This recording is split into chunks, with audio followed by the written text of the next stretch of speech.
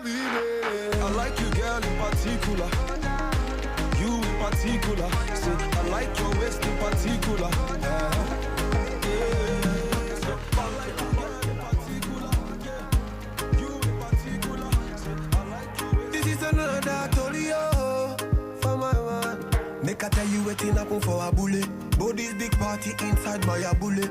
I went there with my best friend Kule. Kule they there with his girlfriend Shile. Ghetto girls then they like Takasufi. So many pretty girls they inside my mule.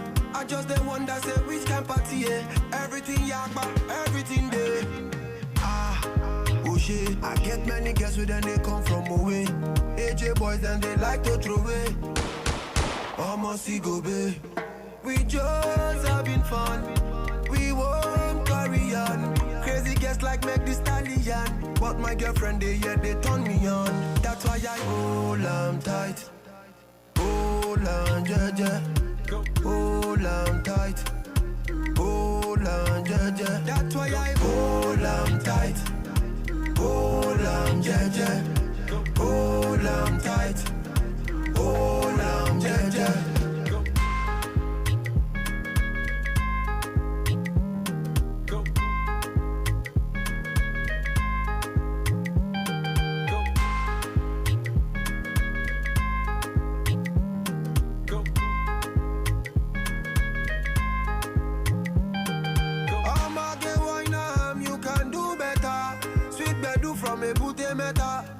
All the way to Niger Delta, now we get plenty ololo.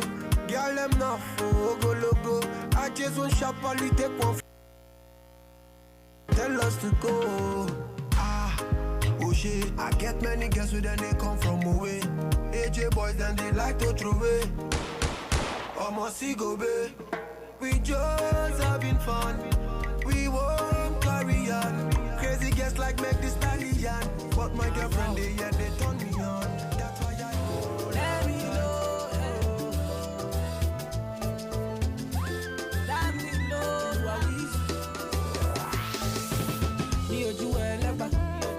They know my story. From old dog studio, I be hustle to walk. Me and City. From old dog studio, we been hustle to walk.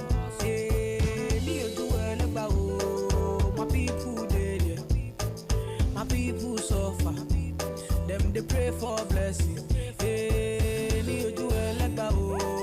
My people dead, them they pray for blessing, for better living. Kilo dale, aye ole to ye o, aye oni double. Adura lo le she o, call on daddy. Adura gba o, tishu eni badele.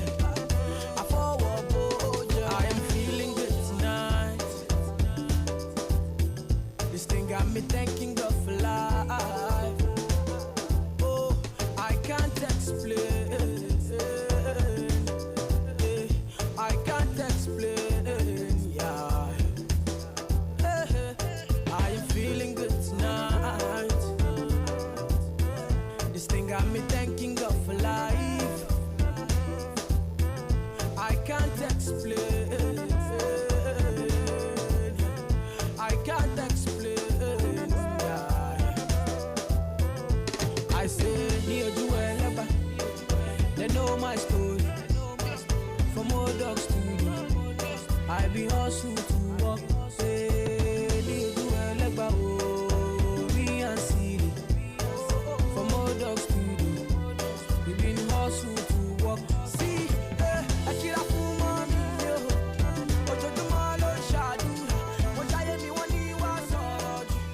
But you do my own whatever. I kill a fool mommy, yo. But you do my Lord shadow. What I am, me one you was all. One you was all. I am feeling good tonight. This thing got me thanking God for life. Oh, I can't explain.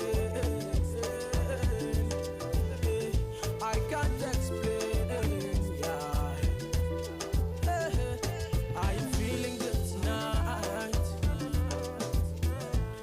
got me thanking God for life. I can't explain. I can't explain.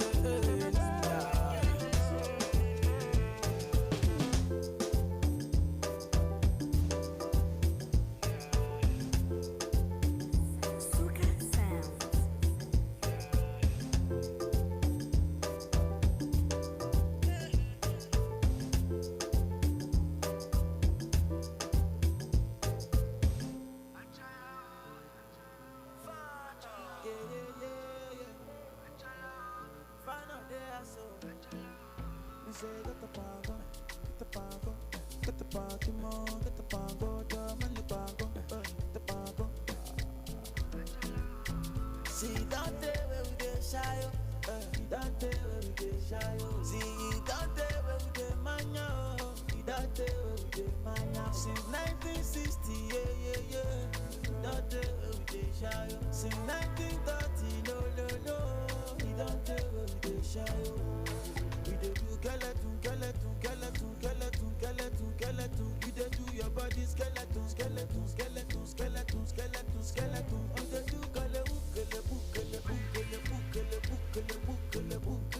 We dey do skeleton. Don't fake man when your body ban, baby girl Pulani, you dey wine follow me. So tell me she metabolani, but the bar show they do, you they do kulani. I say water, dirty pussy carter. Baby girl you know say that's your body bad. If you want to do, then we got the party. Baby girl you know you can never be a bad. We dey do skeleton. You dey do your body skeleton.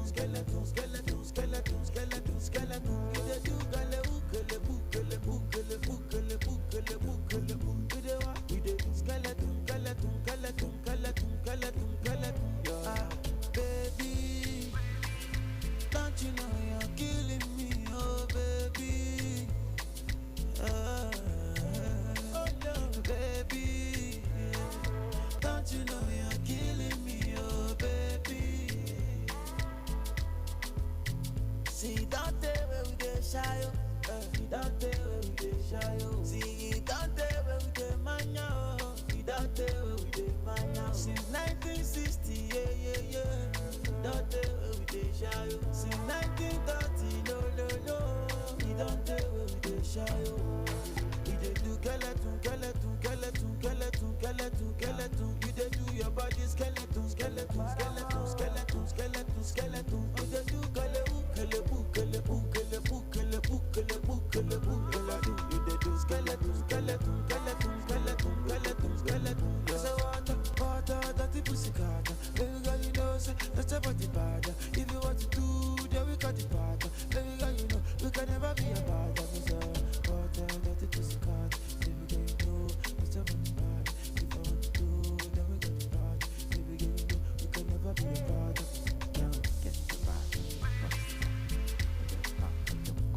You hear me? Big smoke up. You hear me?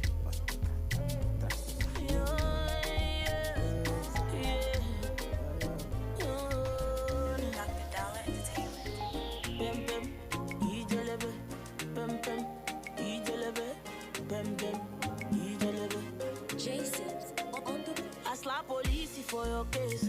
I go to war for your case. I go to court for your case. I climb the bridge for your case. Enter water for your case. I punch the judge for your case. Anything you want, baby, that's for you, baby. For your case, yo. For your case, yo. No. For your case, yo. For your case, yo. No. Cause my papa no be Dangote. Oh, Adeleke. But we go there, okay, yeah. For my papa no be Dangote.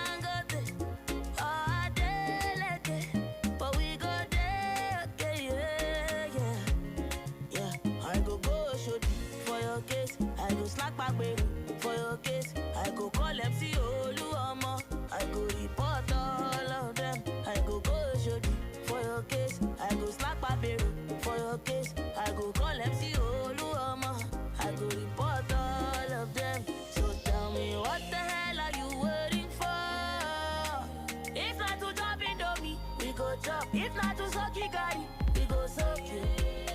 What the hell are you waiting for? If not to fry a cara, we go fry. If not to soak a camo, we go soak. Fire gas, yo. Fire gas, yo. No. Fire gas, yo. Fire gas, yo. No. Cause my papa no be Dangote. Oh, I delegate. But we go there, okay, yeah.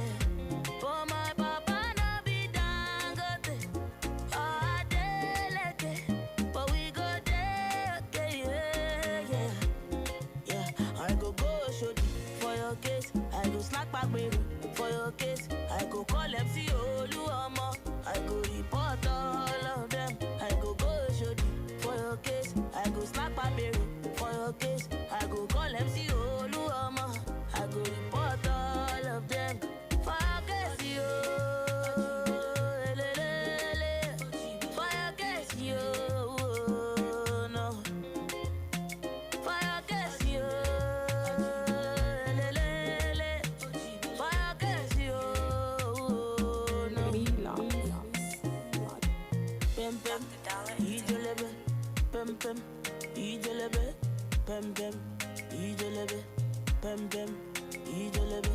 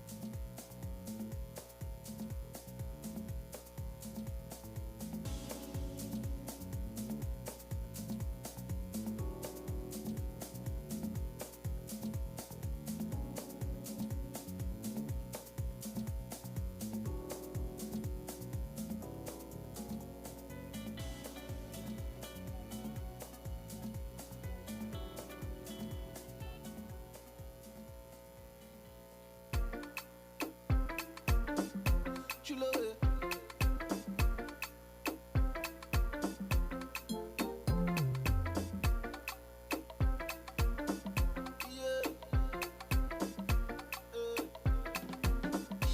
one white shoe and one nika.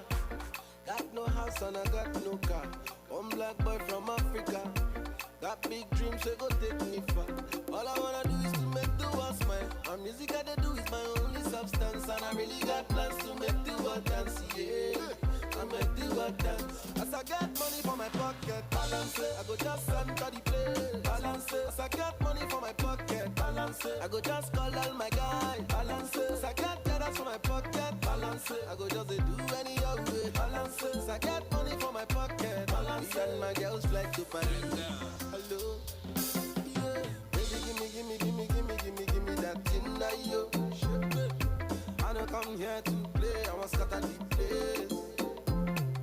People try to hold me down, slow me down, I tell them no, yeah. I just want to enjoy my life, I wanna run my race. Back in the days, they say me a broke. All of them a treat me like a goalie ball, yeah. Right now my life is a miracle. All the ladies wanna lick me like a lollipop. As I get money for my pocket, balance it. I go just enter the place, balance balance it. As I get money for my pocket, balance it. I go just call all my guys, balance it. As I get dollars for my pocket, balance it. I go just do any other way, balance it. As I get money for my pocket, balance it. And my girls fly to Paris.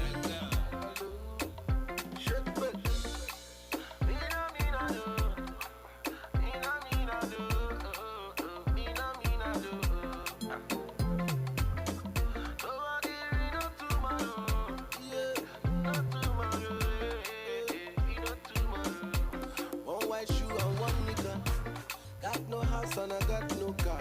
One black boy from Africa. Got big dreams, so go take me far. All I wanna do is to make the world smile. My music I do is my only substance. And I really got plans to make the world dance. Yeah, I make the world dance. As I get money for my pocket, balance it. I go just enter the place, balance it. As I get money for my pocket, balance it. I go just call all my guys, balance it. As I get dollars for my pocket, balance it. I go just do any other way, balance it. As I get money for my pocket, balance it. And my girls fly to Paris. As I get money for my pocket, balance it. I go just enter the place, balance it. As I get money for my pocket, balance it. I go just call all my guys, balance it. As I get dollars for my pocket, my country people, yes, them go talk, them just the parambulates, so story heavy, oh. Never no bring light, oh. Generator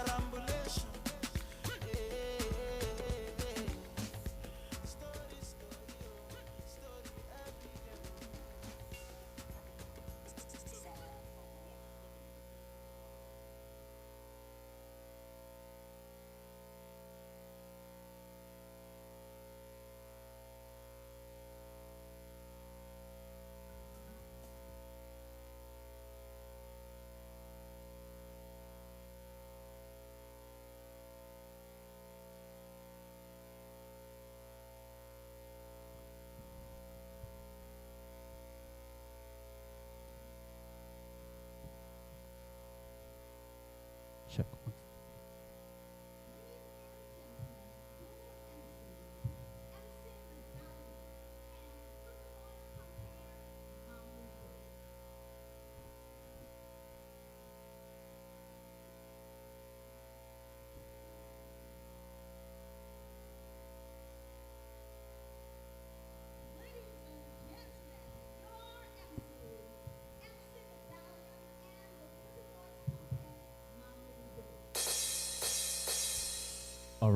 All right. Ladies and gentlemen, you are all welcome. It's good to see everyone looking bright and shining this morning. If you are so excited to be here today, please, can you give yourselves a round of applause? A round of applause, ladies and gentlemen. Take it away, Mamuzo.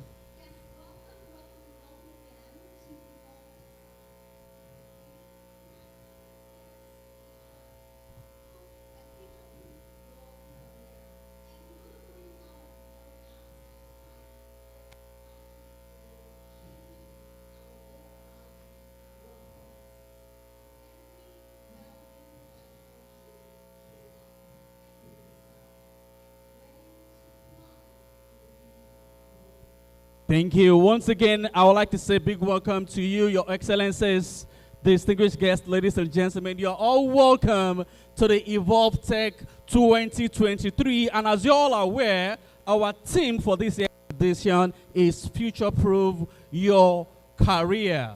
This theme is so important because of the technological advancement that we've all witnessed in our various work and our lives, and there is no better time, there is no better way to address the changes that technology has made in our workspace. Mamuzo, please show them.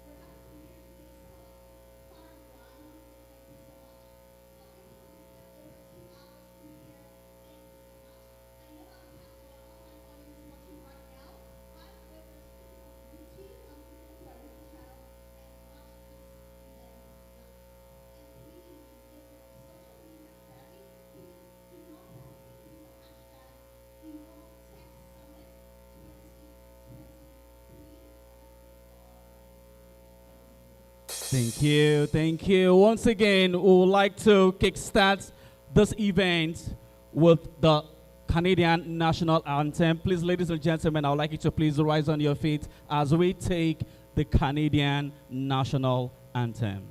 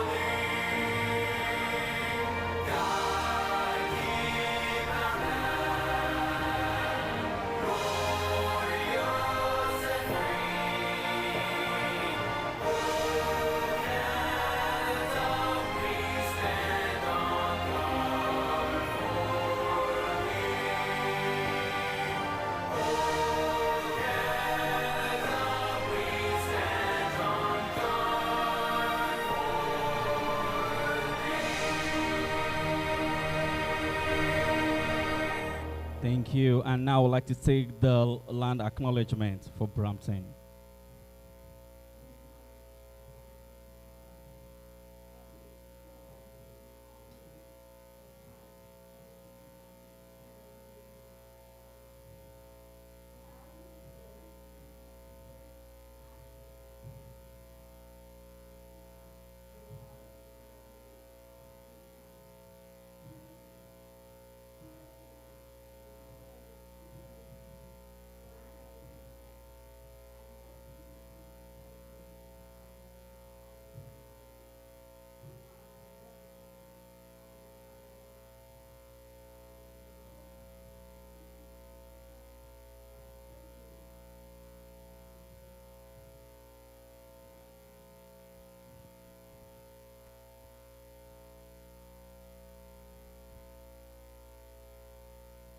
Thank you, ladies and gentlemen. At RBC and at Black Tech Hub, we prioritize safety. And right about now, I will be sharing the safety tips for us today. If you look to my right and to my left, we have two exit doors.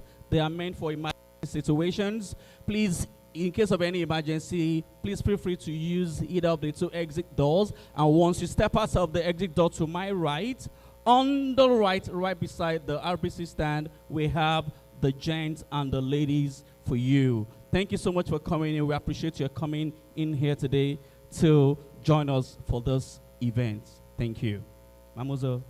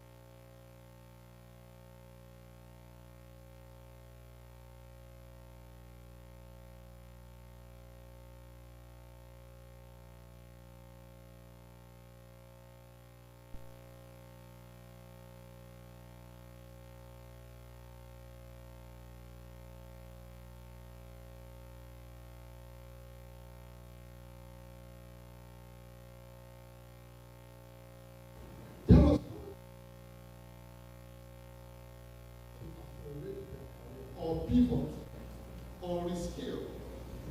That you were a nurse in Africa doesn't mean you must be a nurse in Canada. Right?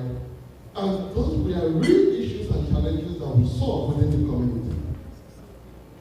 And some of the challenges as well have to do with hands-on project-based learning. If you're a nurse, you come to Canada and you want to become like a business analyst.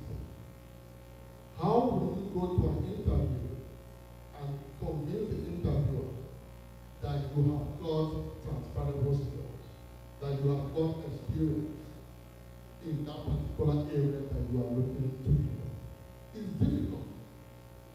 It might be easier for those upskilling, but for those reskilling, it was difficult for them.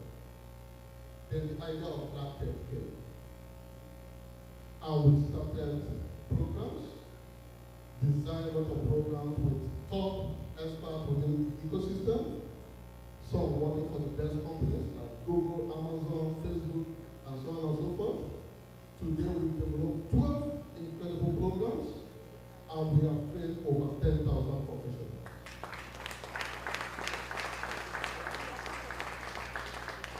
As we made progress within the black tech ecosystem, we felt that it is not enough for us to do what we are doing. We need to reach out through strategic partnerships, organizations, RBC, that have been there for us right from day one, supporting the work we do.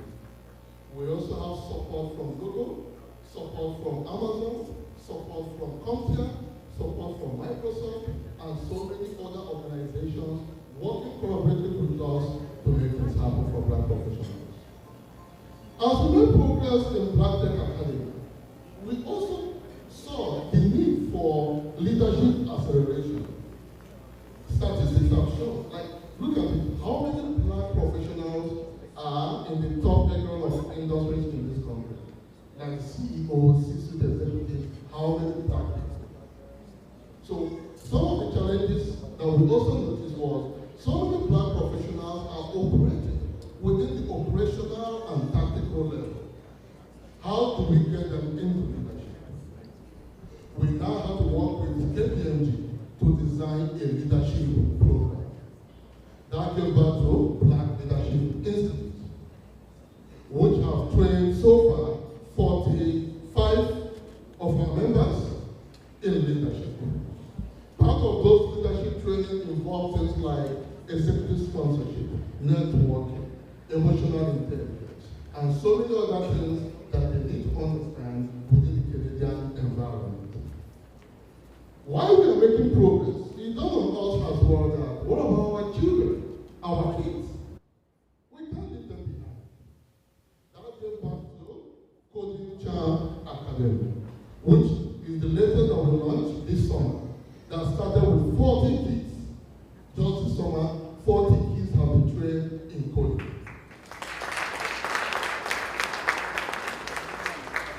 As we did all this, one of the fundamental challenges that professionals, especially black professionals, have is internship opportunities, hands-on projects, where they can actually be part of, like consulting and stuff like that. That goes back to expert-led consulting group. Today, we have 37 of our members working in expert-led consulting group across different projects. Some of the projects we have are community projects for different municipalities. We have some projects for non-profit organizations, and we also have some projects for other organizations as well. Some of the projects we do in expert include business analysis, project management, cybersecurity, consulting, and so many other initiatives. So instead of complaining, what we have sought to do with our ecosystem is to create the table. Create the table and get our people to be part of that future. So, ladies and gentlemen, I want to really appreciate each and every one of you for coming together today to collaboratively work with us and see some of the incredible work that we've been doing over the years. within the Black Tech ecosystem and some of the work as well that our partners have been supporting us to achieve. I really appreciate each and every one of you today. It is my great privilege to have all of you come today to celebrate with us. Because for me, this is celebration. It is not about our skin color. It is about our skill set. That is what we believe within the Black Tech ecosystem. So, finally, rounding up, I will also encourage each and every one of us and our allies. Let's give Black professionals a chance. That's what we're asking for. Equal playing field. We're talented. We've got what it takes. We've got the energy, the passion. I remember my first job in Canada. Closing time in the company was 4:30 p.m. But 5 p.m. I was still on my computer in the office. 4:30, everybody have already picked up their bags to go. 5 p.m. I'm still there working. We've got the passion. Let's work together to accelerate and take Black professionals to the mountain top. Thank you so very much.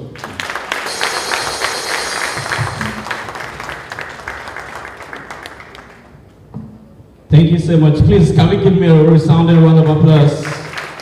That is the convener, that is the brain behind NIPCA. Thank you so much for sharing your thoughts with us. Ladies and gentlemen, we will be moving on, and right now I would like to invite the next speaker to the stage.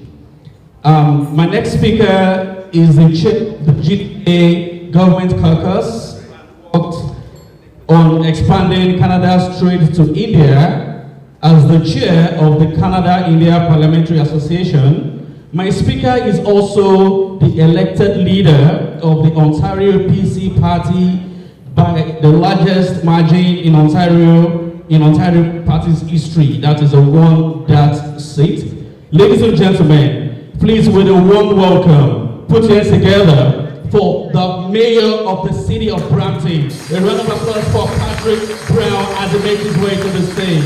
Please, can we give him a standing ovation, ladies and gentlemen? Can we give him a standing ovation? You're welcome. Well, thank you so much for that warm welcome. Great to be here with you on a beautiful Saturday morning to celebrate this exciting Evolve Tech conference sponsored by RBC. I want to acknowledge that we have Uche from our city's Economic Development Department who has taken the lead in economic development in Africa and the Caribbean here with us. Uche, give us a wave. And I can tell you, when we heard about this invite to this conference, we were really excited about it. We're big believers in the incredible potential and synergies for our city with Black tech companies. And I have to say, I hear there's a few friends from Nigeria here today. How many people from Nigeria? Okay. More. Uche loves that because he's Nigerian. But, and I'm trying to become Nigerian. You know, in 2007, I was with the Canadian government, and they asked if I would go to the Commonwealth in Abuja. And I remember going to Abuja in 2007, and the impressions were the country was still developing. And of course, it was a new democracy, and it was going through important changes. But then I went back 2 years ago, right before COVID, and I went into Lagos and visited the One of FA. But my impressions on Lagos, I couldn't believe the economic development speed we're seeing in Nigeria. And we did a number of meetings there. We went to Nollywood, but the most lasting impression I had was seeing the tech companies. We visited a number of the tech incubators in Lagos, and I remember getting a text while I was there from Sunil Sharma, who runs Techstars, one of Canada's most successful tech incubators. And Sunil said, he said, Mayor Brown, you're smart to be there. This is the next frontier. This is where you're going to see Fortune 500 companies built. It's Lagos. And you know, when he sent me that text, it resonated because that's what I felt. There was so much talent. There were so many ideas that were being given birth to. And I think it makes sense for us as a country and as a city to really look at opportunities to cultivate that, to build an ecosystem in Canada that is welcoming, that celebrates that. And that's what Uche's working on for the city. We've got a number of initiatives that really try to focus on that. And I'll tell you what we're doing. We're highlighting our Brampton value add. We are the youngest big city in Canada. We are the fastest growing big city in Canada. We are the most diverse big city in Canada. You see every country in the world in Brampton. And so, if Canada is known as a welcoming, inclusive country, well, Brampton is the best example of that welcoming, inclusive nature. And there's ever a city that should be the landing pad in Canada to see black tech companies explode with success, it should be Brampton. It should be here in the GTA. And some of the initiatives we've embarked upon is we've opened an international tech incubator to welcome companies. There's only 2 cities in Canada that can offer a startup visa. Only 2 cities. And Brampton is one of them, where we can offer a pathway to Canadian citizenship, and it's called Beehive.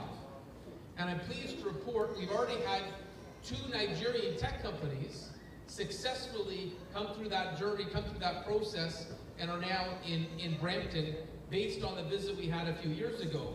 But I'd love to see, I don't get excited for 2. We're allowed to give out 150 of these visas a year. I want to see 150 Nigerian tech companies in our city. I want to see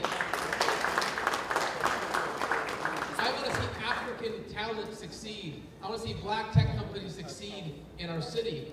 And there's no contradiction for a company that succeeds in Canada also being successful where they originated. Recently I was in Pakistan, and someone asked me, why would we want to see a tech company go to Canada? Shouldn't we want them to stay here and succeed in Pakistan? And someone around the table said, no, there's a larger market. You can have market access to Pakistan, but you can also have market access to North America. In the case of this one tech company in Pakistan, they broke into the North American market and had to hire not only 200 office jobs in Canada, but they needed to have another 200 jobs back in Lahore. So there's an example where a tech company that succeeds can create wealth and prosperity in many different areas. And so our message in Brampton to the companies we've been working with in the Caribbean and Africa, and Uchi's been making the pitch, is in Canada there's no contradiction in being fiercely proud to succeed in our country and being fiercely proud to also be proud of your ancestry and heritage and share that prosperity. And I think that's one of the beautiful things about Canada. We also happen to be the only big city in Canada, the only city in Canada that has an Afro-Caribbean economic development desk. And so Brampton, I believe, is on the leading edge of trying to be innovative, trying to create opportunities. And we saw an example of that just recently. We had a giant conference in Toronto called Collision, largest tech conference probably in the world. Was anyone at Collision? Okay, we've got a few hands. Uchi, how many black tech companies did we have at Collision? 33. 33 tech companies marketing themselves to the world, and Brampton was the platform to do so. And so,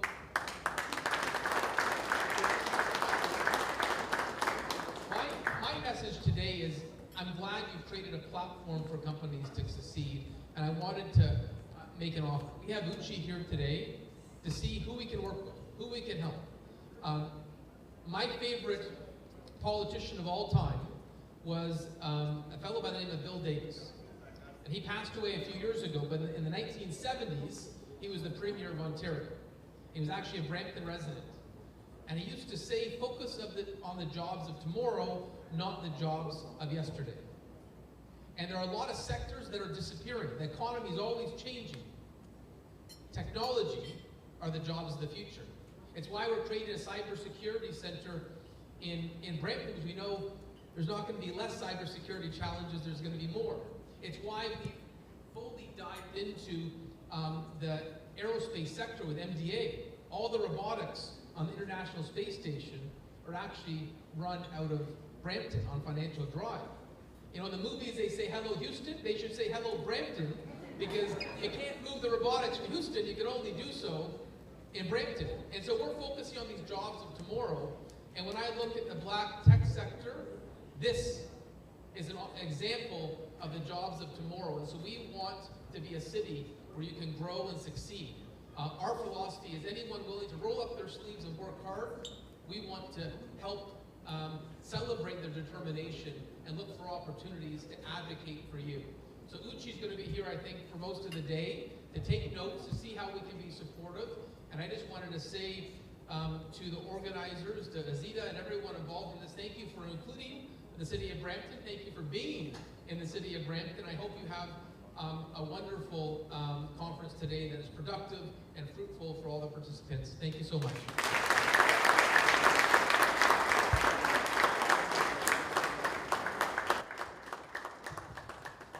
Thank you very much, Mayor Patrick. And just to corroborate what you said, yes, it is very strategic that we're having this event here in the City of Brampton, because we recognize that you're building the city to become a tech hub and a business development center. So thank you again for having us here.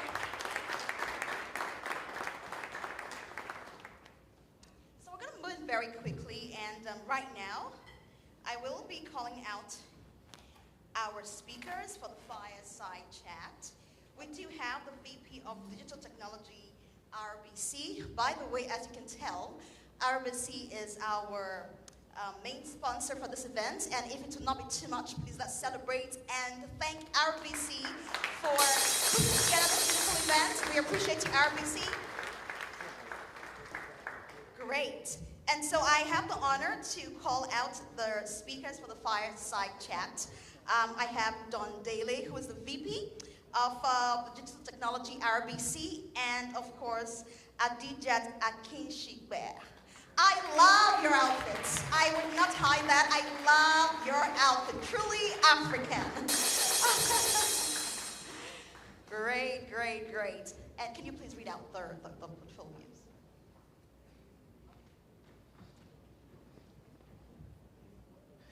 Okay, that chair is nice and comfortable. I know, it's very I cushy. sunk right in. All right. Good morning, everyone.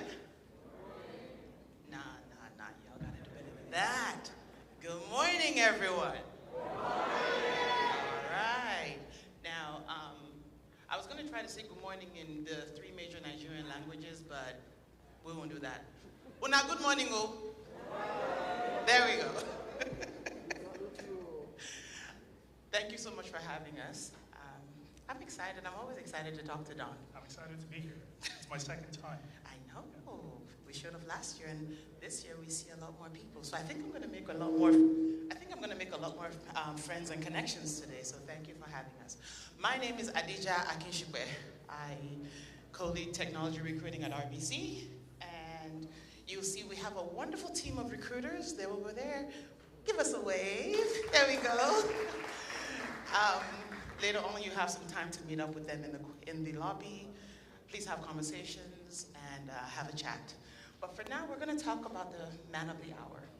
And we're going to talk about a few things that we think might be interesting to RBC. But before we do that, let me tell you a little bit about this gentleman. Don Dele is VP of Digital Technology at RBC. And that's what he does, right?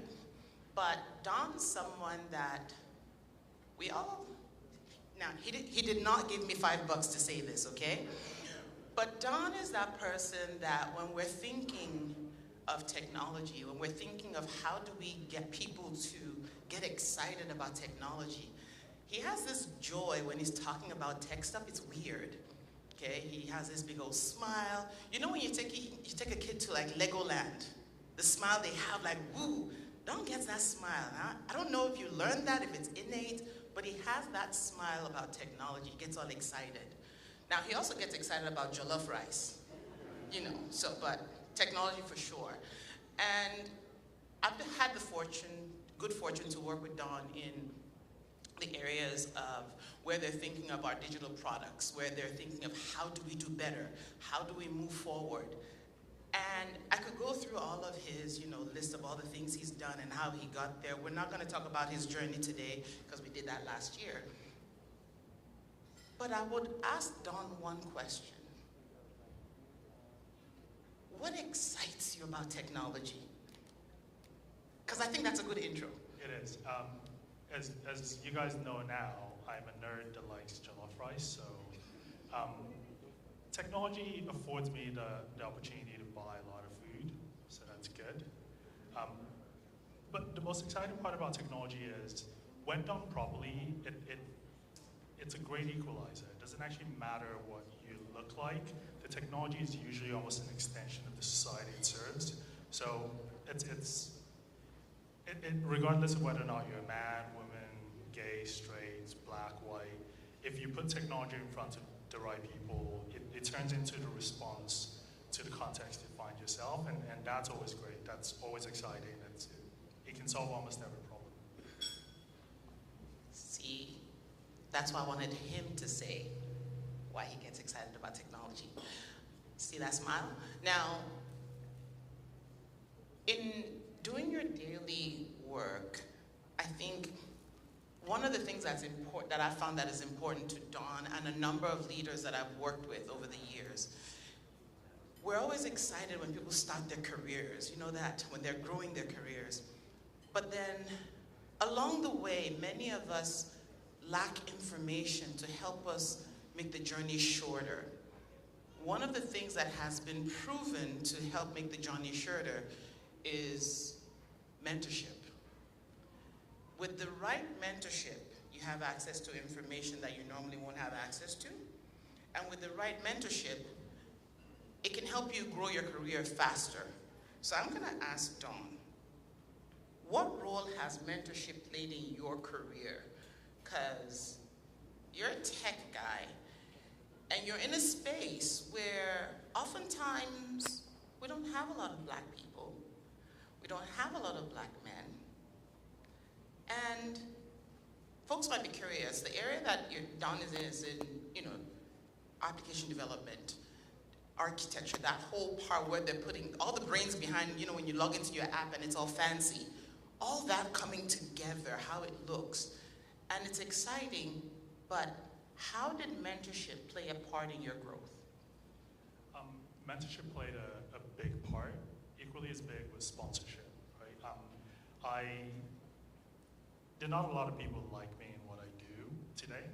Hopefully tomorrow there'll be a lot more. But getting into technology was almost, like, it was very scary. I said this to a couple of people. You didn't actually have anybody you could look at to mimic, so you had to mimic people that, you know, you didn't understand your culture, you didn't understand your background, and that's where sponsorship came in. So having leaders that were willing to share, this is what I know, this is what I think, was immense. I could not be here without the sponsors I actually had. And the value of sponsorship and mentorship could be immense if you actually look at sponsors and mentors that are not always, you know, your superiors, but also your peers. Like Adijat's one of my sponsors. I don't usually do public speaking. The first time I did one of these events, she emailed me randomly saying, "Hey, you're a black guy in tech, come do this," right? So it's impossible to get. It's impossible to get as far as we want to get. One, as a community, two, as just a society alone. You have to do it with mentors, you have to do it with sponsors, and you have to do it with allies. So yeah, sponsorship, mentorship, immense, right? Another aspect to that mentorship is finding mentors now is not very difficult. In a digital age where you can reach out to anybody anytime, being prepared for what that mentor has to offer and being prepared to do the work that it requires to be a mentee is equally as important. Like, I see a lot of smart-looking professionals in the room today. you could talk to anybody, you could pick anybody's brains, but are you willing to do the work it takes to be that person you just talked to, or to achieve what it is you believe you deserve to achieve, right? So finding a mentor, finding a sponsor, great. Getting ready to be a mentee is equally as important. And I was lucky enough to have sponsors that let me know, hey, just sitting down and having a coffee chat with me is great, but what are you going to do after this, right? Even you saying, hey, Don, this is what you should do next time. It's been immensely helpful to myself in my career. You bring up a critical part of this conversation. Now, to everyone in the room, I'm going to ask you this. It is, it's awesome on social media. You see everybody saying, get a mentor, you need mentorship. If you're not ready to put in the work to work with a mentor, don't come into our DMs, please. Don't waste our time. Because you have to be ready. You have to have an idea of, okay, why do you need a mentor? What do you want them to do? What are you willing to do, to move things forward? There's a lot that goes into it. So if you're not going to be ready, don't waste people's time. Let them go help somebody else that's going to be ready. When I have mentors, and when I'm showing up, I got a notebook, I have questions, I do my homework. So please, mentorship is important, but you also got to put in the work. If you're not ready to put in the work, that's okay, that's on you.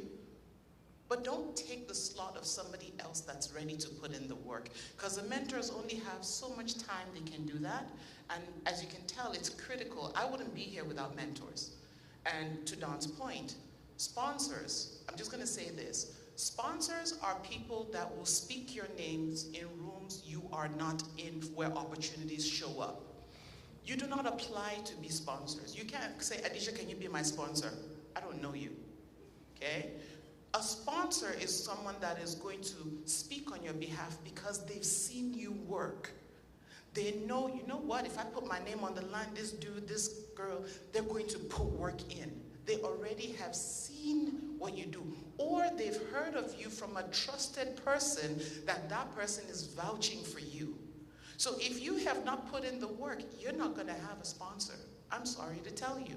So, and sponsors are critical because a lot of the best opportunities, Osita spoke about leadership. The leadership opportunities, they don't always come in applications that you apply for. A lot of them happen in rooms you're not in.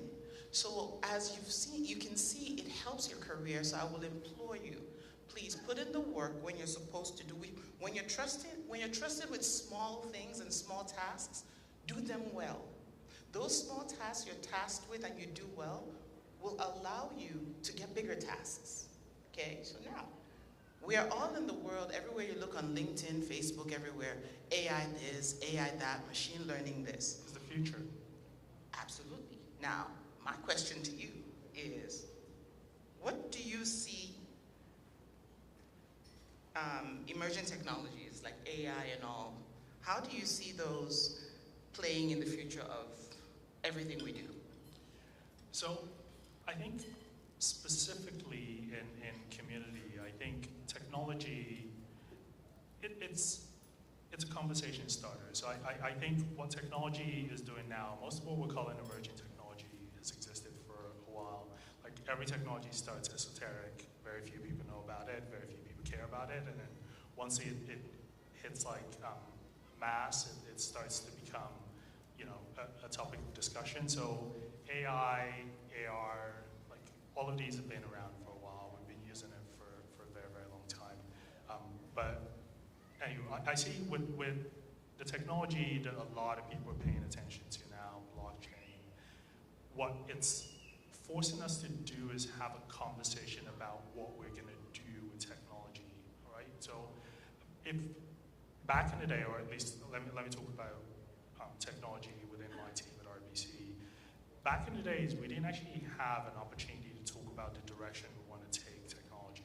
The person that invented sliced bread didn't ask everybody, hey, what would great bread look like, right? The guy just took a knife, got bread, and sliced it, and everyone's like, wow, great, that's spectacular.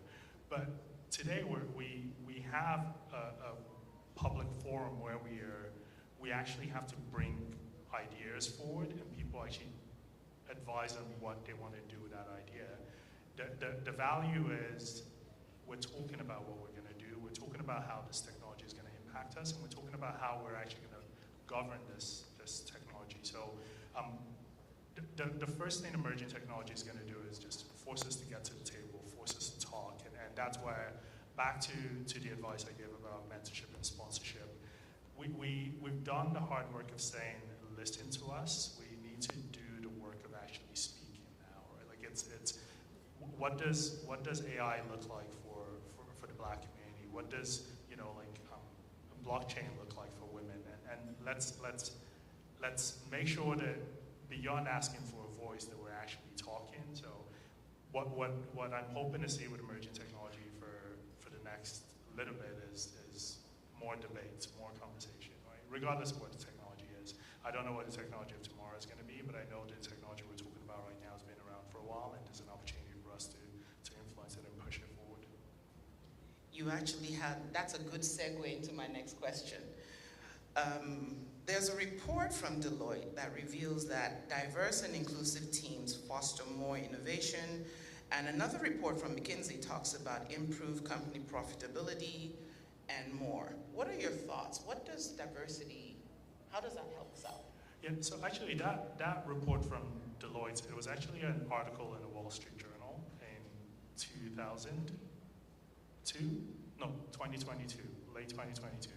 It's just, and I think to paraphrase, the article was actually talking about, a diverse team is basically the first defense against algorithmic bias.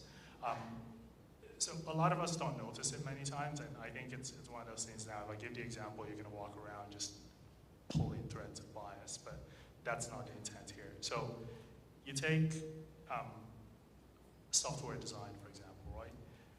Basic idea, we're actually going to build a wonderful product. You get a bunch of smart people, very, very similar ideas, similar vision, into a room and say, what's this product going to look like? If you don't have diversity at that table, you're going to end up with a product that actually services the people that designed it, because their influence and their culture is all they can feed into that technology. And the intent is not to be biased. It's just the product that was built is inherently biased, unintentionally, right? Like, so when I read that article, I was flawed by, like, as a technologist, I didn't actually pay attention to the bias and what it is I'm doing. Like, I'm writing code as a Black guy. I don't realize the bias I'm actually injecting into the technology I'm building. But when I see it from a different perspective, I realize, I can do better, right? Like, I can make sure that the people that I'm talking to and the people that I get information about, or like the people that feed what that product's going to look like, are as diverse as possible. And a simple example, which is quite odd, is during the peak of COVID, two people walk into a bathroom, right? One person's Black, the other person's white. They both put their hand under the sanitizer, and the guy that is white gets the sanitizer, whatever, he washes his hand. The guy that's Black does this, nothing happens. He does this again, nothing happens. He has to keep doing this, right? And that's an example of algorithmic bias, right? So when that product was tested, the person that designed it didn't consider testing it with a Black tester. So the sensors couldn't actually tell when a Black person was in front of it, because it assumed it was a shadow. And again, no racist intent at all. It was just the people sitting at the table didn't consider the idea of what all of the possible uses of that product would look like, right? So what I think that article is trying to say, and I hopefully agree, is regardless of what your race is or what product you're building, consider everybody that would actually could possibly use it, and make sure you have representation of those people sitting at the table. Another example, which is quite odd, and all of us are guilty of it, was like our brothers and sisters with disability. We think about like disabled access, and we always put it at the side of a building, right? Like, if there's a ramp, it's usually on the side of the building. It almost seems like an afterthought all the time. But during COVID, all of us were, waving our hands to open the door, tapping that button, and it forced us to start thinking, maybe disabled accesses should not be on the side of the building anymore. Maybe it should be where we want to be, right? right? So when you think about how you apply technology, even how you apply your own advice as you go forward, just think about everybody, right? Like, we don't want to become the monsters we're trying to get rid of. We actually want to make sure that asking for equality and asking for diversity includes us bringing diversity to the table and to the conversation. I love the examples, and that one of going to the bathroom and putting your hand in multiple times, I know exactly what that feels like, so yes. But I think the other part of diversity, I think a lot of times when we say diversity, we focus so much on where people are from. You need diversity of thought in the room.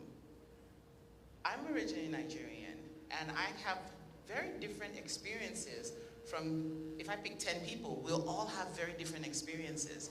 If we're to sit in a product room where we're talking about stuff, we will all have different ways of how we think of things, right? And that's what you need in the room. You need us all to think differently. We may even look the same. We may eat the same foods.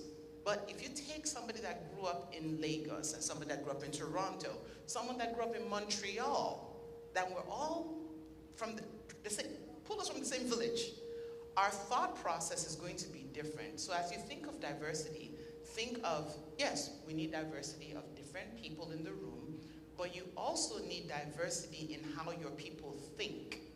That's what's going to get you going.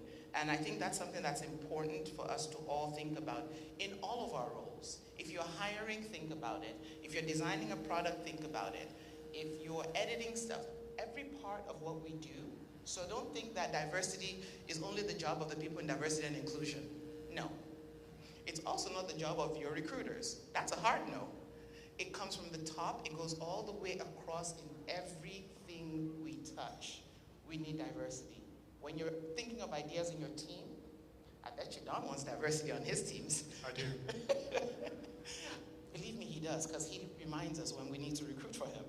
But I think, thank you so much for that one. Now, the next question is, tech projects don't always go as we plan. No, they don't. Are there any project managers in the house? PMs? Okay. You more than anybody can understand this. Projects don't go as you plan. What happens? How do you, I'm going to ask you this question this way. How do you figure out when projects don't go as they plan? How do you figure out how to fail forward? How do you pivot and make it work? What would you suggest to folks in that space? We can all talk about projects are great, rah, rah, rah. We're not talking about that today. What would be your advice when people are working on projects and it didn't work or it's not working? What should they do? I think the first thing is acceptance. Accept that it didn't work. Sometimes because we miss that step of acceptance, we keep, throwing good money after bad money, so we just keep going and going and going. So first step, acceptance, it didn't work, and then you can sit down and start rationalizing why it didn't work. So you're starting from a place of truth. This has not worked. So what my team and I do, and this was something I learned from RBC specifically. I've done this for a while now, but I think the great community we have at RBC allows us to fail forward, and I didn't learn how to fail forward as well until I started working in this organization. So you accept that you failed.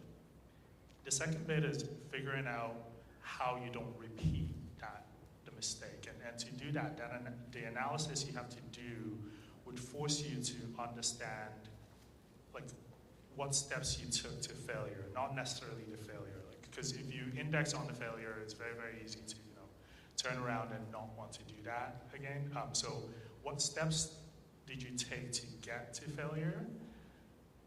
The second reason why you want to focus on the steps rather than the results is maybe it was just one step in that sequence that you could change and you can get success. So the analysis is going to be key. And then the third is action. So one thing we always do within my teams, and I actually see my colleagues do within the RBC organization, is you have a North Star, you have an idea what it is you want to achieve, and then I tend to have my teams, I will break up in different groups, and we all go out and try and figure out different ways to solve that problem. That way we don't build in any bias. So if I'm an Angular developer, I can come in and say everything can be solved with Angular. And then if somebody is like a blockchain expert, it's like, oh, if you just apply blockchain, this would be be done. And so you force everybody to go into their natural tribes, their natural group, where they will pull together thought leaders that tend to think the same way they do, or if their personality allows them to challenge, they'll pull together people that they want to debate with to harden their direction, and then you end up with a bunch of great ideas and great patterns for how you can solve that problem. So once you've done that work and you start, when you fail, there's always a plan B and a plan C, right? And you have a lot of people at the table saying, okay, you know what? My original idea may not have actually worked 100%, but I think if I took what you worked on, or if I took like your first 3 steps and I applied my last 4, that we can actually get to what success looks like. So I'd say for failing forward, the first thing, acceptance, and then you analyze and you act on it. I think acceptance is probably the biggest one, because when you fail and it's a project, how do you go tell your sponsor or stakeholders, look, it ain't working, we failed? That's probably the hardest part. So I think it's important that we talk about that and make sure people know you are going to fail. Figuring out that you are failing is the first part of the problem.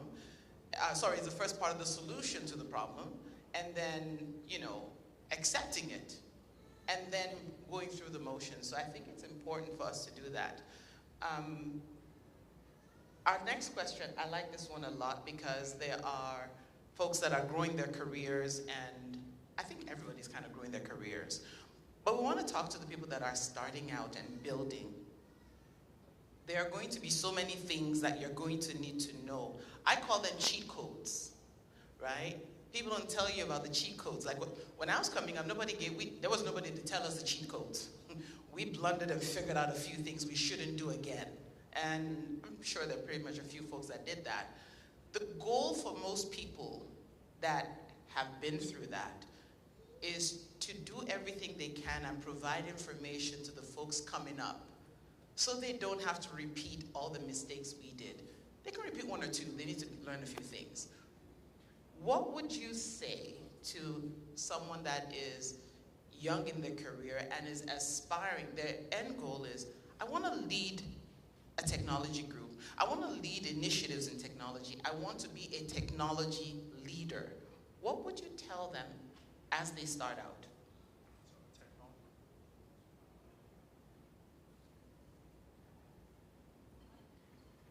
Maybe I turned off my mic, sorry.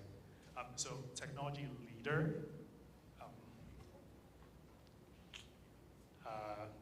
you need thick skin. Actually, no, you do need thick skin. You need thick skin, you need an ego, a healthy ego, and most importantly, you need allies. For you to lead, people have to be willing to listen and follow, and there are different types of leadership, and that's why I prefaced, the thick skin was a joke, the ego is yes, you definitely do need that. But you need allies. It sort of ties into what I said earlier.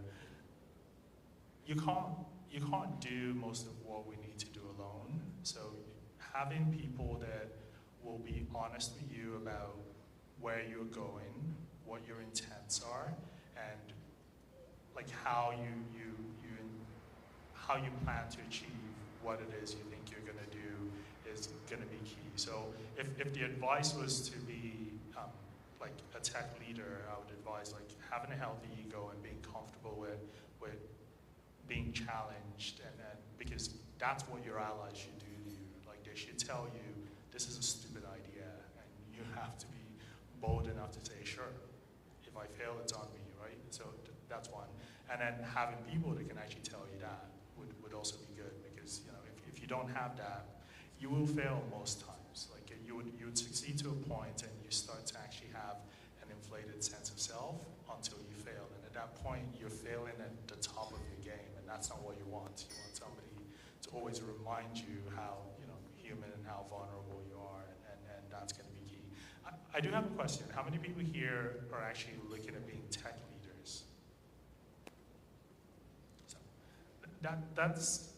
that's good. I was happy that was not everybody putting your hand up, because it's if we're all led, nobody would follow. But yeah, so I think I'm hoping like next year when somebody asks that same question, that we're actually going to have like fewer people putting their hands up, not because we want fewer leaders, but maybe because most of you would already be leaders in your own right, and then you can actually, when you're doing your networking and during the party session later, you can actually offer people advice on this.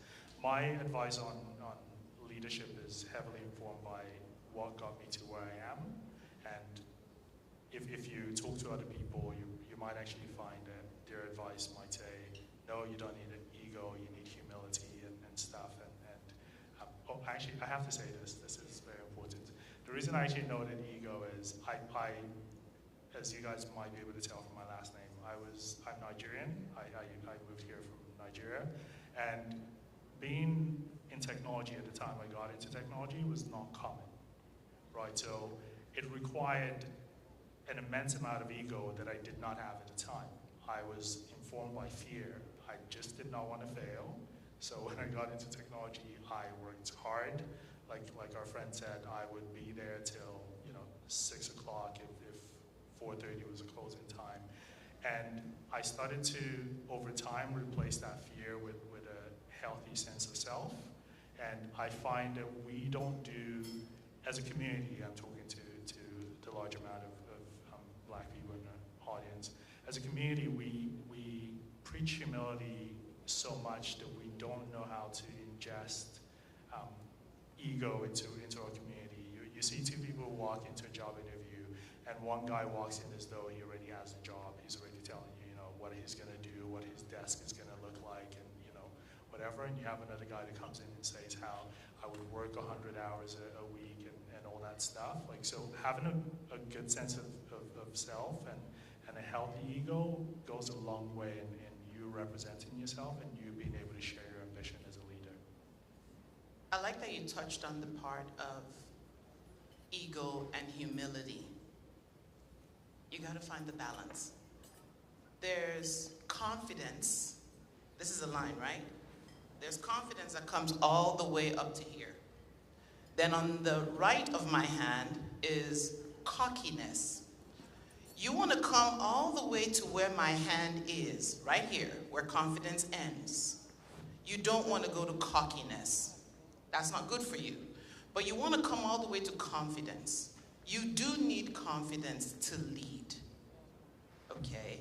And it grows over time. But you want to be confident, you don't want to be cocky. Humility, you need some humility that would help you be able to accept correction, accept feedback. If you cannot take feedback, look, I still get feedback till today, and every now and then I'll get feedback, and for a few minutes I will legit be in my feelings. Because the person that gave me that feedback means well, but they're giving me the feedback so I can do better. You have two choices. There's managing people, there's leading people. There's a big difference. If you want to lead and you cannot accept feedback and grow from feedback, and you also don't realize you need to have other people in the room that may need to be smarter than you, okay? You surround yourself with smart people. If you don't figure that out, if you think you always have to be the smartest in the room, you're not ready to lead. So before you decide to lead, I'm going to say what most people won't say. We love having leaders. We need leaders. When you're on your path to thinking of leading as a mid-career or young professional, if you're not ready to empower people to do better, don't make people miserable. We don't need that. Make sure you are in there for the right reason. If you want to lead people so you can boss people around and tell We don't need you in the leadership role. We want you to understand if you're going into leadership, there's a part of you that understand what you're doing. You have to have a healthy ego. Don't forget. I didn't say ego. Did you say ego? Well, I did, but I meant healthy. Okay. Healthy ego. See, I'm very open to criticism. Healthy ego. And I love that Don said, you do need that. You need to be confident. So as you go in and you're planning to do that, it comes over time. You're not going to wake up one morning and boom, you got leadership in you. It takes work. Okay. Now, we're getting towards the end of our time. And as always, I have to throw you a curveball question.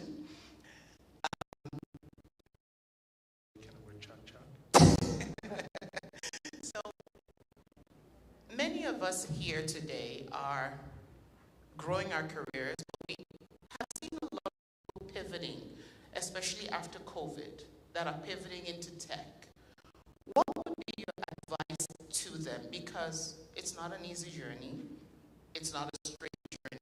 What would be your advice to somebody that is taking their current skills and wants to move into technology? You know, they're looking to grow. What would you tell them that's important for them to know? If you had to tell them two things that they need to remember as they go along that journey, what would it be? Two things.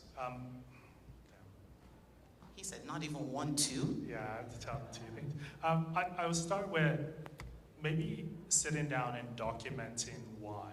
Like, why do you want to change? Because you're going to get asked that 100 different times. If you walk into a room and you say, you know, I studied biochemistry or I studied this, but now I want to do this, regardless of whether or not you're going into tech, the reasonable question that that person would ask you is why, right? So if you know why you're making that pivot, if you know why you want to change, I think it'll be very, very easy for you to actually sell yourself in whatever role you're gonna do.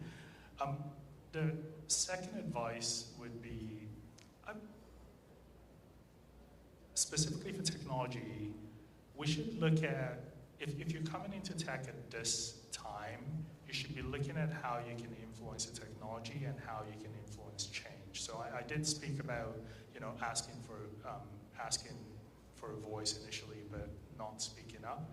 Like, so if you say, I want to go into technology, what do you plan to do for technology, right? Like, what do you think your presence in technology is going to do that would otherwise not be done if you were not there? So, one, knowing why you want to pivot, regardless of what it is you want to do, and two, understanding what change you plan to implement as part of being in technology. I applaud a lot of people to get into technology. It's not an easy field. I think the more technology becomes more democratic, the harder it's going to become.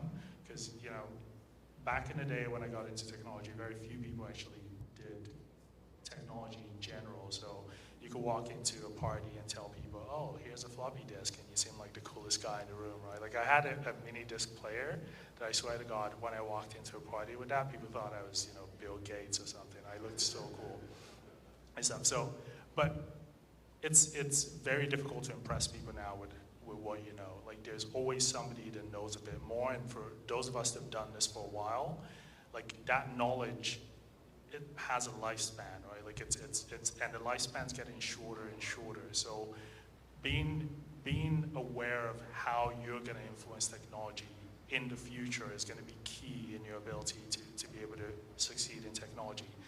It's not easy. Don't assume it's easy. The money might be good, especially if you work at RBC, but I don't. Well, it is good. I have to let them know, right? I love that. He put that right in there. No, but really, if you don't know what change you plan to implement, being a technologist or being an engineer, it's very, very difficult to succeed in it, because there are a lot of people that are in that space now, and a lot of people with wonderful ideas, right? Like, you look at, like, let's look at a lot of African countries or Asian countries. Like, let's see where a country like China was 40 years ago and where it is now as it relates to technology. You had a group of people that once they actually had the innovation and their market open, technology just helped accelerate like everything that we're actually looking to achieve. And we can see that in Africa, we can see that in a lot of places in the Middle East. So like being in Canada in some ways is almost a disadvantage because creativity as a response to the context we find ourselves is a lot shallower. Like we don't have the kind of problems they have there. So what they're looking to apply technology to is going to blow our minds in a couple of years. So like if you're coming into the space, yeah, you're going to need that healthy ego. I said healthy this time. And you're going to need to be ready to solve problems, right? Thank you. You touched on a point that I actually didn't think about is, yes, you need to know your why, but what are you going to do when you get there? What is your influence? How are you going to be that person? That's a good way to think of it. I think the only thing I'll add in there, pack your resilience, pack up your perseverance. You're gonna need it. Get yourself your squad that's going to keep you going. You know, the ones that says, you got it, you can do this. You need that squad, okay? Whoever it is, whether it's your mom, your pastor, your best friend, your partner, your spouse, get them. You're going to need it along this journey. Don, I want to say thank you so much. Thank you guys for having me. This was awesome. Thank you so much.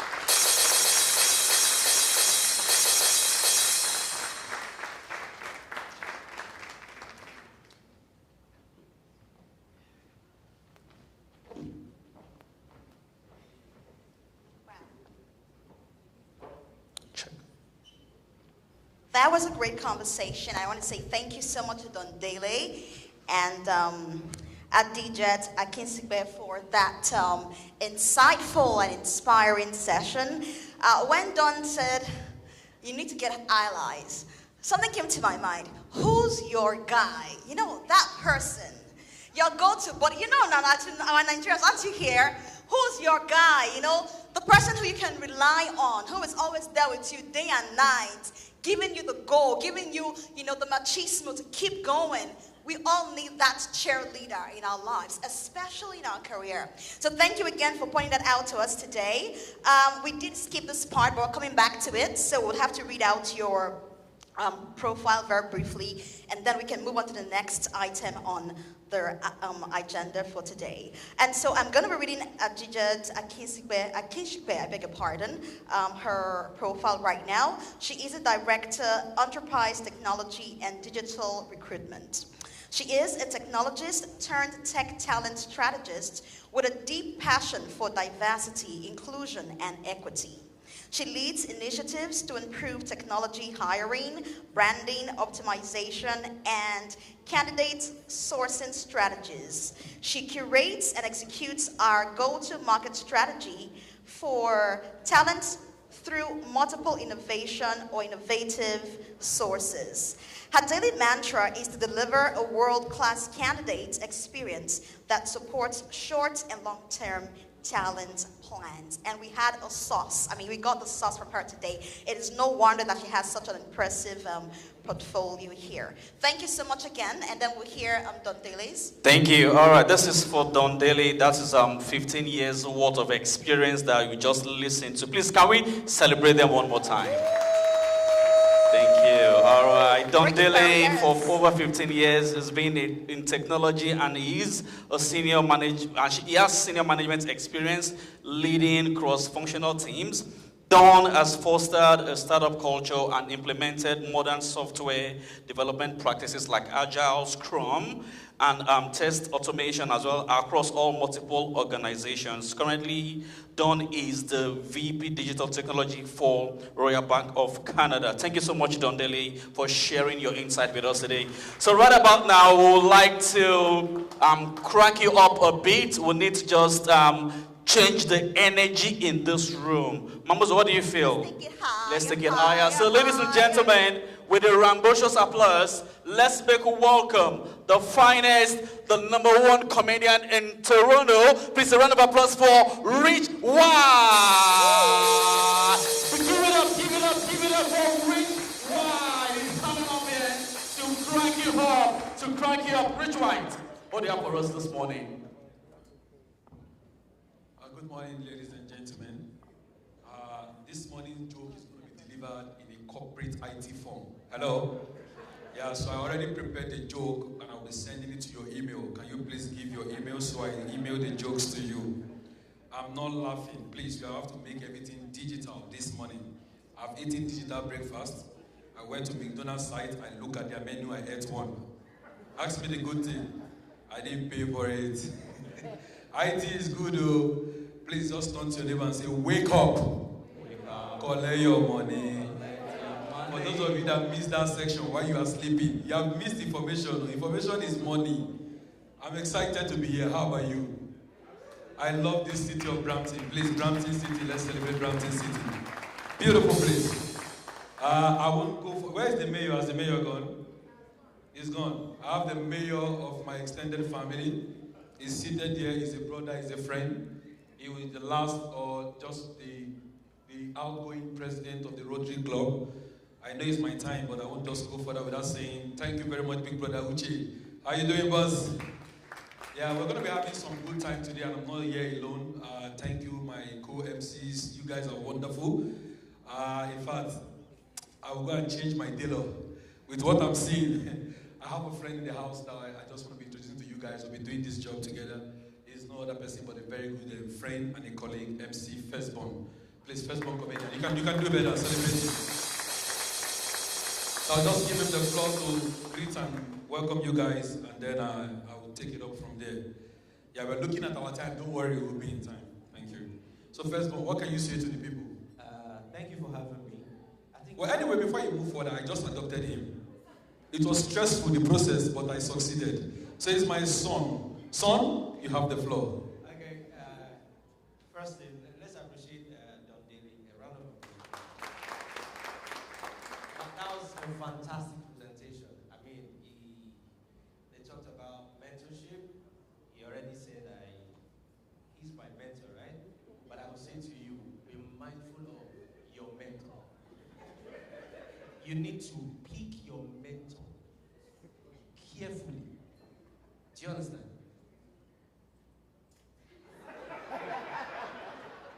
You know, mentors are meant to, you have a mentor so that you do not make the mistake your mentors have made, right? I have repeated this guy's mistake many times. Mentors will teach you how to do the work and how to negotiate, right? He gets all the money. I mean, then he talked about diversity, right? If you look around, you see Africans, you see people from Asia, North America in the house. So, when you go to a Chinese restaurant, and at the point of entry, you see this image, right? Yeah, that is them. That's how they do their thing. But we as Nigerians, we go in there, we don't talk about the image, we just go, we eat. Indian restaurant, the same thing. You go there, you see the image, even some of us will even do like this to the image. What's up? You go, but go to African store, where they put better shongo for them. Africans. Be the one say, no go there, they be rich. You hear no go there, they be ritualists too. Now, you know, still back on mentor. I remember when I newly came to Canada, and a friend of mine said to me, first of all, you know what? If you're not careful, you will work in the factory. So I would advise you to start as a call center agent. What do they call them? Customer care. Yeah, you see,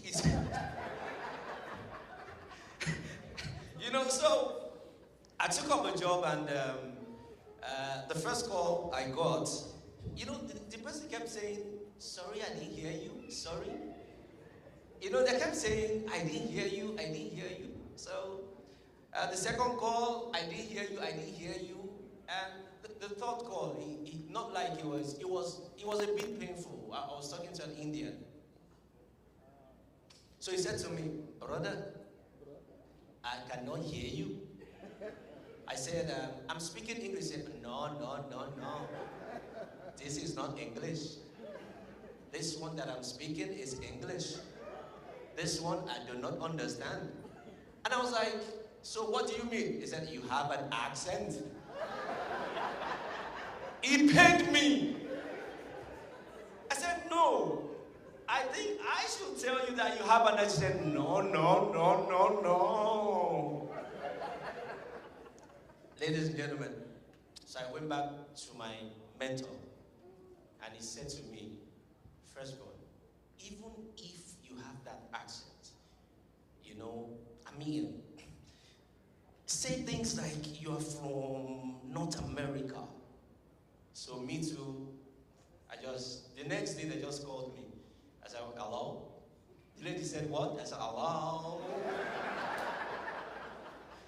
That was the last call I received. Ladies and gentlemen, put it up for my brother, my friend. First born for me, I will have fun. Whether you like it or not, even if you have repeated my mistake or not, for him to be in Canada means my mistake a good mistake. Hello? Hello? Am I talking to somebody? People that have bad mistakes and bad mentors, they are still where we left. I tell people everywhere I go, we have two audiences in Canada. The people that relocated and the people that move. If you relocate, don't be competitive because that move. Oh. People that relocated, they plan their traveling and they got a visa. You see me that move. We were somewhere, don't ask me where. Something happened, don't ask me what. But we are now in Canada. Praise the Lord. Do you know what my eyes saw? I am an epitome of I came, I saw, I. What are you not telling me? And now you want to use your IT to intimidate me. Yes, I am doing factory. I'm proud of. Now lie, nobody in the factory is proud of it. Don't deceive yourself. Everybody in Canada before COVID, we have two jobs. After COVID, 3. It's only God that will help you. In the next 2025, if you don't pick up, we'll be doing 4 jobs. Yes, my lawyer is a lawyer and a dentist assistant. Because sometimes when I go to his office, instead of him saying next client, he say next patient. I've told him to stop calling me patient. I'm not a patient. I'm here for business, legal. So why are you calling me a patient? He said client. Do you know who I am? It is so bad right now that it's either you are doing DSW or you are doing PSW, then training BA. Your brain will jam. Oh. Hello? Do you know that in this, what are you talking of? Uber? We drove Uber Eats, skip the dish, DoorDash. In fact, at a point, I pick Uber Eats job and go and give it to a customer and skip. And the customer was telling me, no, I didn't order McDonald's. I said, you will eat it too. Because it's not me that will come and lose $5 or $6. Eat your food, let them pay. I ordered innocent Uber ride. I ordered ride. I was the one that want to enter.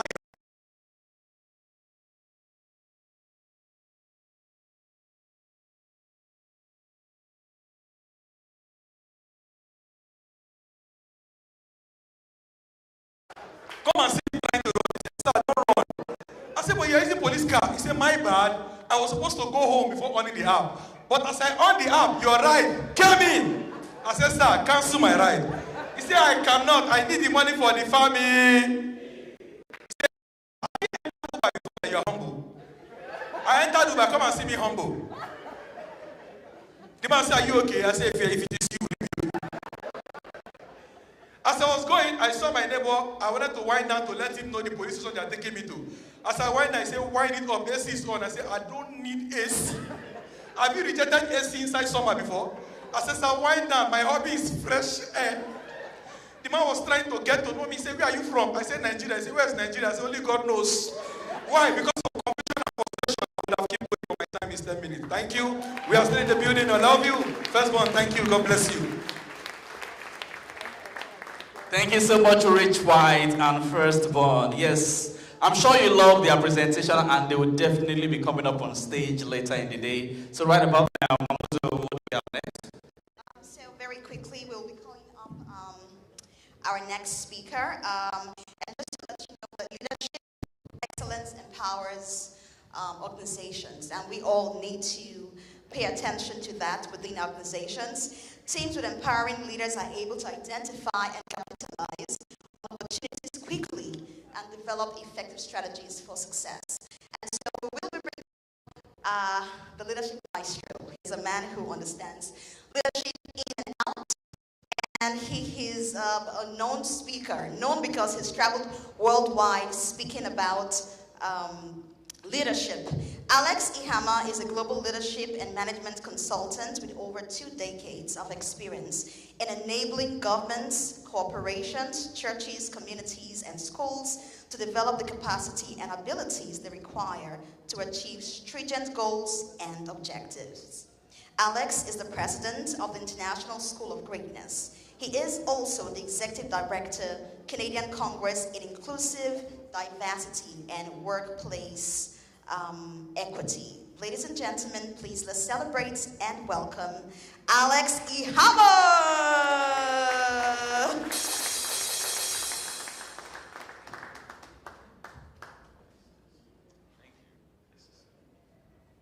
How are we doing today?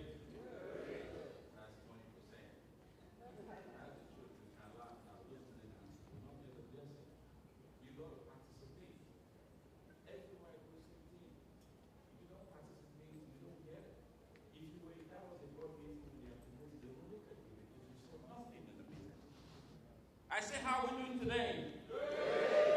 60%. My dad will still beat me for that. That's not good enough. How are we doing today? Mike, how are we doing? Oh, okay, this is better. How are we doing today? No, you heard me. Don't say it's the mic. You heard me. Don't do that. Don't do that. Well, I'm glad to be here. Who's glad to be here? Put your hands together for the group, somebody. Everybody, put your hands together. Come on, come on, come on. And you know what's interesting? No matter how much I do that, no matter where I do that, no matter even the crowd I do that, there's always a group of people that still don't participate. My time is already going. This is the lesson. I'm not going to say open to chapter 1, chapter 2. This is the lesson. I've always participated. And you know, when I look back in hindsight, I started working for Bank of Montreal. I've worked for Royal Bank, CIBC, all of them. 16 promotions in 15 years, and my salary grew 1,000%. 1,000%. Which means my annual salary when I started was small compared to the bonus when I left. My bonus, December 16, when it hits my account, we feel it. And when I look in hindsight, what I'm sharing with you today is in hindsight. Number one is participation. You don't go into a meeting and you say nothing. You don't meet people in the hallway and don't say hello. You don't sit with somebody on the plane and don't say hello. This is a serious issue. Leadership is a serious issue.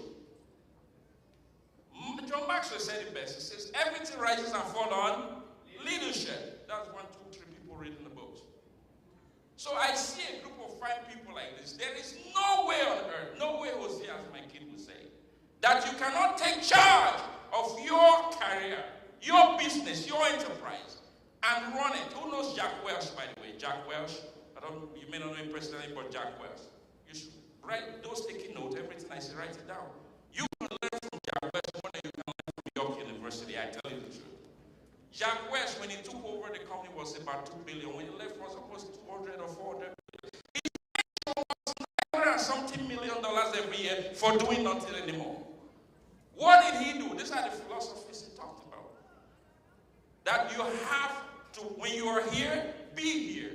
Certainly, we enjoyed I learned from the mentorship group that spoke earlier on. Right? So I left the banking industry to pursue my purpose. I learned a couple of things. Don't confuse what you do for a living with what you were created to do. What you do for a living is meant to put money in your pocket, pay your mortgages. What you were created to do is meant to demand from you. Demands from you. You are in a meeting, you take charge. Don't say I'm not the leader here. This is not my job.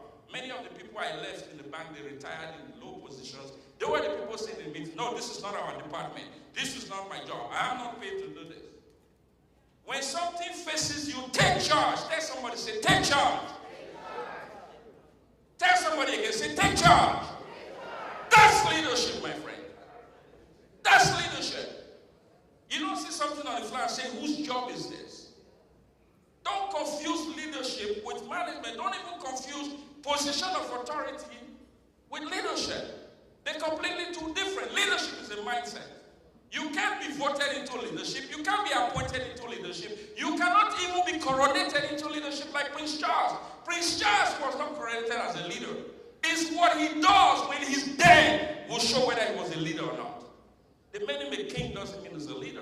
Let's see what you do with the slavery issue that is coming up. Let's see what you do with the social justice issue. 10 years from now, history will judge everybody when you're gone.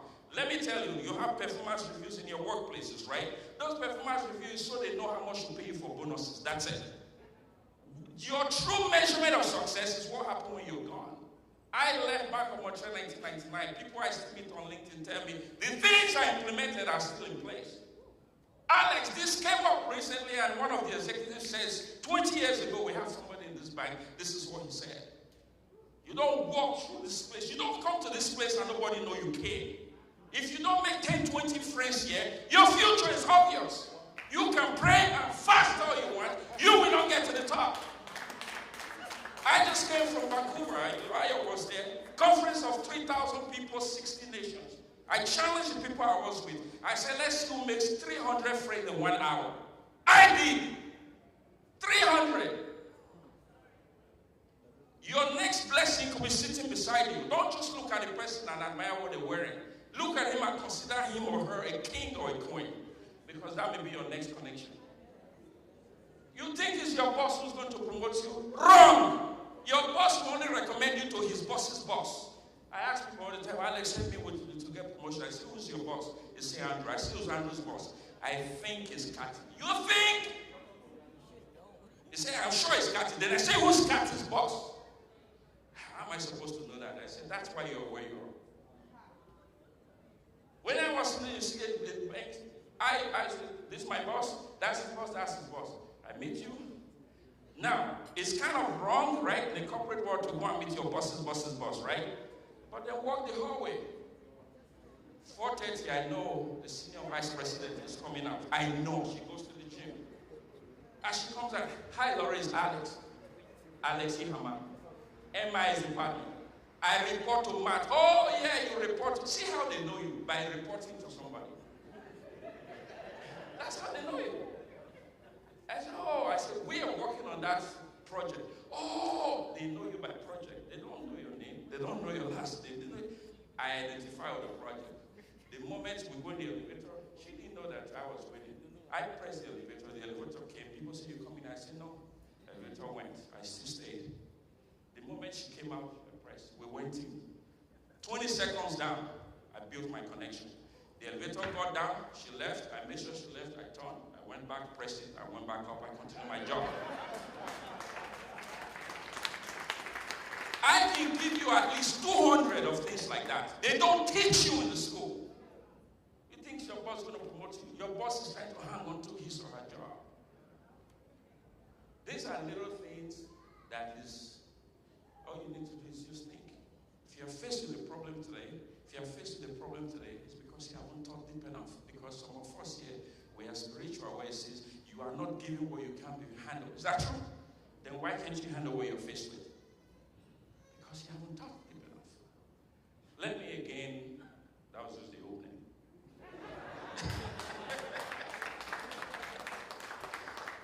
Listen, I love you all. I do what I do from the bottom of my heart.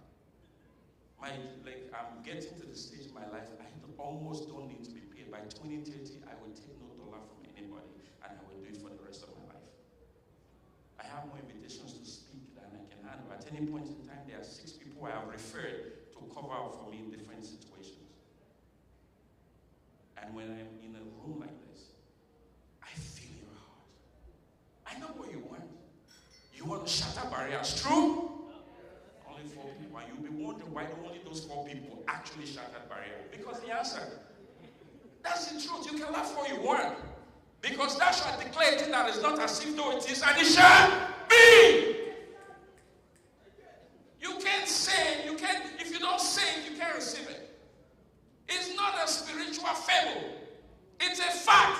People who don't believe in God, they use those principles and they excel. 100%. When When Elon Musk said he wanted to create an electric car, I was already grown enough to read it online, and I knew people insulted him.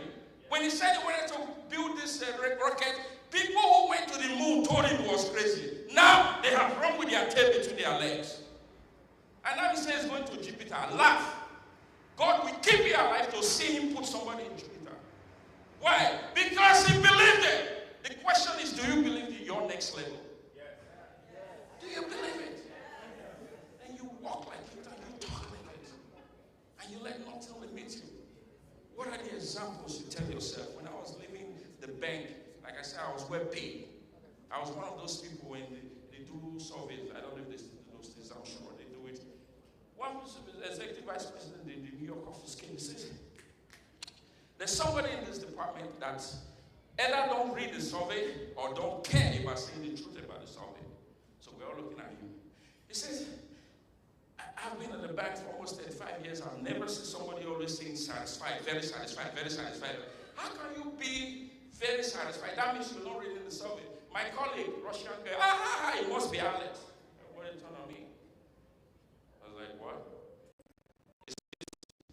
He said, you? I said, yes. He said, were you? I said, I'm satisfied.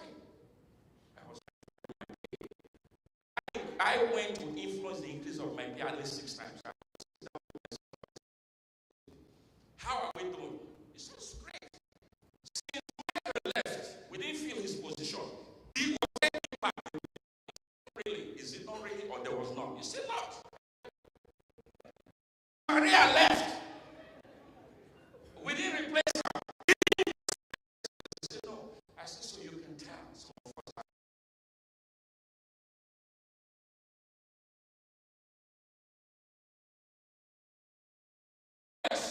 I knew she was making 65, and I knew he was making 95. I already budgeted how much money. And I sat down respectfully. And I said, Alex, where are you going with this? I said, thank you for asking the question. Where I'm going with this is the bank has an option. Fill the position, which will be about 65K plus benefit, which we have no idea about. Or let's consider some pay increases. Let's run into that once a year. How are we going to justify that? Justify it by telling them we're doing their job. What do you mean? Justify it. Now, I didn't put that attitude just so you know, I'm just putting some humor. But that's exactly what I said. Let me see what can. I followed up 2 weeks later, followed up 2 weeks later, followed up 2 weeks later, until he got tired. And eventually, we all got 15% salary increases. None of my people, my staff who reported to me, my peers, they had no idea. I don't know what they're bragging. But that my colleague always knows my thought process. He said, second increase in a year. I know you're behind us. I said, well, if you think so. That's how my salary grew. Nobody, you know the bank, they only give you 2%, 1.5. Maybe 0.75 these days. Right? So, with regards to promotion, I knew exactly where I was going. My first day, who joked about customer service? That was my first job. Loved it. Back of mature. Alex speaking, how may I help you? I did that job with passion. They will insult me. What the effing accent you have? You must be from Shito, Africa. I went to my boss. I said that he says customer is always right. When LinkedIn came out, I tried to find him to tell him that's wrong, that you lied, but I can't find him. Customer is always right. But that was where I worked myself. In 18 months, everybody that was in my training session, they were all reporting to me. In 3 years, they were reporting to those who were reporting to me. In 5 years, they only see me once. In 7 years, they read about me on the intranet. What did I do? I have people telling me, oh, Alex, I'm going to get my MBA. I said, great for you. Why? They say, you know. I said, I don't tell me. Well, you know. I don't know. But the director of finance. I said, you tell me there's a guarantee. You get director of finance. I said, but nothing is guaranteed. I said, there are things that are guaranteed. Go on 401. It will hit you. Stand in the middle. You will die. I guarantee you. Don't tell me there's nothing like that. There's something like that. If I say, I'm running. If you tell yourself that you will, you work towards it. I don't die. I say, get back on the 401. Make sure it's easy.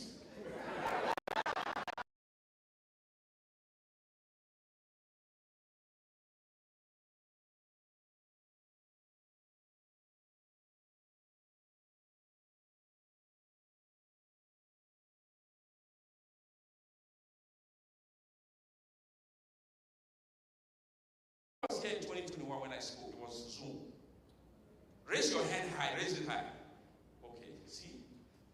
Yes, just keep those hands high. 2021, only 3 people. Look how many people here now. Okay, 3 people. Those 3, you deserve a gift. Find me on LinkedIn.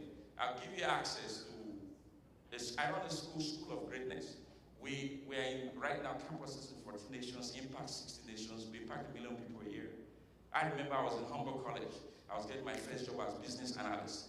And they said you needed to know Excel. It was way back. Nobody even knew what Excel was.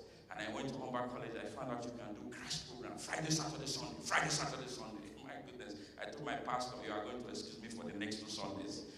Let's pray about it. I said, you pray. Let me learn it. I did Excel. What are you telling me? So I went and I learned Excel in that school. And I said to myself, I am going to have a school that I'm going to teach things. Because then I was struggling with procrastination, struggling with fear, struggling with all this things I'm saying now. I built myself to this place. I spent 4 hours minimum every single day, intentional learning. Call me tonight, send me a message, and tell me what are 10 things, 20 things I learned from here. And I was a speaker, and I'll tell you. Then let me ask you the same question. If you leave here today after a day, you have not written down 99, you were not listening. Just from the comedy alone, there's learning. True of us. Right? So I started the school of greatness. Today, if you go on my website right now, schoolofgreatness.ca, you want to pay for every course today. It costs you $25,500 US. I don't even take Canadian at all. I stopped taking Canadian dollars 5 years ago. I don't. I get paid in US.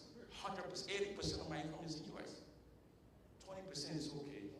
You know, some Canadian company. That's what it is. So those 3 people. So who was there? That's 2021. 2022, if you were here, raise up your hand 2022. My goodness. Stand up, mister. Stand up, you. Some of you think you know him. You have no idea who he is. All you know about him is his name is Sita. He runs this organization. You think he has to do this. He doesn't have to do this. He understood what I'm teaching you right now. That your profession must intersect with your purpose for you to attain greatness. I've written a book called Welcome to Greatness. I don't have any. You can buy them online.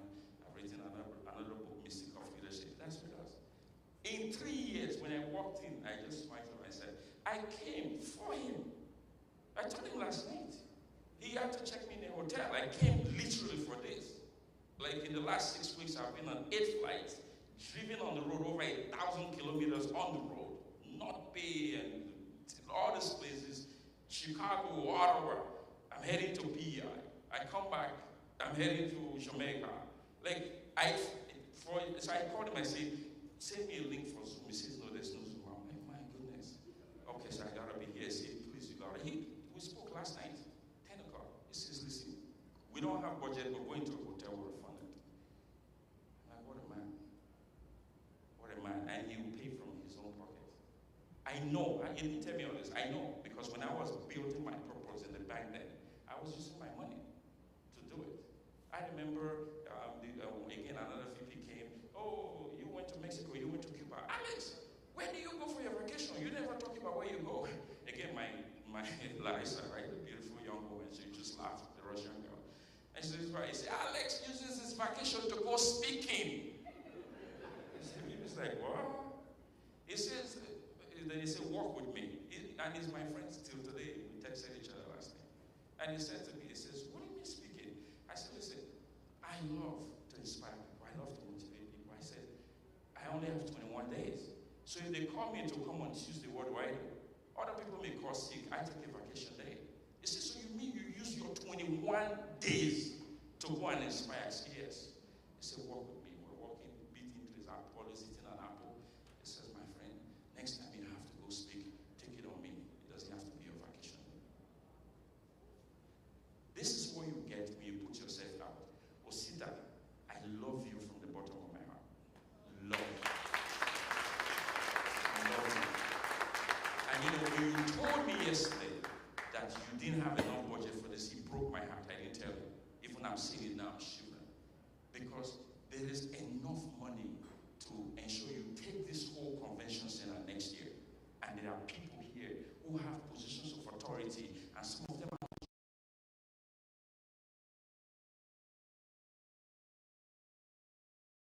$100, $200 million I know of that is set aside to develop black people. I can call organizations, I'm doing that for non-profit. Like, no money. Women organization, you are empowering women. I know when I have a staff, that's my job. She, non-profit organization, she helps them find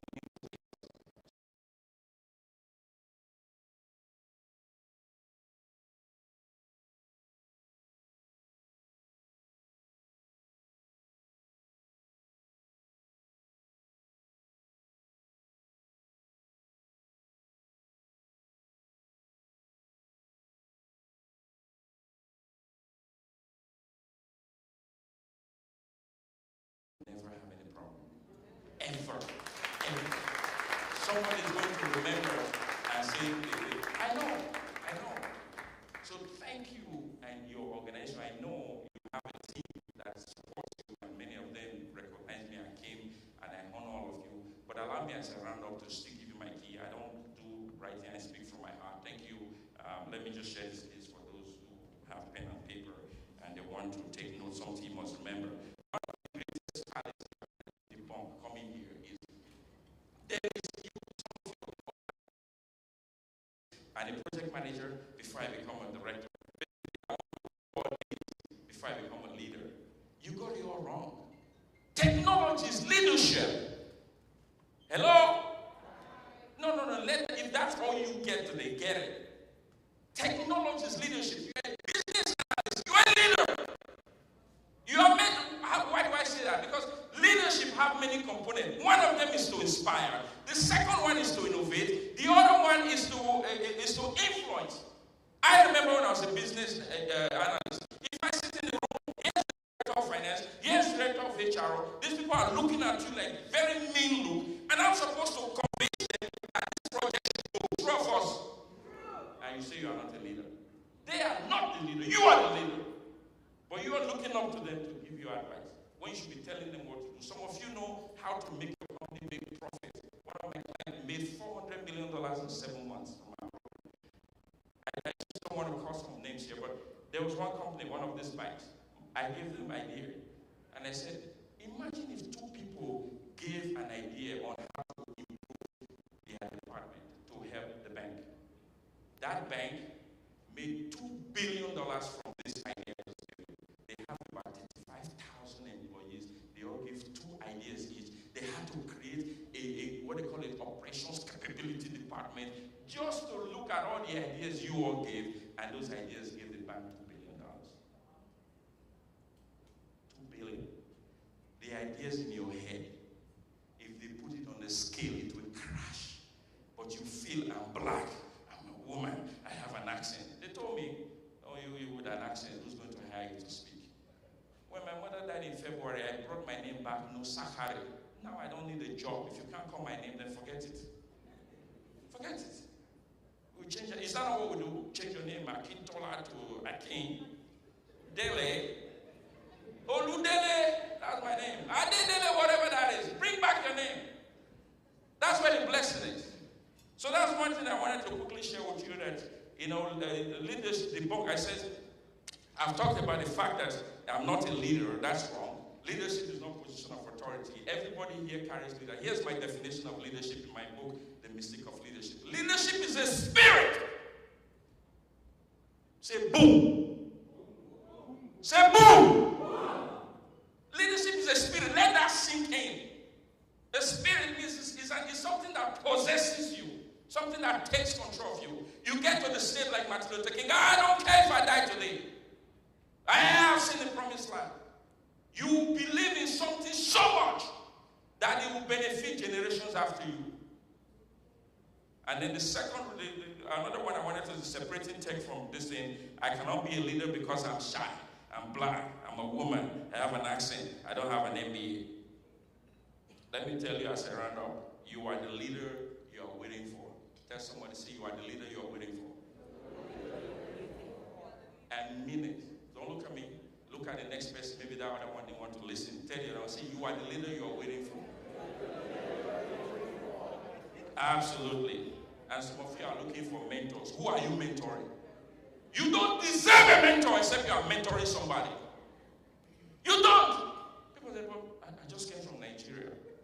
I just got my first job. They mentor people in high school. There's something called junior achievers. Who know that junior achievement of them? I started from there. Go to the high school, mentor those kids, inspire those kids. More than those, everywhere I go now, there's always somebody like, oh, you spoke in my school 15 years ago. Really? What are you doing now? I'm a lawyer on Bay Street.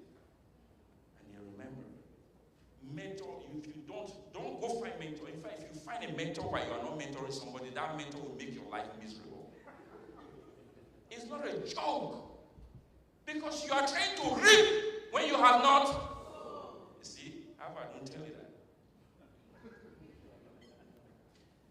And if you think you are not a leader because you don't have a position of authority, you will never become one. And if you think you are a leader because you have a position of authority, you never become one either. As you enjoy today, don't let any information go unheard. Don't let any point go unwritten. Don't let anybody pass you without introducing yourself. And don't leave here. And you ensure you leave here feeling so full even if you didn't have time to eat the food. It's true, I go sometimes, oh, I don't want to eat.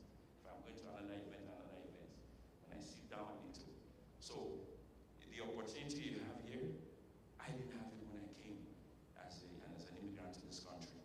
Many of what I say today, most of them, in fact, I had to learn in a hard way, right? That's how they all this mentorship. In CIBC, I'll call one of the banks. I went to the VP once. I said, I want to have a mentor. It's okay, we have a mentorship program. Here's your mentor. What's your name? Dean. Dean is your mentor. I went to I said, but Dean is a great guy, we met, but I want to have a black mentor. It's okay, let's see what we can do about that. We do understand this was way before all this thing. Then diversity wasn't sexy. They didn't want to hear about it. So they gave me another guy, white guy. I said, I don't think you got it. I said, here's why. I want to see a black person that went through the hoops to get where they are so that person can help me. Now, what they didn't know is I already did my investigation. The highest ranking black person was a call center director in Lawrence Avenue. Literally, to cut the story short, I say boldly, through my work, they hired the first black VP in CIBC. An organization of 150 years. 150. It's the same everywhere. You see them on LinkedIn. We have our first black VP. One day I just got ticked off in my stomach and I put a comment on one person's own. I said, the fact you are promoting, you had your first VP, shows the level of, inequities and injustices in your organization. It says, do we have to wait till George Floyd to die before you have your first VP? I said, why we should recognize and appreciate Osita becoming the first VP in your organization. It should be a moment of sober reflection. Boom! All these people, next thing, 300 people like me on LinkedIn for that. All these people run after me. That's who's on LinkedIn. Alex Hammer, find me, join me. God bless you all.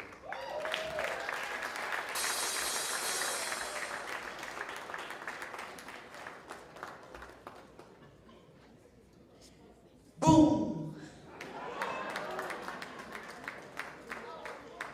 Well, Alex is a dynamo.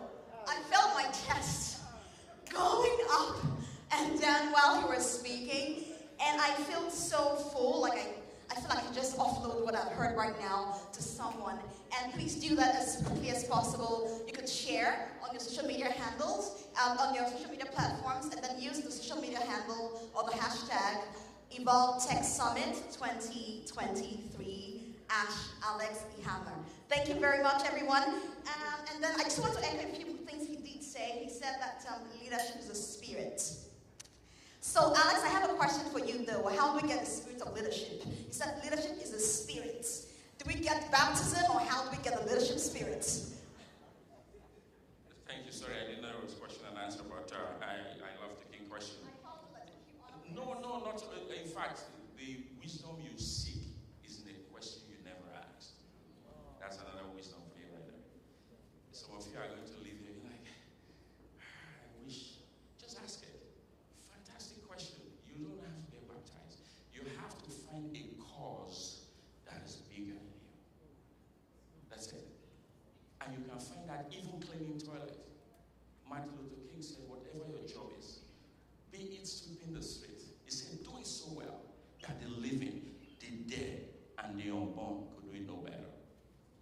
When I was fighting for salary, was I fighting for my own salary increase? No, I wasn't. No, I wasn't. They could have said, Alex, okay, you know what? Let's see what we can do for you. Because you are so passionate and, they told me, it says, if you want a project done well in this bank, we give it to you. I said, but what about Larissa? What about Andrew? What about Maria? Don't compare me to them. She has 4 kids. She's a single mom. She got a rush home. Doesn't mean because I'm here. You see what I'm saying? So I found a cause always bigger than me. And until you always walk in that space, you will always be in lack. You will always be at the bottom. Those fighting for themselves never get far in life. They will never tell you this. This is the truth. So you don't, yes, the spirit. Martin Luther King, cause bigger than him. Mahatma Gandhi, cause bigger than her. Rosa Parks. There's something people didn't know about Rosa Parks. Rosa Parks was a little slave girl who was taking care of the mother and the grandmother at that age of 16. When she said, I'm not going to the back of the bus, it's not because she ate and she's satisfied and said, okay, what trouble do I cause today? No, she was tired. She had been on that bus far too long, and every day she goes to the back of the bus. And when she gets home, she's expected to take care of her sick mother and her sick grandmother. She's like, kill me. That's what she meant when she said, I'm not going to the back of the bus. She knew they would kill her. Yes, they could. Not by, even if they don't kill her with the law, the neighbors will hang her on the tree. Lynching was going on. So you, in your bank, in your corporation, in your project, I'll give you a quick example. We're working on a $70 million project one time. After $30 million, we knew this project was not going anywhere. Nobody wanted to say. You know when you say that, what happens? You can tell me what happened. We all know. You look, everybody in the project, gone. I stood up one day, I says, in the last 3 meetings we have been, I think there are some things that have been obvious that nobody is talking about. I said, number one, we've had so much challenges with implementation that the chances of it working, or at least working within budget, is 0. Do you agree? She didn't look at me, she looked down. Do you agree? She looked down. Do you agree? I said, so by your silence, I'm taking that as we're in agreement. I say, I think the honorable thing to do is to brief the executive sponsor that we may have to put a hold on this. Say, after $30 million, do that, and all our heads roll. I say, I choose to not remain here with my head on my shoulder, yet I cannot look at my kids in the eye and look myself in the mirror knowing I wasted the bank's money. I said, let's plan an exit strategy and let's present it in the next sponsor meeting. Was I thinking of myself then? There was no time. I'm telling you the truth. I started work here. I suffered in this country. Suffered. My salary was $1,600. $800 every 2 weeks was what they were paying me. My rent was $1,200. I used to buy TTC pass for $96. Rogers was $35. By the time I finished expenses, I was owing $800. So I had to be living on store cards. I had ESO store card, the base store card, Stoller store card, Canadian store card. I racked up store card to $85,000 until 3 to 5 years when I picked up in salary. So I know what it means to suffer. When my kid was born, we went shopping in the Bay. People came to greet like, wow. They told my wife, your husband went shopping in the Bay. What they didn't understand was the only limit that was available was on what? The Bay store card. Buy diapers in the Bay. So find a cause that is bigger than you. And what will happen is your current friends will start leaving you because they're like, who does he think he is? Who does she think he is? Listen, some of you will progress if you just let some people go from your life. Delete them from your LinkedIn, block them from your Facebook, remove them from your WhatsApp. Every year I do that. Osita, you are there. Like I do that. There's one Osita Odubo. It's out of my Facebook, out of my LinkedIn. I saved your name, but I didn't save your last name. I would have blocked you 1 year. I'm serious. This guy always gives me excuses. How you doing so-so? How's life? You know. For me, ask me how you doing. Fantastic.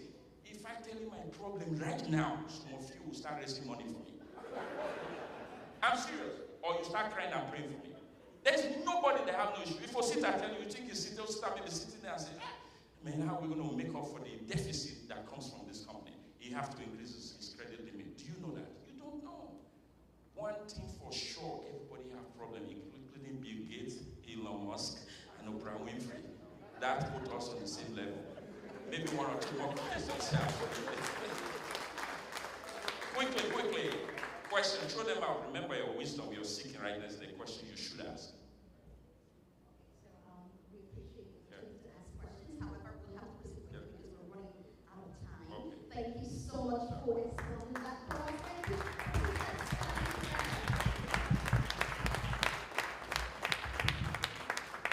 Thank you very much.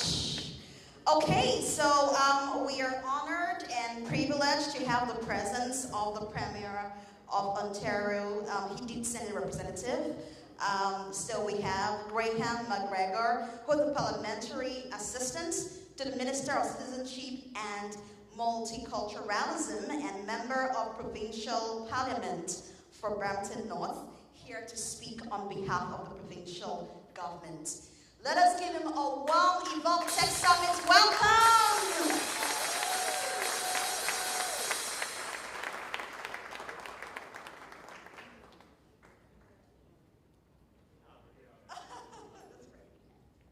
Hi, good afternoon, everybody. How are we doing today? Come on, the energy was just up 2 minutes ago. How are we doing today? All right. That's a little bit better. Let's give another big round of applause for Alexi. That was incredible. I enjoyed that speech so much. The only problem that I have is I didn't realize I was going to be following him after. And if you guys, I don't know, put your hands up if you've done public speaking before. Right? Well, so everybody knows when you're doing public speaking, the best thing you can do is have some boring guy up here before you. Right? Well, you got Alexi did and do it. I can't bring that same energy, Alexi. I can't do that. But I'm gonna do my best. My name's Graham McGregor. I'm the member of Provincial Parliament for Brampton North. Hope we have some Brampton in the building today. We are in Brampton right now. I also get to serve as the parliamentary assistant to our Minister of Citizenship, Multiculturalism, the Honourable Michael Ford, and I'm here on his behalf today and on behalf of the Premier of Ontario, the Ontario government, to share a little bit of love and our warm blessings for you all here today. It's an honor and a privilege to be here at the 2023 Evolve Tech Summit. Now, this is my first time actually being here at the Evolve Tech Summit. Alexi had mentioned he'd been here 3 times already. So my speech is going to be okay, right? His speech was amazing, but don't worry, if I'm here 3 times from now, I'm going to speak just like Alexi. So today I don't have that for you, you know. And you can say, oh yeah, politicians give promises all the time. Uche knows me, right? Like I am man of my word. I'll be here 3 years from now. We're going to have a banger speech lined up, but you got to settle for me today. I do want to spend a little bit of time thanking the leadership team, the organizers, the volunteers from the NIPCA Immigrant Center. Their commitment, their dedication have helped bring today's event to life. Please give them a massive round of applause for all the work that they do. Now, since its founding, the NIPCA Immigrant Center has provided critical supports and resources to our Black, Indigenous, people of color professionals working throughout Ontario's tech sector, and the numbers are impressive. My notes are falling down. We got a podium with an angle here, eh? Anybody that's speaking, but the numbers are impressive, right? Over 200 classes and events, over 500 jobs filled, 5,000 members, and over 50,000 total participants. That is a massive success. Congratulations to Osita and the entire team. And the Evolve Tech Summit in particular continues to provide an invaluable platform for exploration and discussion on trends, advancements, the ever-changing landscape of the tech sector, not only here in Ontario, but beyond. And it offers valuable insights, networking opportunities, and inspiration to help launch, or in this case, future-proof your career. Our progressive conservative government applauds the important work that's being done by the NIPCA, be it through the Evolve Summit or the roster of important programming to support BIPOC professionals entering or seeking to advance their career within Ontario's tech workforce. And look, on my speech here, it says the word BIPOC, right? And I always cringe a little bit when I say it. I feel like, look, I don't know if you know I'm a white politician. Clearly, I wonder sometimes they put these words in front of me to make me more comfortable saying them. So with your permission, we're not talking necessarily BIPOC. We're talking about Black people, Indigenous people, people of color. I think if we're going to be saying the words, it's important that we say the words. So if you permit me, I want to make sure that I'm saying that when I'm talking in here. And ladies and gentlemen, Ontario is a leader in tech. However, our under Premier Doug Ford, we're not just laser focused on being the tech.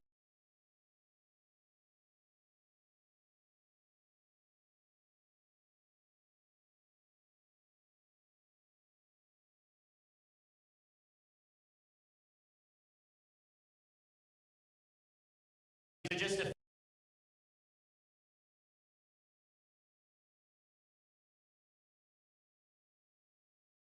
leadership of our Premier.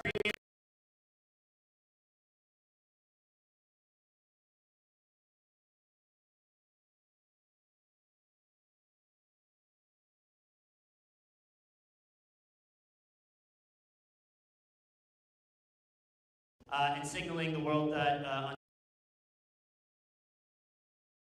Brampton, very just down the street.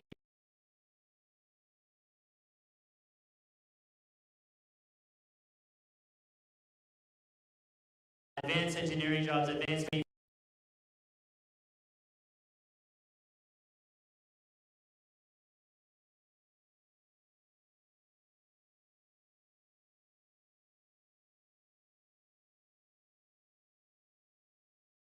actually growing 350% faster than Silicon Valley. That's right here in Ontario. I don't know if you noticed. Ontario is growing 350% faster than Silicon Valley. Which means, for everybody in the room, right, there's never been a more exciting time to participate in Ontario's tech sector. And as a government, we recognize that for all the growth we've experienced, work still remains. If we're to make sure that all Ontarians are able to access those opportunities. You know, Ontario is a place where it doesn't matter where you come from, who you love, how you worship God. Everybody belongs in Ontario. We want everybody on Ontario. Everybody deserves the same chance to succeed here in Ontario. And within our ministry, the Ministry of Citizenship and Multiculturalism, we're investing in $50 million over 3 years into the Racialized, Indigenous, and Supports for Entrepreneurs Program grant. The RAISE grant. If you haven't, if you are a entrepreneur, you're looking to up-level your business, you're looking to get involved, and you haven't heard of the RAISE grant, because government doesn't always get to do a good job of telling people about the programs that we have. If you haven't heard about the RAISE grant, please come talk to me, my friend Uche, who's over at the main table. If we know Uche, could you give a little bit of a wave? Talk to him about it, get in touch with me. We will make sure that you are well aware of the opportunities with the RAISE grant. We're going to make sure that your business is given the best chance to apply for the grant. This grant provides up to $10,000 as well as training and coaching to help Black, Indigenous, and other racialized communities start or grow a business. We also enhance our Black Youth Action Plan to the tune of $73 million, which helps to build career pathways for Black youth and young professionals through skills development, training, networking, and workplaces. And this work does not stop with us, however. Across all of government and every ministry, we're continuing to explore and develop new and innovative solutions to better support our Black, Indigenous, racialized professionals, ensuring that all are able to reach their full potential and build a future, better future for themselves, for their families, and for their communities. And we're seeing, I'm going to go off script. Jazz on my team gets nervous when I do this, but you know, one of the things that Alexi was talking about was the first VP at CIBC. And you know, it's easy in the corporate world, and we do this in government as well. I'll tie it back in a second, where we'll appoint the first Black leadership position, and it's a chance for everybody to pat themselves on the shoulder and talk about what a great job we did. Right? We see this all the time. But the point that Alexi was making, it's a point for sober reflection. It's a point for us all to think about how much better we need to do. I want to talk about my own backyard, my own Progressive Conservative Party, we've been leading Ontario since 2018 under our Premier's leadership. You know, in 2018, 76 PC MPPs got sent to Queen's Park. The public sent to Queen's Park. We didn't have a single black MPP. Out of that entire 76-member caucus, not a single black person was in that caucus. 2022, not only did we get one black MPP, we got 3 black MPPs out of an 83-person caucus, including our first progressive conservative cabinet minister, the Honorable Charmaine Williams, who's our Minister of Women's Social and Economic Opportunity. And I appreciate the applause, but I appreciate more Alexi's point about these aren't chances just to pat ourselves on the back. These are chances for sober reflection and for a realization of the work that we got to do. And I got to tell you guys, you know, Charmaine sitting around that cabinet table should be well known. Put your hand up if you know Charmaine Williams. We're in Brampton. I think a lot of people, if you don't know Charmaine, get to know Charmaine. Add her on LinkedIn. Because I got to tell you, having her voice around the cabinet table has been a massive, massive improvement on how our government does business. If we're going to serve all communities in Ontario, including the black community, we need black people to be in positions of leadership there. So please, if you haven't reached out to Charmaine, reach out to her, show your support. She's killing it in her job, and she's doing a great job, but she needs the support of the public while she does it. And with that being said, I'd just like to thank the NIPCA Immigrant Center again for hosting today's summit. Osita, thank you for your leadership. And, you know, I thank the volunteers, the organizers. I haven't thanked the attendees. Thank you, all the attendees, for giving up your Saturdays to be here. I hope you get tremendous value out of it. And not only are you able to get value for yourselves, you're able to impart some of that value onto others that you're talking to while you're here at the summit as well. Let's all work together. Let's build a stronger, more prosperous Ontario, a brighter future for everybody, and let's have a wonderful 2023 Evolve Tech Summit. Thank you. Oh, I almost forgot. I try not to come empty-handed anywhere that I go. I brought something on behalf of the Ontario's Minister of Citizenship and Multiculturalism. It's a little certificate for the leadership team at the NIPCA. With your guys' blessing, can I present that to Osita and the leadership team? Would that be all right?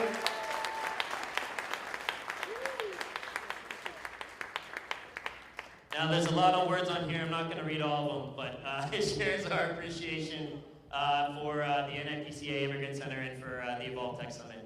Please give Osita a big round of applause.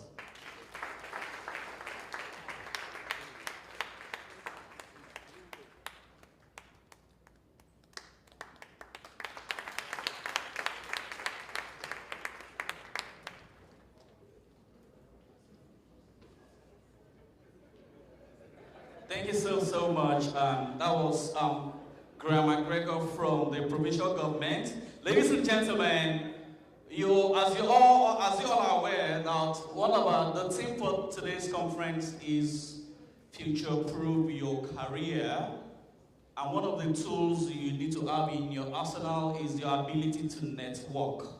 So right about now, we're going to network in a fun way. We'll be playing a game together. And the whole essence of this game is for us to work with people we are meeting for the first time. So, Mamuzo, can you help me with the postcards? Thank you. So she will be giving out the postcards randomly. And please, once you get the postcard, all you need to do is to please come up stage and let's do this fun activity together. If you have the yellow one, you're free to come to my right-hand side. And if you have the blue one, please come stay to my left. So let's make it random. Just go to different tables and give out the postcards. While we do that, DJ, can we have music at the background? Something to spice up this activity. So we'll listen to a lot of speeches. Now it's time for us to move around and engage in this fun and exciting activity.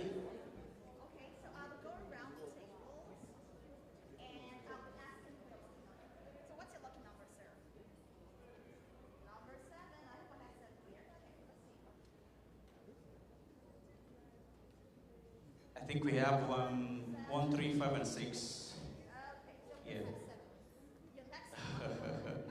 That's close to it.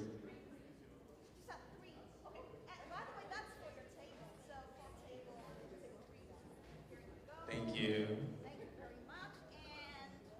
All right, so please, can we have you with your postcard set on stage? If you have the blue one, please join me on my left-hand side, and if you got the yellow one, please come to the right.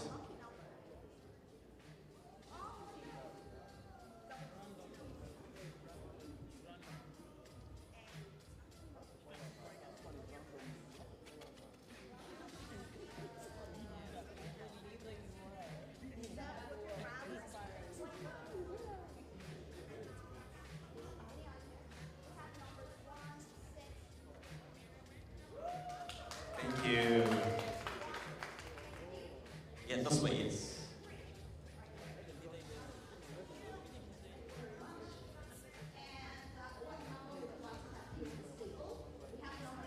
Thank you.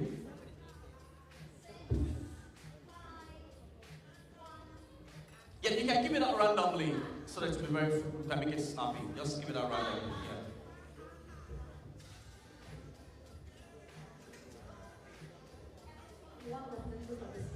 Okay. Okay, Team Yellow. Thank you. Please come to my right. How about you? I know you're good. This way, please. Yeah, Team Yellow, yes, my right. Number one,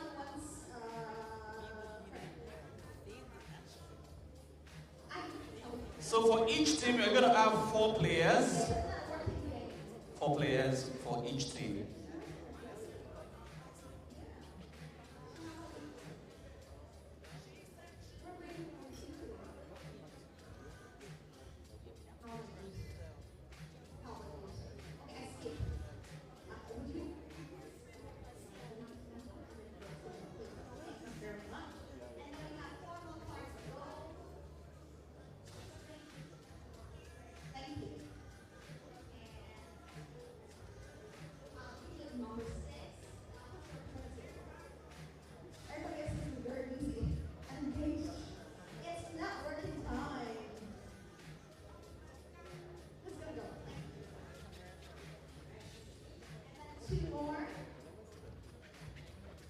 Alright, please, if you've got a postcard, please join us off stage.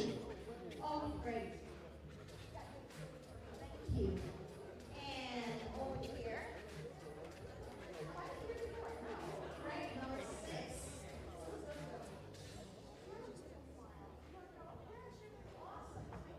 I think we have all the numbers taken, and we can get started. Okay, so please, team members, can we have you up stage and join your team? So we have Team Yellow and Team Blue. You're welcome. You're welcome. Please support the team members.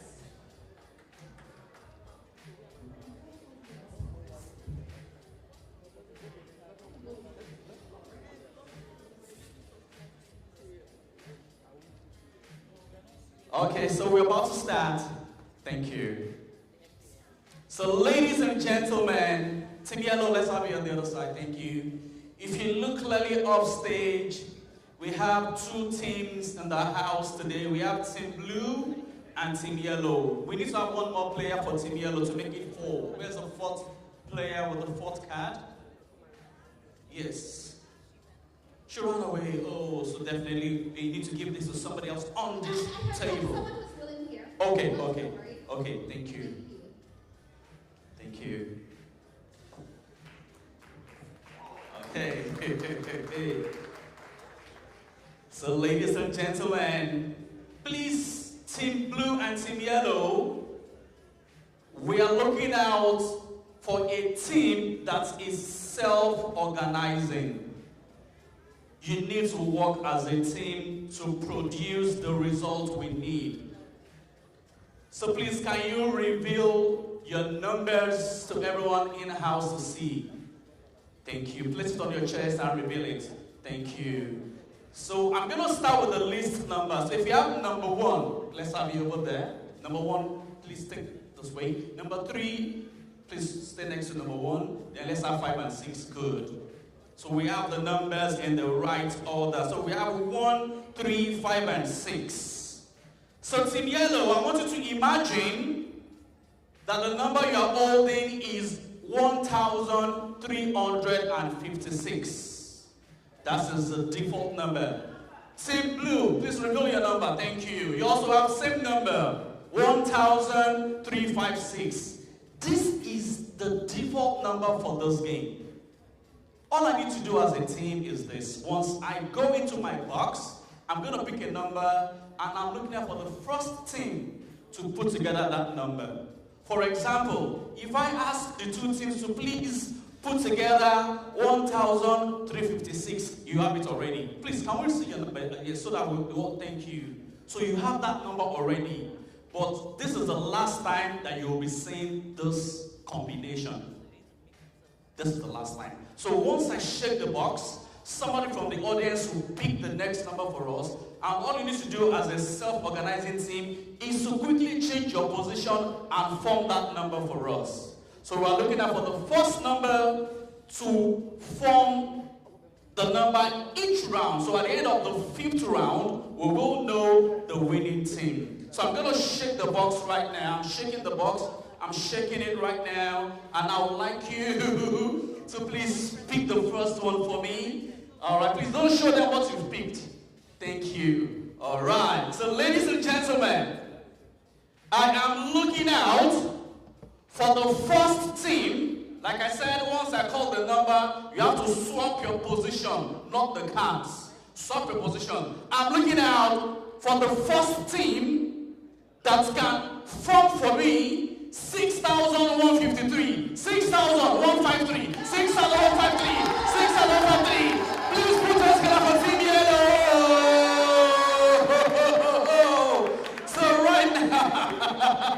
So right now, Team Yellow, you have 1 point already. Don't forget, we are going 5 rounds. So right now it's 1 point for Team Yellow, and Team Blue, you have to score a point. Let me shake it again and hand the box to somebody else to pick for us. Okay, sir, please pick a number for us and don't show the world what you've picked. You can only reveal it to me. Thank you. So we are going for round 2. We are going for round 2. Thank you. Okay, so Mamuzo, you help me with the 3rd round. So now, for the 2nd round, I am looking out for the first team that can please put together for me 5,361, 5,361, 5,361, 5,361. Once again, a round of applause for Team Yellow.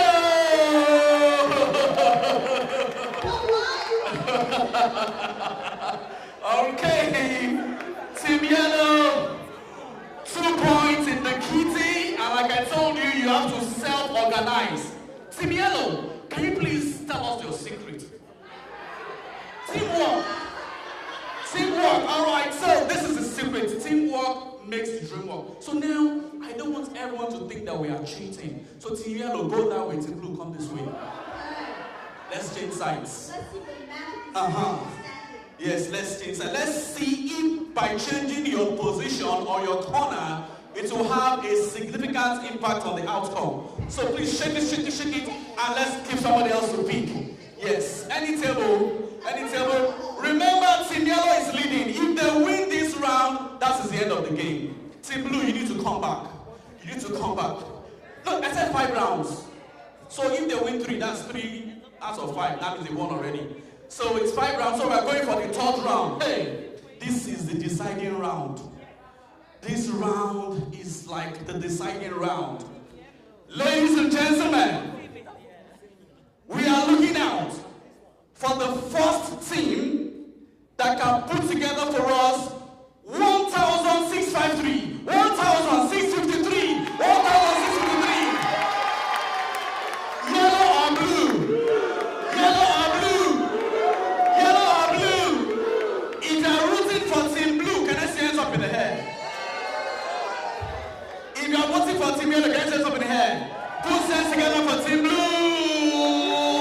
So right now on the scoreboard, 2-1. 2-1.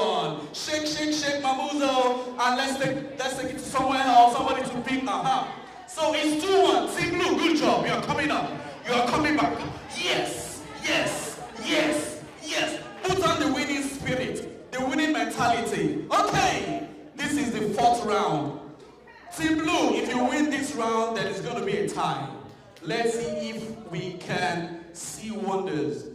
Ladies and gentlemen, I am looking out for the first team that can put together for us 3,615, 3,615, 3,615, 3,615, 3,615. Who says no, Team Blue? So right now is 2 points for the two teams. Let's have the last round. The last round. Shake it. Shake it. Oh my God. For the last round. Hey. All right, show it to me. Don't open it. Thank you. Ladies and gentlemen, this is the last round. I'm about to open and reveal the number. Let me move back so everybody sees what is written on this postcard. Yes! Which way will it go? Blue or yellow?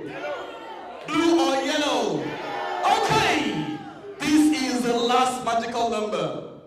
I'm looking out for the first team that can put together for me 5,136, 5,136, 5,136. And the winning team is the Blue! Wow, good job. You came back from 2-0 to win this one. Good. Indeed the magic. Indeed the magic. Thank you. Thank you. Thank you. Two teams for coming up stage to play the game. We love you. Thank you. Thank you. All right.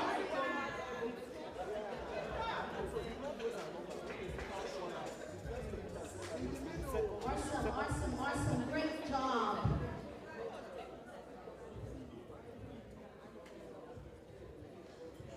Thank you. That was quite refreshing to see that Team Blue, although they didn't start to win early, but it picked up, and then they eventually won. So it doesn't matter how slow you were, you do have a chance to, get some energy, like Alex Ihama said, boom, you get out boom energy and begin to race and accelerate your career. That's amazing. Let's put your hands together again. And so we will be heading on quickly now to call on our panelists. We do have a panel session right now. It will be moderated by David Oyejika, who's founder of Fresh Start Hub. We also have Hannah Greenridge, Senior Manager, Leadership Programs, RBC. Ejike Udeze, Lead Cloud Developer, RBC. And Marisha Ambrose, Program Delivery Manager, RBC. Ladies and gentlemen, let's put your hands together as we'll be looking at networking and self-development for immigrant tech professionals.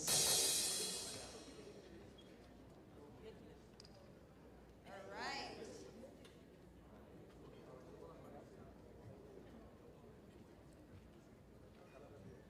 Okay, David, good to have you here.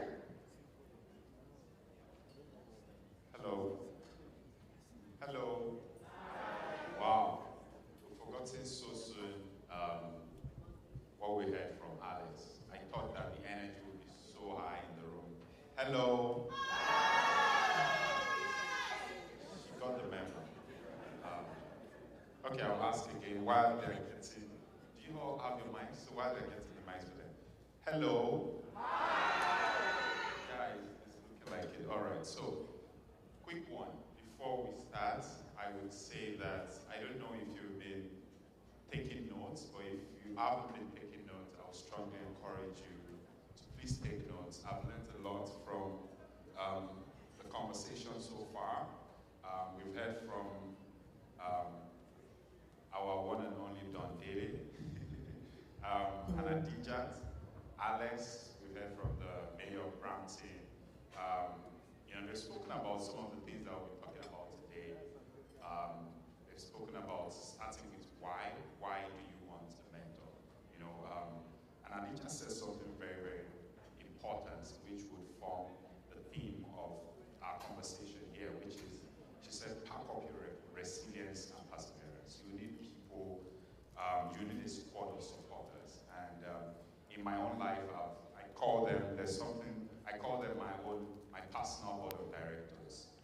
right? So if you don't have that, I would strongly encourage that you do. And so, without further ado, I'm so excited for this conversation, and I hope you are too, because we are going to learn a lot, okay? All right, so before we go into it, my name is David Ojenka. I'm the founder of Fresh.org, and that's what I do outside of my 9 to 5. And in my 9 to 5, I work at Deloitte, which is the largest professional service company in the world. I used to work at RBC, but I don't know.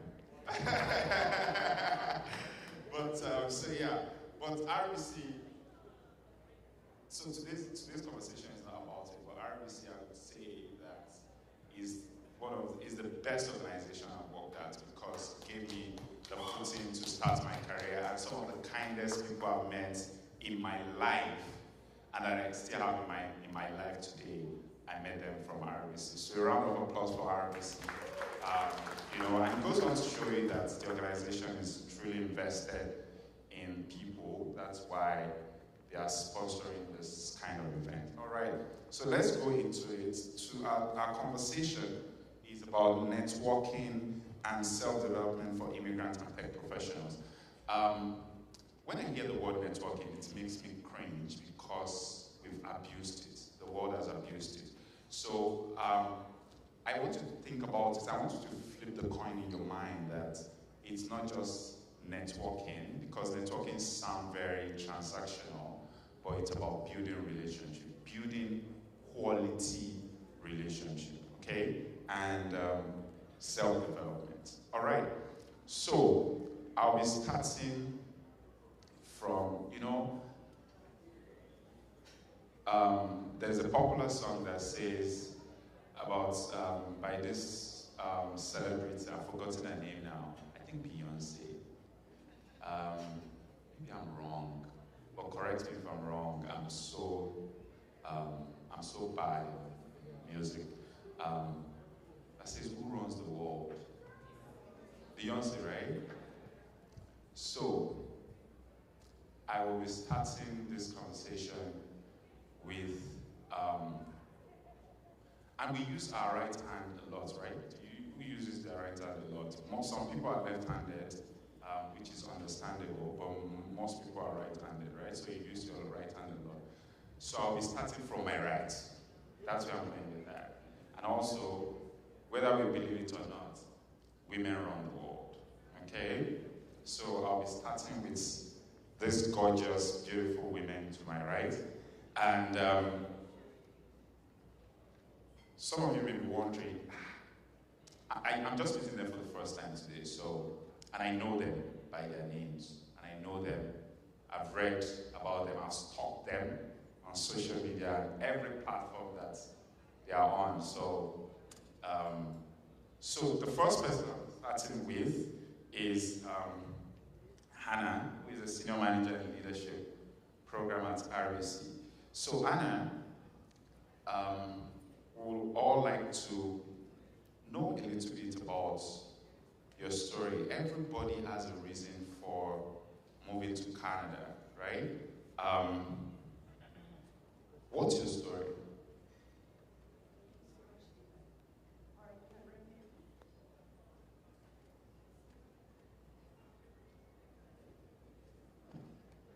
All right. Okay. That's much better. Actually, when you mentioned Beyonce, I thought you were going to get into to the left, but all right. Okay. So to share a little bit about my story, I moved to Toronto from Trinidad and Tobago in the Caribbean. So shout out to any of my Caribbean peeps in the audience. And to say why I moved to Canada, it starts with where things were at for me and my career. Fresh out of high school, after saying goodbye to a lot of my friends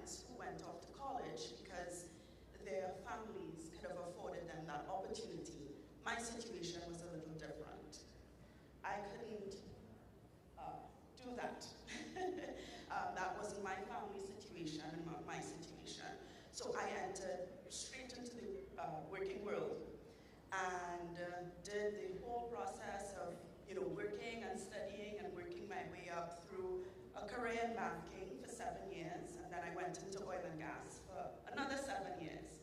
And at the end of that, I thought to myself, okay, I've fully explored a variety of roles and opportunities here within my home country. I'd like to finally take that opportunity to leap out further and see what else I can discover, what other opportunities I can make for myself. And taking a bit of example and inspiration from my younger brother who made the leap before me, I set out and decided I would give the move a try here in Toronto. And I had a lot of friends who had a lot of positive experiences having studied here and having made the move here. So that inspired me, and here I am today. Thank you very much for sharing that. And Mauricia, the same question to you. Do you have a mic? Okay. The same question to you. What's your story? I'm from Trinidad as well, so apparently there's a Trinidadian contingent on the stage. For me, it was just after Y2K, and I decided that I wanted to do something new. There wasn't much happening in Trinidad at the time, and my friends were moving abroad. But my story is a little different in that I had come here in June to kind of see what it was all about. And I decided, yes, I wanted to stay. I wanted to live in Canada. My aunt lived in Markham. The plan was to actually live with them in Markham. And I came back in August. I was actually en route to Canada. And I called my aunt, and she told me she moved to Miami. So I'm halfway to Toronto. I'd sold everything that I owned, and I had to make a choice. I, got a hotel room or found someone here who could help me. And I was lucky in that I found a friend of my aunt's who was willing to help me out, and within about a few months, I got a job, and I started working. I moved to Hamilton, and I started working in Canada. So it was a bit of a bumpy start, but it worked out okay. Thank you so much for that, and thank you for that story of resilience. But we'll be, in the course of this conversation, we'll be hearing more about the journeys of all the participants of this panel. Is that mic working? Yeah. Okay. So, just like I did say, Mauricia, mine is a little different. So I'm thinking about born and raised in Nigeria. Growing up, I noticed I like being in uncomfortable situations with women that's solving problems. Problem solving makes you put yourself in uncomfortable situations, right? So with my physics degree, I didn't want to teach or be a physics teacher, so I went into management consulting. And like Don said in this session, the first question they asked me is, why are you here? And I began to learn at that early age to answer the why.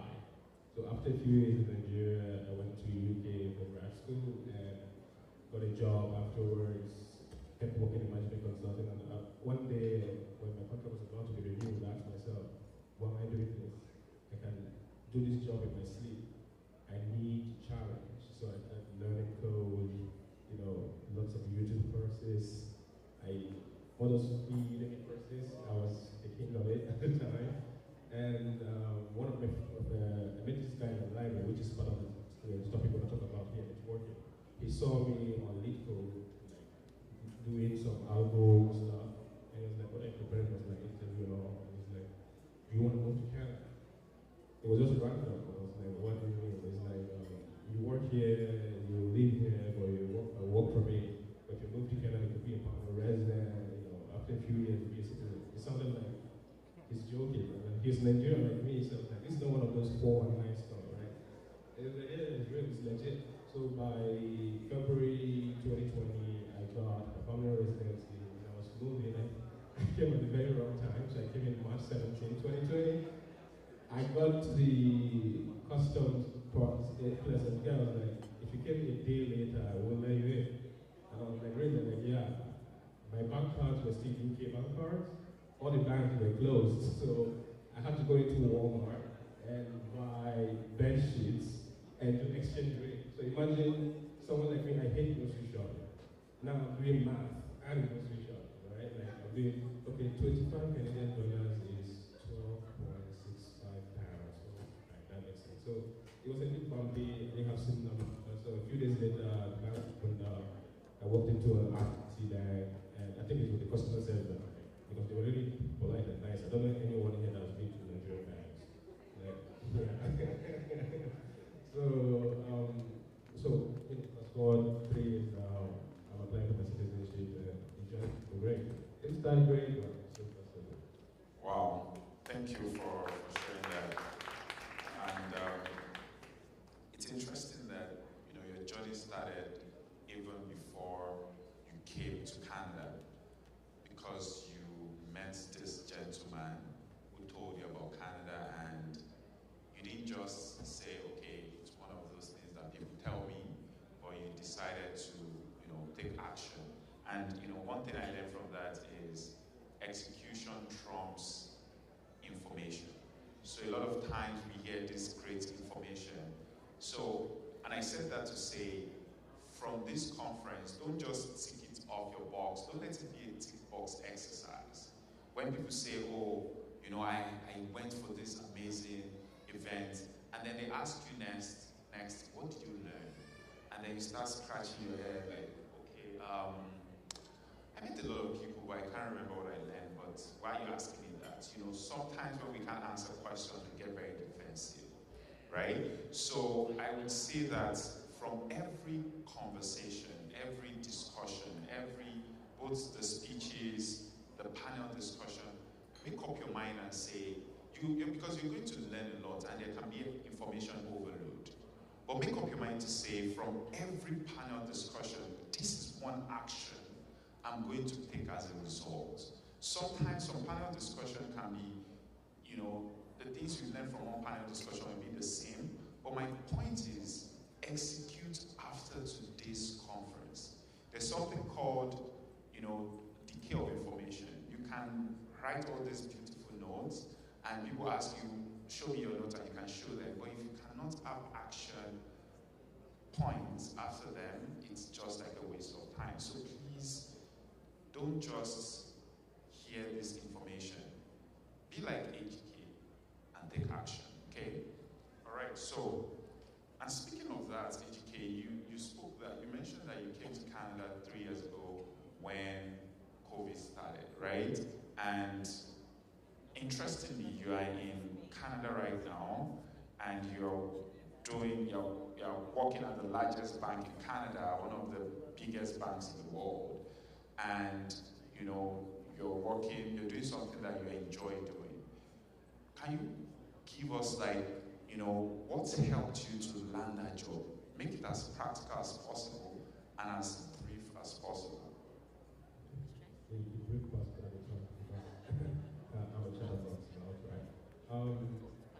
Again, it's the networking. Maybe I'm a bit biased because I have a management consultant background, and part of my job is to network with clients.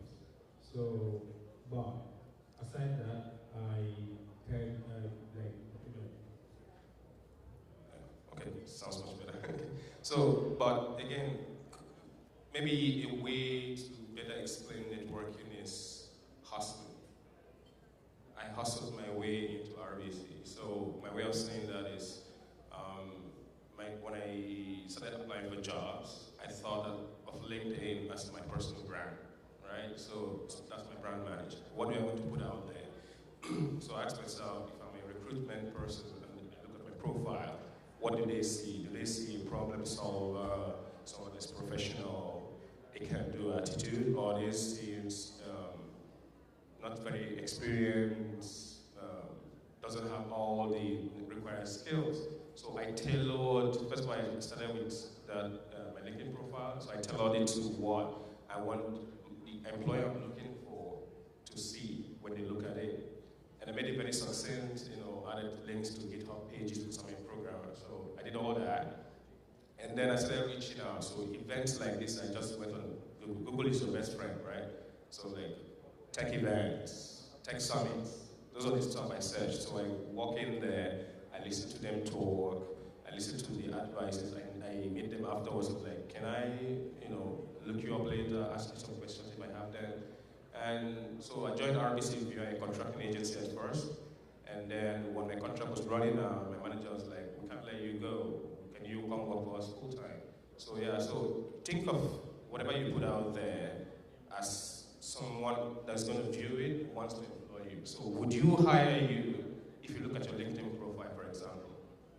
So before I joined RBC, I might say no, but after, when I was getting ready to join, I was like, yeah, the answer is yes. All right, so we'll put a pause on that for now. You spoke about branding, building relationship, building your brand. But I would like you to give us like practical, walk us through how you landed that opportunity, because you mentioned that you got to consulting, but I would like us, let's put a pause on that for now. And I will go to you, Mauricia. This is about, how you came to Canada, the persistence, the resilience. Would you say that networking played a role for you? Would you say networking played a role for you?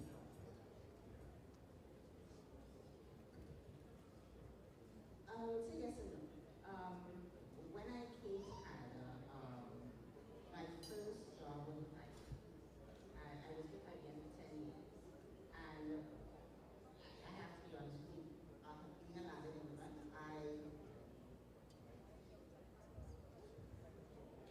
I wasn't quite sure how I got the job. I was happy that I did. But I did spend a lot of years at RBCTT, actually. I worked there previously. I started my career as a developer, and I supported the general ledger for many years. So at that time, 3 o'clock in the morning, I would be called to actually do troubleshooting for RBCR, Royal Bank, Trinidad and Tobago, if that helps. So initially, I would really shy away from networking, but I realized over the years that it's very, very important to actually get, as you said, your brand out there. I've started using LinkedIn. LinkedIn is the go-to place for me now. Things like, I actually saw this TED talk recently. It talked about currency, personal currency, as well as your relationship currency. And you guys talked about building those relationships and ensuring that you have people out there who are working with you and for you to help you move forward. So I think that in itself is very important. For me, it was actually identifying the people around me who would support me in those ways. We talk about sponsors and mentors. There's a difference. A mentor is a person who will guide you through specific areas or specific scenarios. And a sponsor is someone who, as Adike said, would speak your name in a room that you're not in. I would go one step further. You have colleagues as well who would help you get the job done. So you have 3 groups of people who you can work with, who you can network with to get through to that next level. Thank you for that. So you said something very, very important, which is, and both of you have alluded to it now, building your personal brand, building relationship, and also being intentional about the people you surround yourself with. A lot of immigrants come and they ask questions. They have questions like, okay,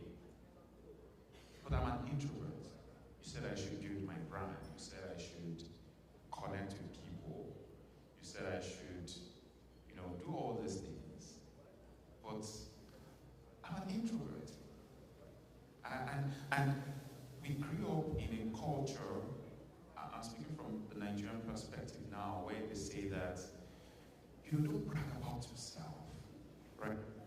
Don't talk about yourself.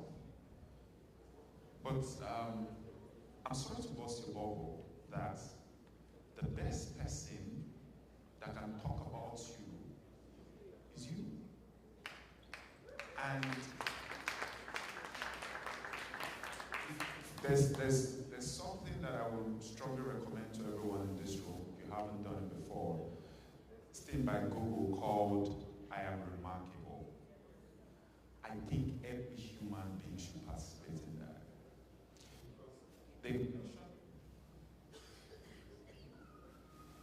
Because they mentioned something about brand building. So just to make it clear and just to put a perspective to it, if what you're saying about yourself is true, it's not bragging. You're just validating the truth about you. Okay? I know we came from a culture where they say, you're being pompous. And unfortunately, some people use statements like, oh, now you're now a director. Don't be proud, or, So, like Adijat rightly said, there's a thin line between, self-advocacy and being, say that again? Arrogance, exactly. So, don't think that me talking about myself, sometimes we arrogant to people, or we attribute to people who talk about themselves in an way, saying that they are proud. We are the ones that actually have a problem. Okay? So we've heard it now, and I'm just like,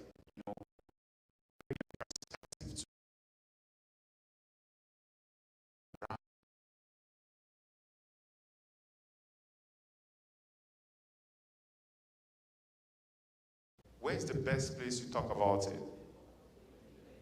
LinkedIn. Talk about it. You got it, you earned it, you worked for it. Don't think, oh, what will people think about it? What will people say? If you don't talk about it, you don't know. Okay? And there's a quote I read some time ago that said, many ideas have died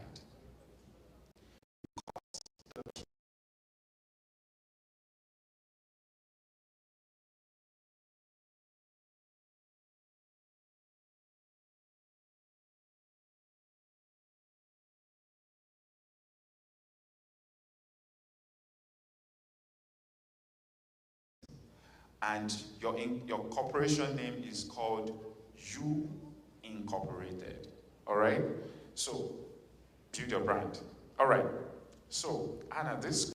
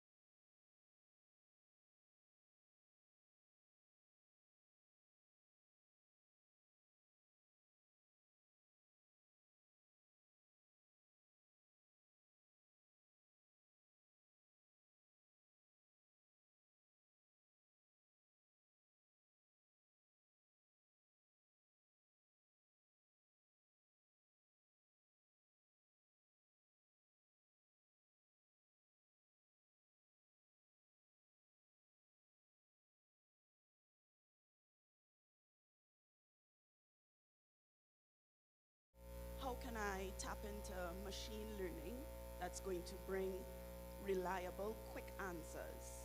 You're going to talk about SRE when you're thinking about those things. You're also going to think of the customer as well. How can I bring a reliable, beneficial experience to the customer that is going to be cost effective? So understanding those things, you're going to have the right mindset of how you're going to apply the necessary skill to bring value to the company. And then if you think about it externally as well, then you're going to pay attention. Pending recession, high interest rates, things seem like a very also competitive environment where you have fintechs and banks fighting for the attention of customers. So as a tech professional, you're going to want to bring to the table solutions that are best, but that put the client first. And at RBC, we talk about that a lot, and the reason being is because that is where you're going to bring your value. So I would encourage all of you as tech professionals, when you're thinking about the skills, first thing, be curious about the landscape and make sure you're really taking the time to understand what companies are facing internally and what the external environment looks like. It's the best place to start. All right. Thank you for that. Thank you for that. So I will still come back to you, Maurice, Anna, correct? Yeah. I'll still come back to you, but I want you to tell us more about around I don't like to call it soft skills, I like to call it human skills, because when you say hard, it's like word and opposite, right? Hard, soft. So I don't like to call it soft skill, I like to call it human skill. So I want to think about like what's based on your own experience and also what you do right today, what are some of the soft skills? Because some of the people in this room are either in tech or thinking of tech, or they are at the point of transition into tech, right? So we have the enthusiasts, we have the people who are still thinking about it, and we have the people who are there.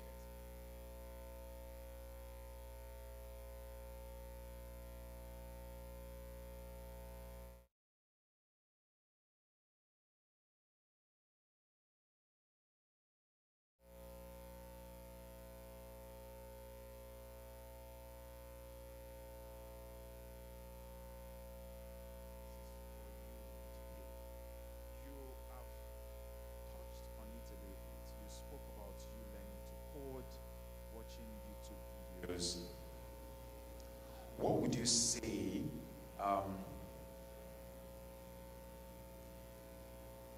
helped you, to make that decision and be as practical as possible? What were some of the things that you did? Is the question clear? Okay. Why did you decide that this is what I want to do, and what did you make that switch happen?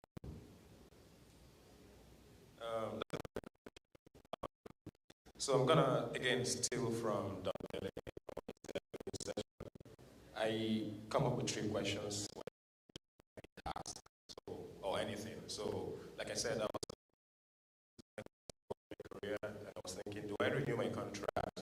Another 4 years in the UK, work permit, and it's like fingers crossed. If you've ever had to talk to immigration, you understand, right? And I was thinking, and also in a career that I'm not very fulfilled. Don't get me wrong, they do pay well, but the fulfillment wasn't there. So the what for me was, okay, I need another career where I get paid well too, because anyone that is here pretends we go to work every day because we're just passionate about it, you're lying, right? You go in there because it pays the bill. I live downtown Toronto, it's not cheap. So the why was tricky. Why do I want to do tech? I keep working with developers while I was in management consulting. So the why for me came out from my problem solving attitude. Like I see a problem, was doing physics, Schrödinger's equation, everyone wants to shy away from it. I'm like, I need to understand how Schrödinger can say, is the cat dead or alive? Do it in numbers. So the why was problem solved, and the how is the painful part. Because it's easy to say, I'm gonna go on Udemy and select this course. I'm sure some of you here have done this, and they did. It's bad. You go on Udemy, you select 10 courses. 3 months later, you've not even started one, right?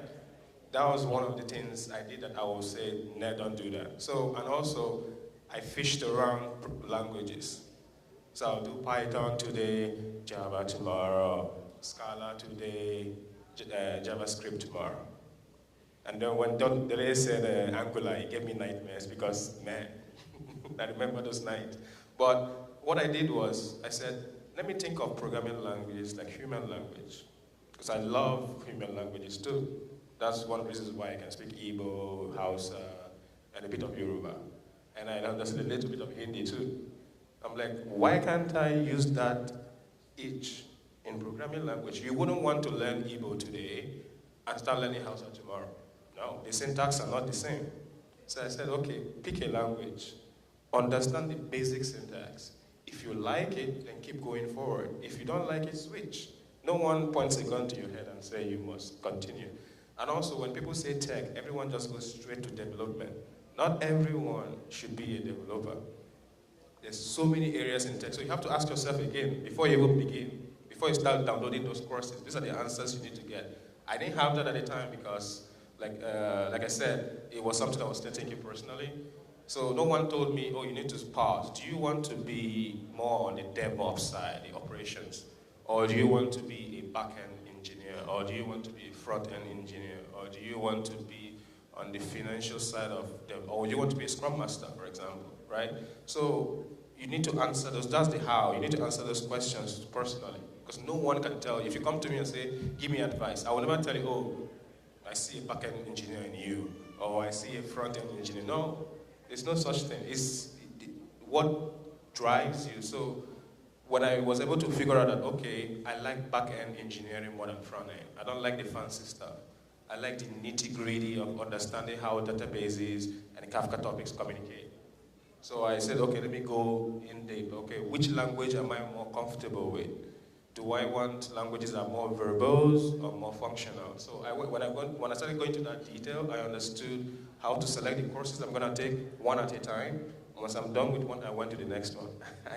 I deleted all those 20 courses that after 3 months, I never went back to. So the what, like I said, for me, the financial aspect, I'll be honest. The why, problem solving. The how, you need to do the work.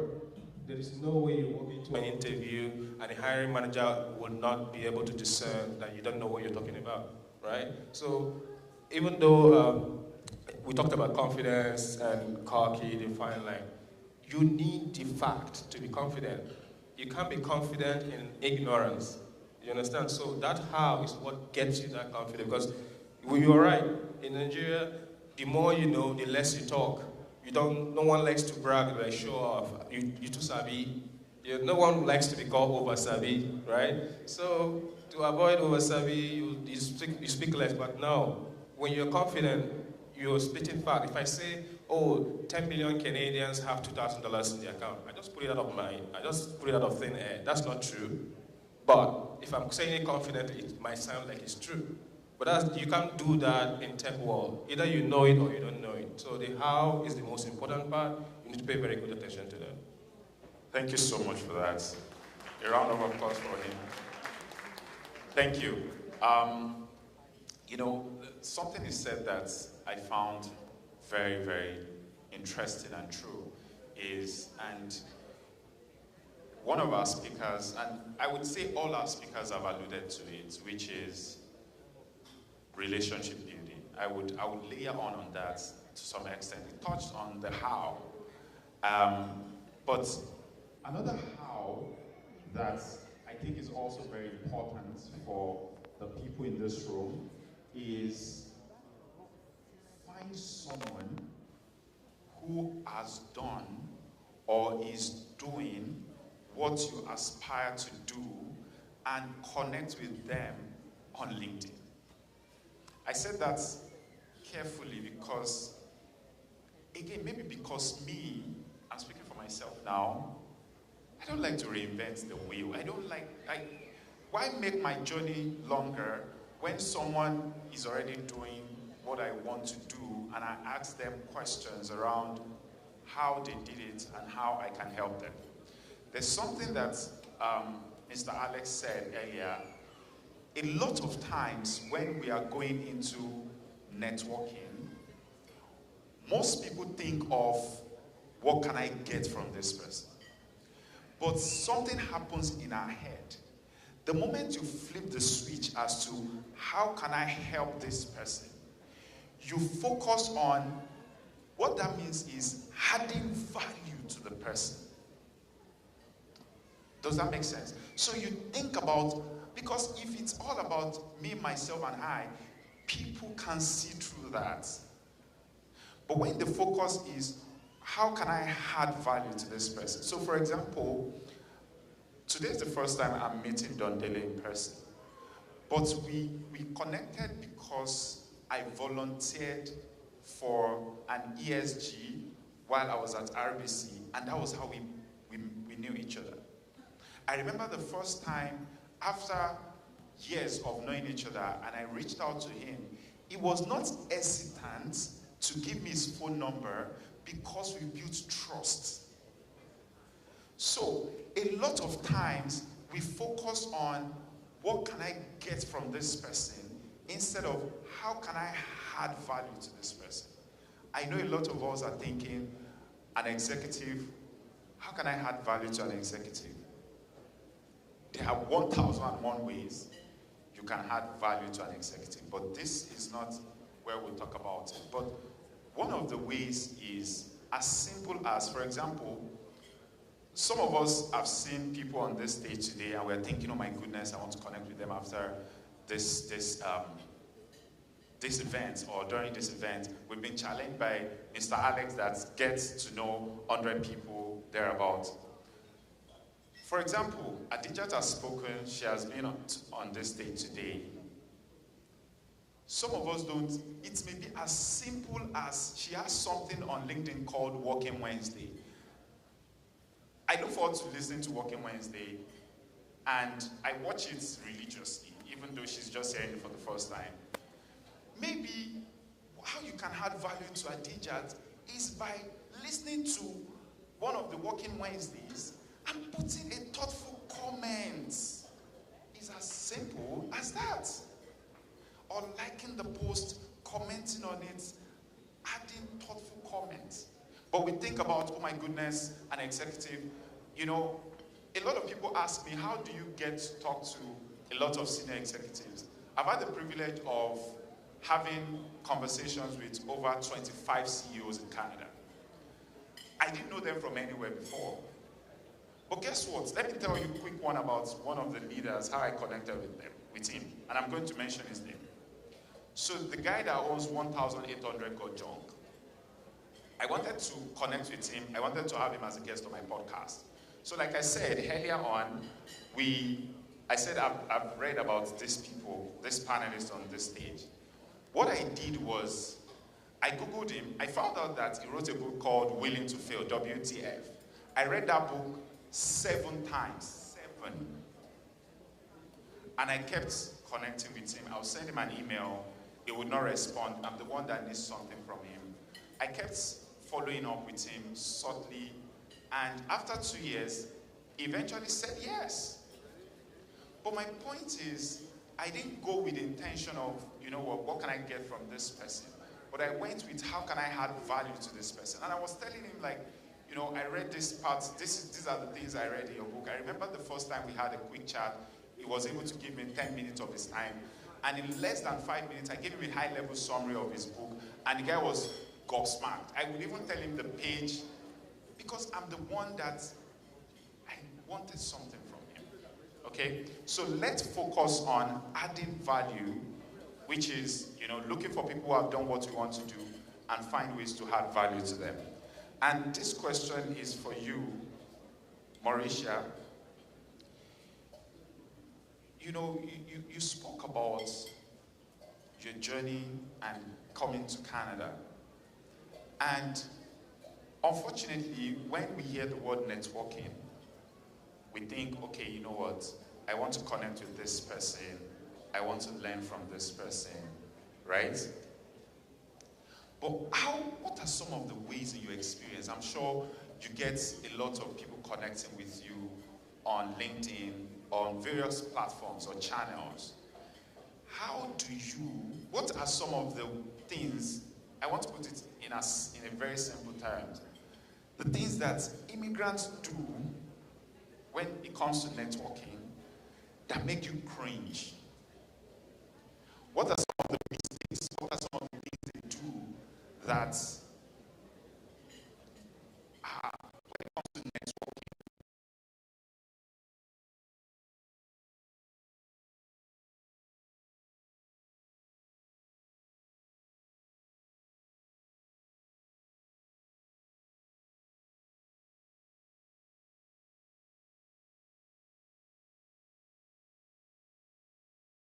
Way.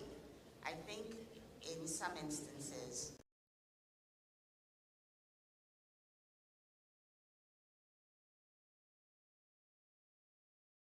it's filled with people who look like us.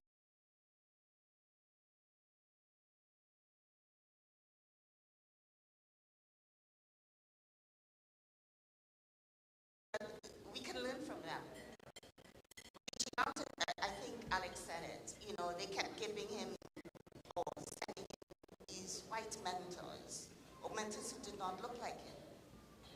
How could they know what he would experience, what challenges he would face?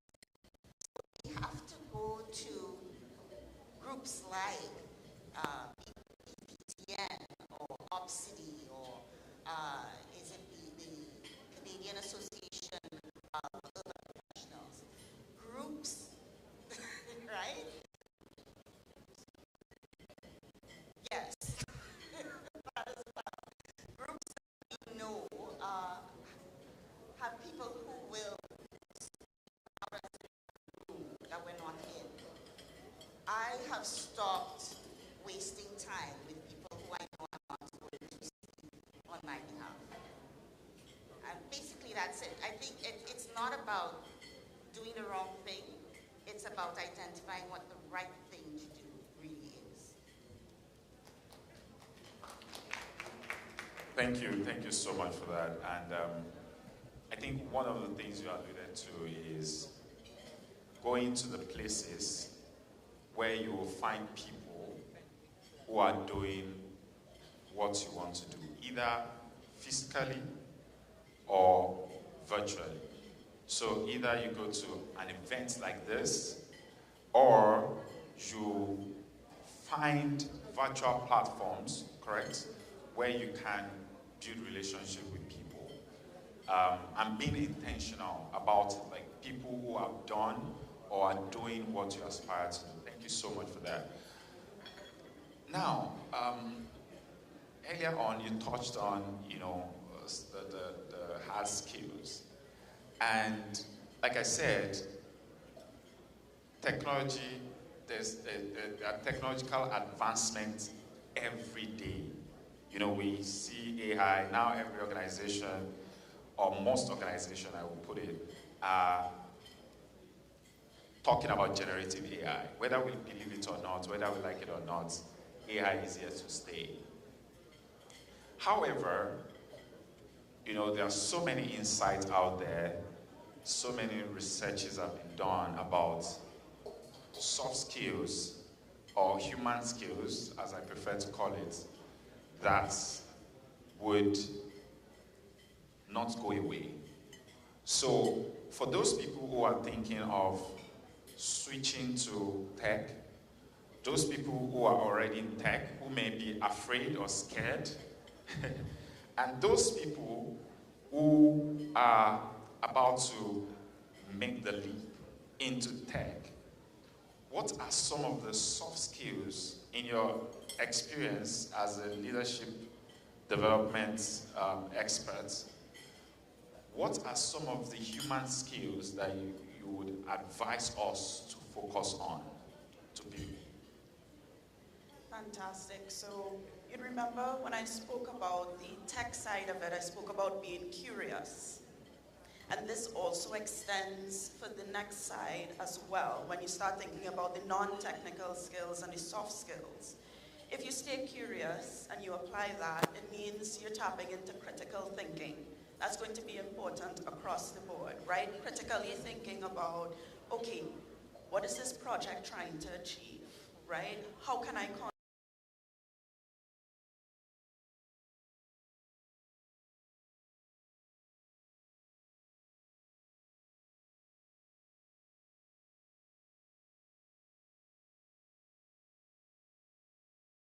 more cost effective? So again, now you're getting into agile, right?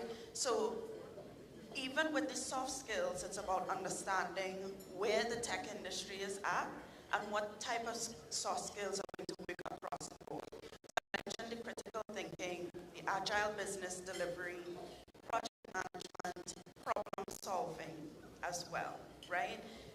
Leaders are looking for folks who can come in and really give a new perspective on how we can solve problems for our customers that they don't even know exist as yet. How can we think ahead? So it's that forward thinking skill as well. Yes, the tech is great now, but what are my customers and clients going to need 10 years, 20 years ahead? And I would say the one other thing is also creative solutions as well, right? So that's leading into that conversation as well.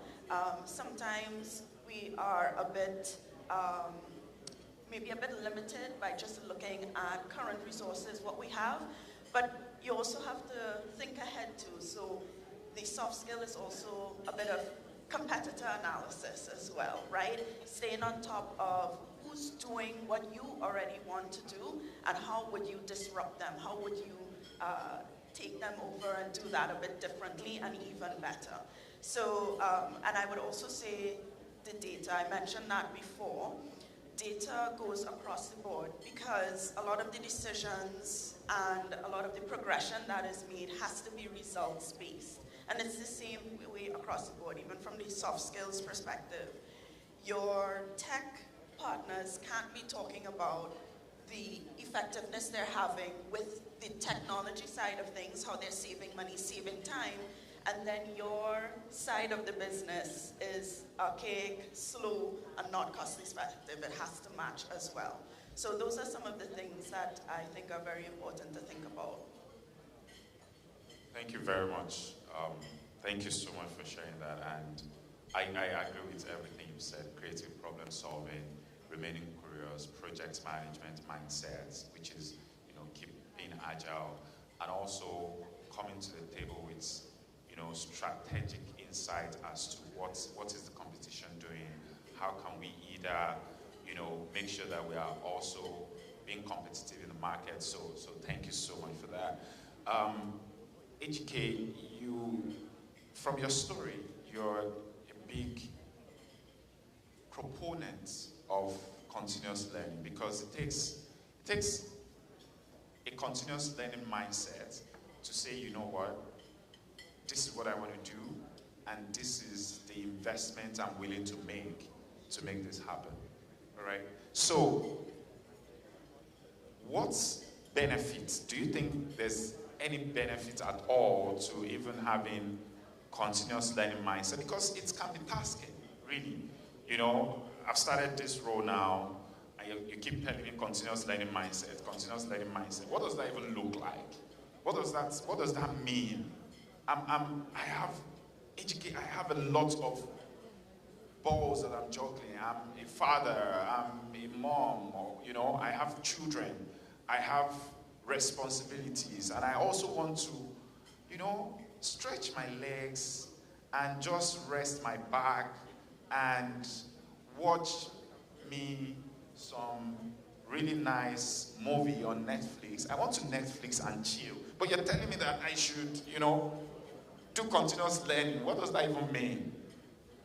Okay, that's a very good question. Also, by the way, I like to Netflix and chill. I'll explain this somehow a bit in like layman terms. It's like eating for your brain, right? So, let's say you're in tech. Think of it like you're in the kitchen. Do you eat? Yes. But also, do you cook the same food every day? Is it jollof rice Monday, Tuesday, Wednesday, Thursday, Friday? Dele is saying, yeah, yes, but okay, that's fair. Sometimes you might want to mix it with okra soup, egusi, you know? So that's how you think of continuous learning. So today, Java 8 could be in vogue. There is Java 11 tomorrow. You need to learn about it. And again, I keep going back to the what.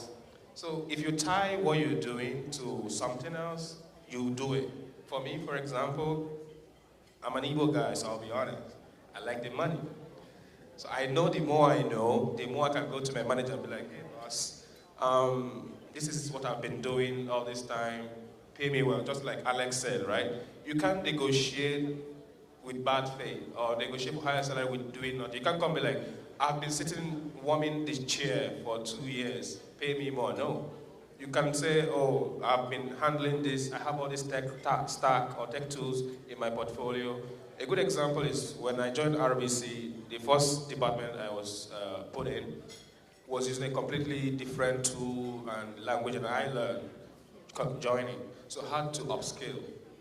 So you do it by learning. And one thing I noticed is the consistency that was important. People are not very consistent when they're trying to learn a new tech or continuous learning, as you mentioned, right? So what I mean by that is, I would rather spend 1 hour every day from Monday to Sunday learning than 4 hours on Monday, I skip Tuesday, 2 hours on Wednesday, I skip Thursday and Friday, and then 5 hours on Saturday. The way you learn is like going to the gym. The time you take off will come back to bite you. So think of it the same way when you're upskilling. Don't try to binge the learning. It's not Netflix, okay? Spend 1 hour, 2 hours, whatever the minimum is, but be consistent. Again, I keep going back to language. That's what they call it, like language. Whether it's anything you want to do. If you want to learn how to speak French, if you start today and come back a week later, you might not remember what you learned last week. So when it comes to constitution, because the market is changing and you can never know everything. So the area, the niche area you're particular about, just spend time on what's going on there. So what you could do is, could be blogs, could be articles, just try to keep yourself up to date. You don't want to come into a room and everyone is talking about AI or chat GPT and you're like, what's that? Is that a new band, right? So not that you know all of it, but at least you're aware of it. So again, the whole confidence thing we talked about is great. You need to be confident. But you can't be confident in nothing. You have to be confident with fact, with knowing something, right? So that's where continuous learning is important, just because of that, confidence we talk about. Thank you so much. Have we learned anything from this panel discussion? If you've learned something, say yes. If you've not learned anything, say no. All right. The yes have it. All right. So, it's tough for us to talk about networking and personal development in 45 minutes. Okay? So, this is just what we've learned today is just a tip of the iceberg of what is available out there. Okay? So, as we round up, I have one final question for all our panelists, and I will go first. So, the question is, okay, you've told us about all this networking and self-development, but have you at any time made any mistake when it comes to learning and networking? So you can choose one or both. So we have just, in 1 minute, I would like each one of the panelists to talk about the mistake they've made and how they course corrected. So I'll quickly go. I remember the first time, so when I joined RBC, I met an amazing woman who told me that we had a lengthy conversation. But one thing I remembered from what she said was, she said, David, if the only thing you remember from this conversation is this, remember this. And she said it 5 times. She said, network, network, network, network, network. As if your life depends on it, because it does. So based on that, out of naivety and ignorance, I thought, okay, she has let me loose. She said network. So I started reaching out to people. And interestingly, I started my career as an executive assistant at RBC. And so I was used to connecting with executives. So one of the first person, or one of the first group of people that I networked with, and I'm going to mention his name, he's an amazing human being, was Derek Neldner. So he's a top guy at RBC. He's a C-suite executive. He's one of the C-suite executives. But I was very stupid. So I connected with him. I sent him an email. Fortunately for me, the guy responded, and he gave me 30 minutes of his time. I was very dumb, ignorant, and naive that I went to do that conversation. I didn't do any research about him. I didn't read about, we have an intranet at RBC. I didn't search about him. I just went into that conversation with, oh, I want to network.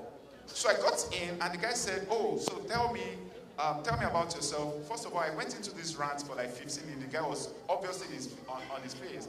I could see that he was bored. I just kept talking about when I was born, I came to Canada, blah, blah, blah, blah, blah. And the guy was distracted. I was thinking about it now. I felt sad for the guy. The guy was so frustrated. So later, I started asking him questions that I could find online. Like, tell me about your school, what did you do? And the guy said, okay, so you told me that you want us to talk about investment banking. So tell me, what do you do? What do you know about investment banking? I said, I know nothing. The guy looked at me again like this. I said, okay. He said, so do you have any blog that you're subscribed to? When the guy couldn't take my stupidity anymore, he stood up and he walked away. And he said, let me know when you are interested. The guy was so kind that he even told me that when I've done my research on him, that I should reach out to him, that he'll give me one last chance. Right? So he gave me one last chance, and this time, I went in, and guess what the guy said? He said, the David I met, and the David I'm talking to today, the next time we met, he said it's like day and night. All right? So I said that to let you know that, and because of that experience, I made up my mind that this will not happen to me again. So I started reading books. I read How to Win Friends and Influence People. I read Click. I read several other books that I've read over 25 books on building relationship. And I would tell you confidently. So when people ask me, how do you do it? What do you do? How do you get to meet these executives? I can tell you that 99% of these people I get the opportunity of talking to, I cold email them.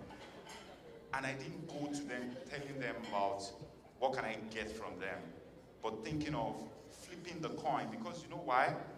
99% of people don't do it. They don't do it. So, and these are some of the lessons I've learned because of that mistake I made. And I'm still intentional about it. Am I there yet? I'm still work in progress. So I said that to let you know that if you are making mistakes today, or you've made mistakes and you think, okay, building relationship is for some superhumans, no. All right? Thank you. So the next is Mauricia. I'll go to Mauricia next. So tell us about your mistake and how you course corrected that. Okay, I have been in IT for 30 years. My biggest mistake is not networking early enough in my career. I only recently started using LinkedIn as a daily go-to information platform where I talk about myself. You talked about being, I am remarkable. I love that because it says that it's a fact. It's not bragging if it's a fact. So talk about myself. I talk about myself. I reach out to others. I cold call people. I try to actually ensure that executives or the leadership team know who I am. I never did that before. I was and still am an introvert. And it's not natural for me to speak about myself or even reach out to others about myself. So that was the biggest mistake that I made, not actually believing that I should be out there and be recognized. All right, on my side, one of my biggest mistakes was only networking when I needed a job. Big mistake. It's very important. This is part of understanding that you're in the driver's seat of your development and your progression. It's not going to be when you need the job. The networking should be happening all the time. So what I would do is keep my head down in the work, and I'm just working along, and then I realize, oh, I'm ready for that change. It's time for me to move forward, and I haven't touched base with my professional network in a very long time. So what that impacts is your approach and your mindset and your expectation going into the networking. I'm looking for a job, I'm looking for a job. So your whole pitch, your whole attitude is, at the end of this 30 minutes, I need you to hire me for something. And it doesn't work like that, right? It actually needs to be, you need to give yourself to have those moments, like Adija mentioned, about mentorship. Let it be a gradual progression. Keep in touch with your network. Treat it more like an exchange of ideas and learning lessons along the way. And the progression and the job changes and the opportunities will come.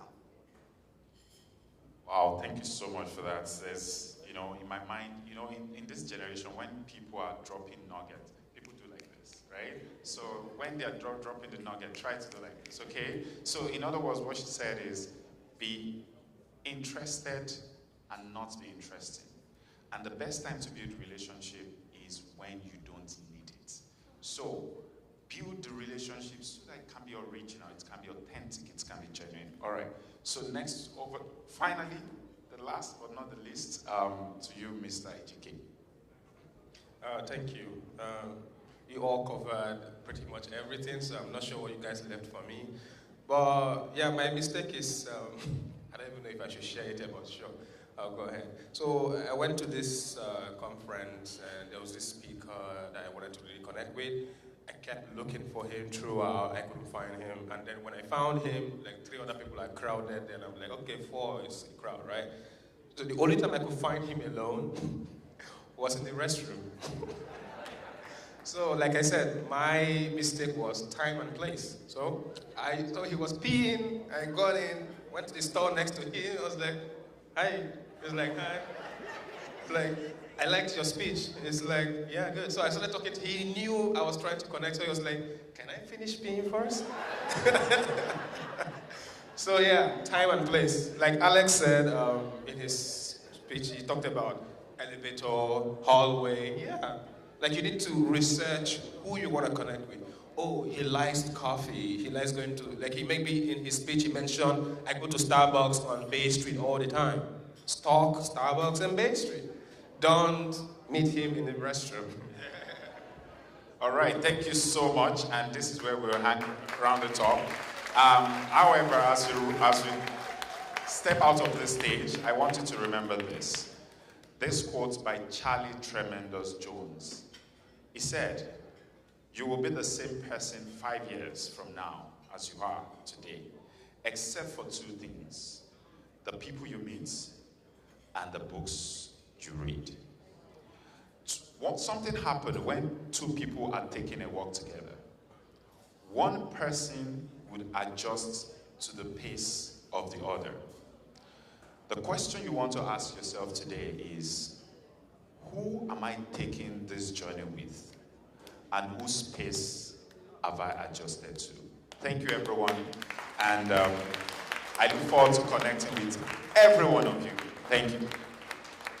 Thank you so much to our panelists and moderator. I think they did justice to that topic, networking and self-development. Please, can we give them a round of applause one more time?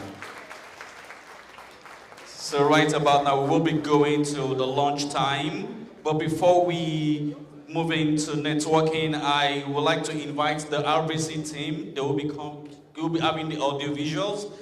Our sponsors will be sharing their messages with us. So please let's look to those mega screens behind us for the RBC messages.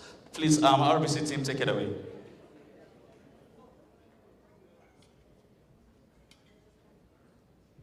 This is from our sponsors.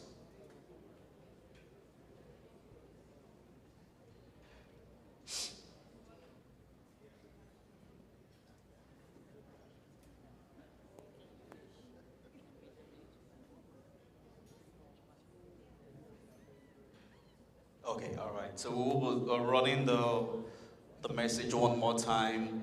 While we're trying to fix that, I just think we should quickly just have this together while we eat. Ladies and gentlemen, I will be asking a couple of questions, and the responses to my question starts with the letter S. So I'm giving you an idea of what the response to my question is. So the first question I would like to ask is, a tube for sucking up beverage is called what? Straw, thank you. That was pretty. Okay, next one. Okay, to imagine someone is guilty. It starts with letter S. If you imagine that this guy is guilty of this crime, or suspect, thank you, a suspect. Okay, all right. The next one is, what is the 19th letter of the alphabet? S. Pretty. Okay, so I'm moving to another letter now. So I'm giving you, and the next one is,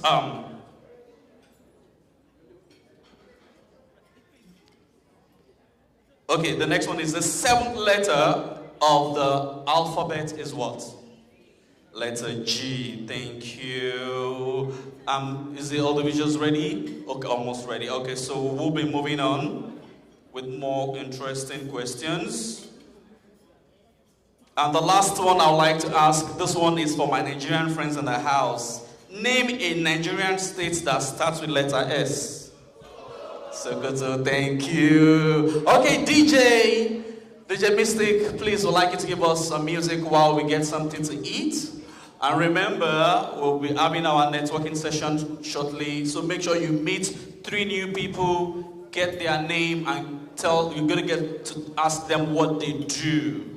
Name, you're gonna meet 3 new people, the minimum 3 new people, ask them for their name and what they do. DJ Mystic, can we have music at the background while we get into our networking session?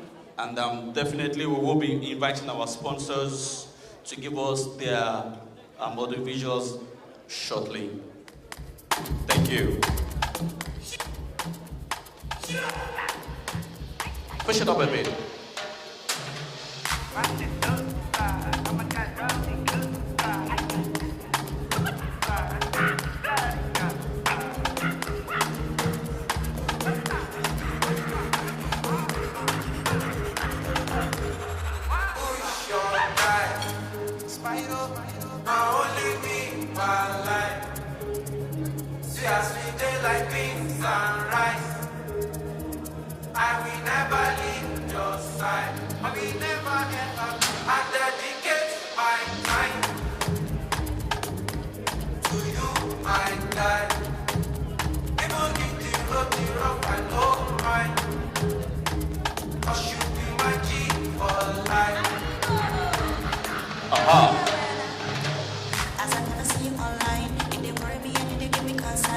So right now it's lunch and music time. Please, once you're done eating, remember to network. Get to meet new people.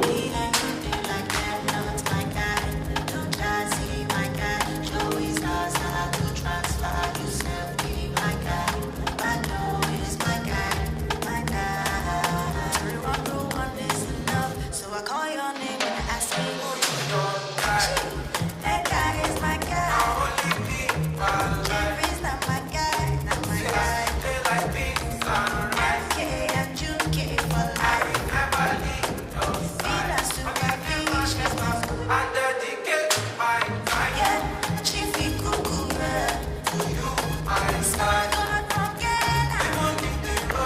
77 be my guy. Be my G for life. You be my G, be my G.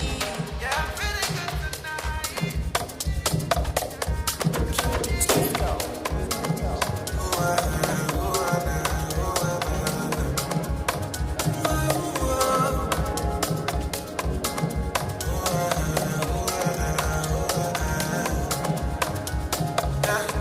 I'm at a point in life, if you understand me or not, misunderstand me or not, me, I'm okay. And if you think I'm wrong or not, long as it's what I want, me, I'm okay. I'm okay. Cause who are you to judge me like say you be holy God?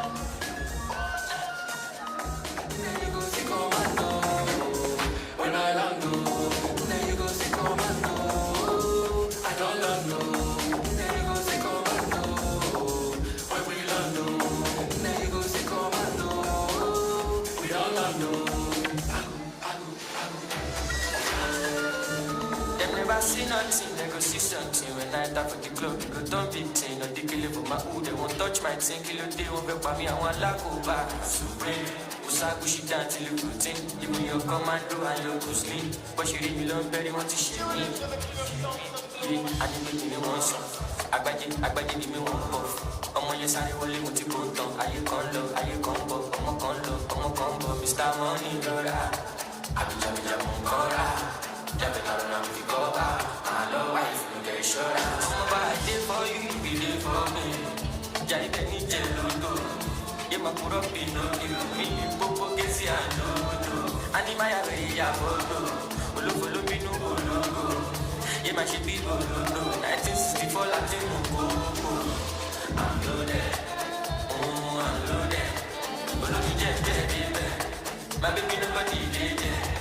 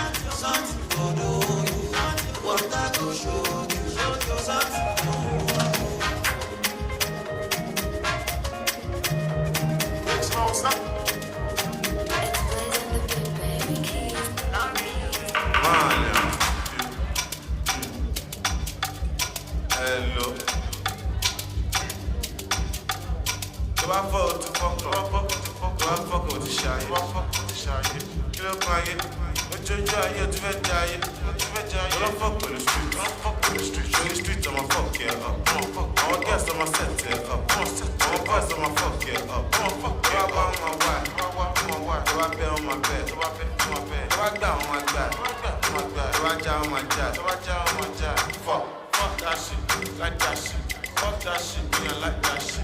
How many boys don't die for the street? How many boys don't blow for the street?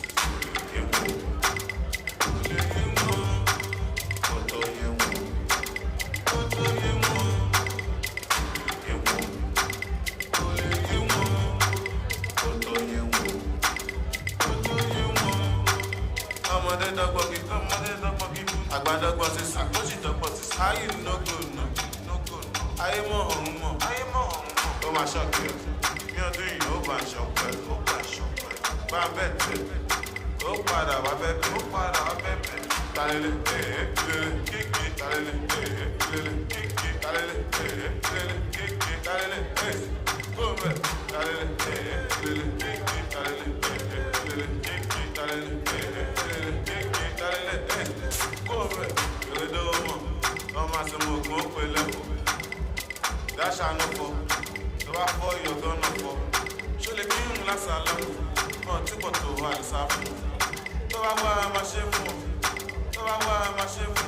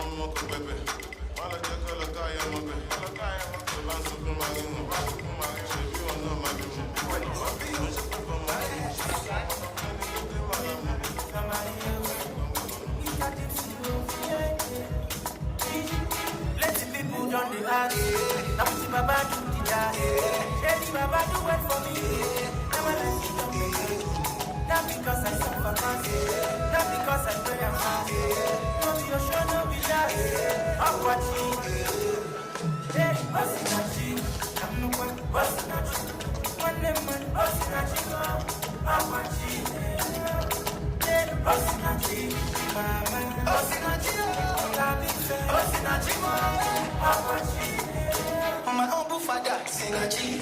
My loving daughter, Sinachi. My baby mama, Sinachi. Tele Momodu, Sinachi. No be by force to go Dubai. I've been waiting cause the fight. And I just did my own, they laugh, yeah. Because God, you take my side. They want to take away my favor. They want to spoil my career. And they don't say I get the flavor. You feel taxi in Abania. I forgive and I forget. Baba God, he knows the best. My papa just buy a jet. I'm about to take off everywhere. Hey, Osinachi. I'm no one, Osinachi. One lemon, Osinachi. Awachi. Hey, Osinachi. Mama, Osinachi. Osinachi. Awachi. I condemn my first daughter, Sinachi. My loving mother, Sinachi. Promotion letter, Sinachi. Ìyàwó mi Sinachi. Now we shutting down Malaysia. Every show the boy they come. Thank you Lord, you showed me love. Now I know I'm not alone. I go sing praises from house to church. I go throw party for every town. See my motor, see my mouth. Tell me why I don't go shout. Not because I suffer past. Not because I pray a fast. Not be ocean, not be jazz. But what she hey, Osinachi. I'm no one, Osinachi. One lemon, Osinachi. Awachi. Osinachi.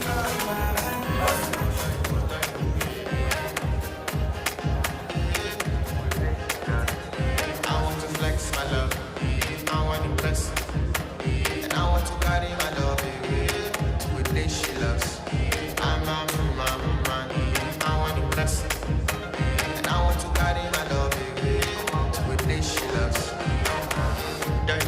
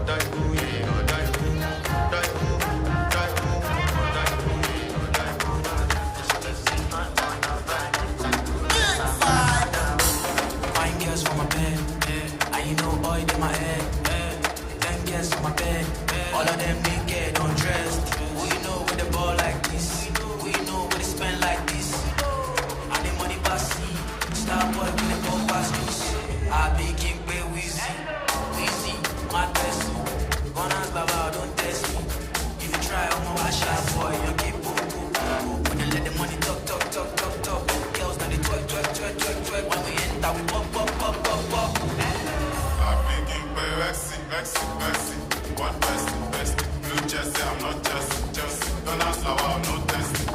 Don't call me, don't Bessie. No, I am no Bessie. Make Bessie, no Chessy. Marinera, no Bessie. Abracadabra, you're so sweet, my godfather. Think about what I'm bad. Godfather. Abracadabra, you're so sweet, my godfather. Think about what I'm bad.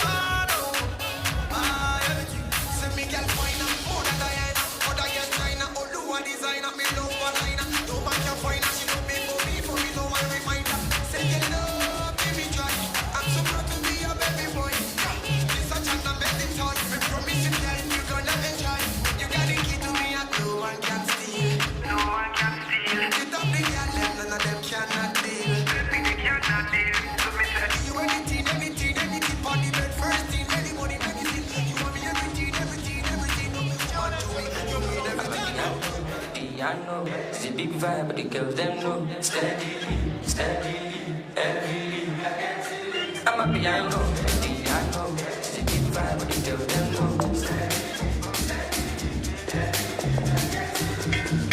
This is me coming up, they shout hallelujah. Every day, it feels like a new year. Overseas, they want chop me like suya. I know it, nobody's blue. Tired, so crazy, you dance like Chris, easy. I'm on my wrist, they go, they freeze you. They call me Mr. Money for no reason. I see they go, I'm a piano. We go show, we go let them go. Now they run to town and then they show. We got that in the boots, we got that in the phone. Batman flows, put them on their toes. On the road, they got them go. My baby short, Santi Jamu, Colorado, pass me the party to piano. It's a big vibe, but the girls them know. Steadily, heavily. I'm a piano. It's a big vibe, but the girls them know. Yeah, what you call? I got the gear on. Bang, just want to wall a cherry one. Turn me up, we are carry on. Shake your caravan, but you don't call it on. What the fuck? Dead on the floor. I can never fall, but I get to 44. I'm trading all of my soul now for my peace. I'm glad I made it out of belly, I'm the beast. From the ground up, niggas stand up. See the phantom, no need to random. But we then shine down, and then it never down. I'm telling y'all, better get the memorandum. What did I know? I'm a piano. Check 1, 2. Ladies and gentlemen, please, if you're done eating, it's time for us to network and also to pay a visit to the RBC booth. So please, if you're done eating and networking, I would like you to please step out of the hall and pay visits to the RBC booth. Thank you.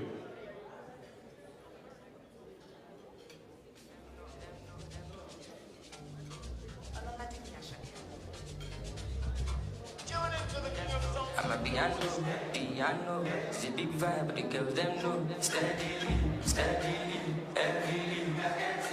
I'm a piano, piano. It's a big vibe, but the girls them know.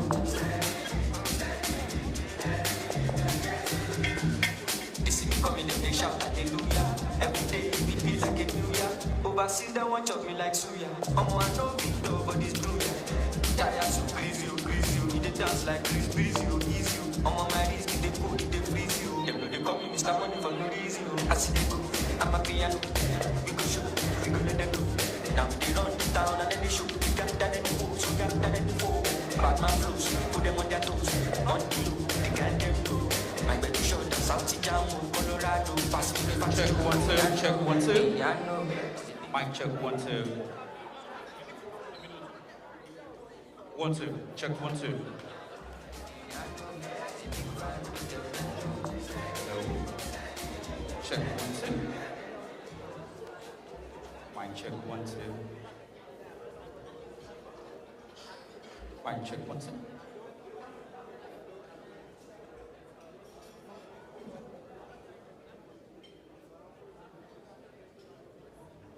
This is fine. Yeah, good. Check 1 2.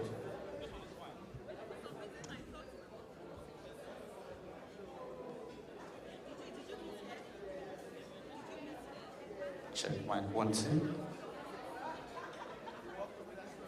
Check 1 2 1 2 1 2. 1 2 1 2. Mic check 1 2. 1 2. Check 1 2 1 2. Hello 1 2. 1 2. Check 1 2.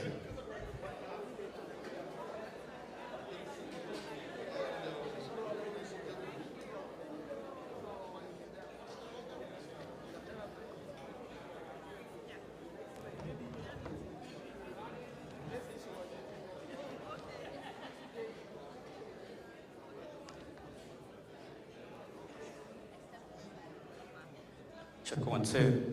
All right, ladies and gentlemen, please remember that all the booths are all open. So please, once you're done networking, we'll encourage you to visit the different booths that we have at today's conference. Okay, DJ, let's have more music.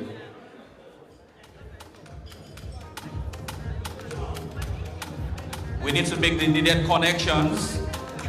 So please endeavor to visit all the different booths that we have here today. 1 2, yeah.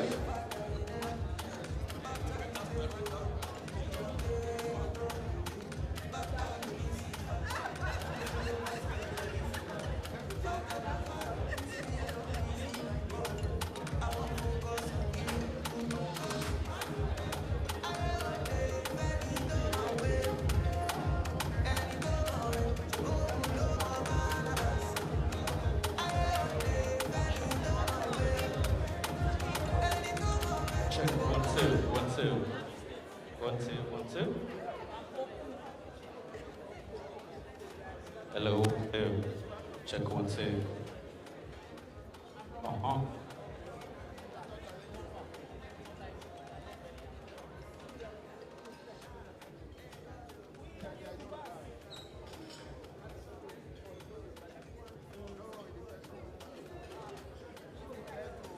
Check 1 2. Hello.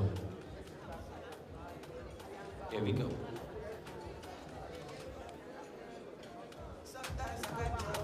Here we go. Hello. 1 2. Hello. Check 1 2. Hello.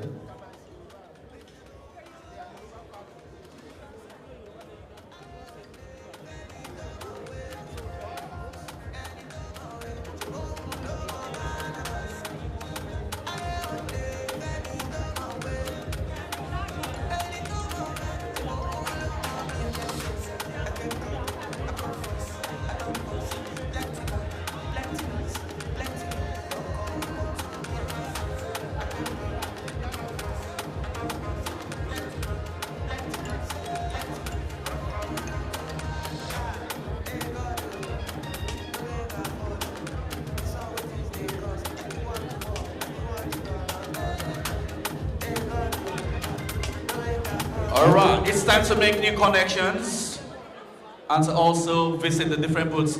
Rich White. Okay, please, it's better that we utilize this very privileged opportunity to network. We have people from different walks. We have people that occupy different offices. We have people, intellectuals, anything you can think of in the house. So we created this time, and the time is for a purpose. Let's utilize it. Make sure you are networking. You can meet with any of the judges, panelists, host, anchor, and get information that you want from them. Don't visit them while they are using the washroom. Remember, create a good avenue and atmosphere for your meeting so that you can have an impactful networking. Thank you very much.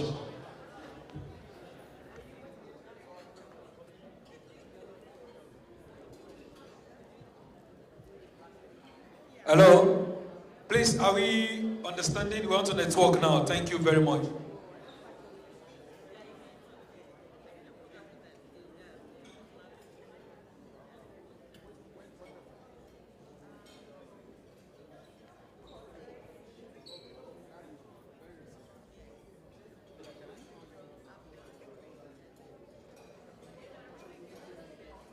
Okay, DJ Music. Check, 1, 2. 1, 2.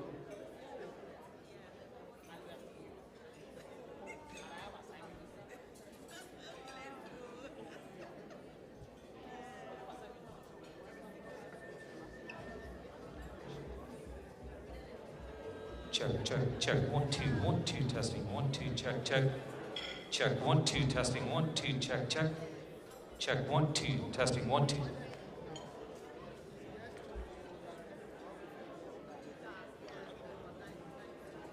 Hello, 1, 2, check mic. 1, 2. Yeah, 1, 2. Check sound. 1, 2, 1, 2.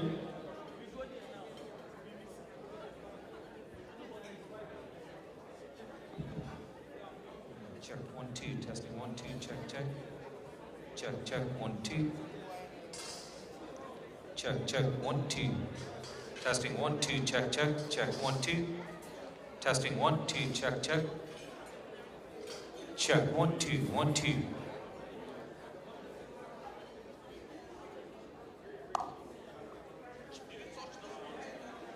you touch the first one?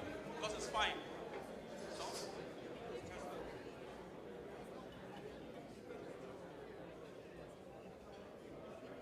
Hello, 1, 2, 1, 2, check mic. 1, 2. Testing. 1, 2. Testing. Okay, this is good.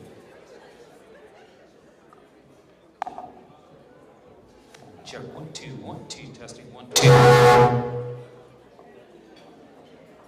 Check. Check. 1, 2, testing. 1, 2, check. Check. 1, 2.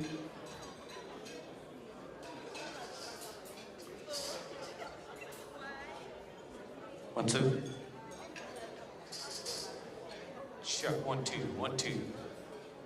Check. 1, 2, testing. 1, 2.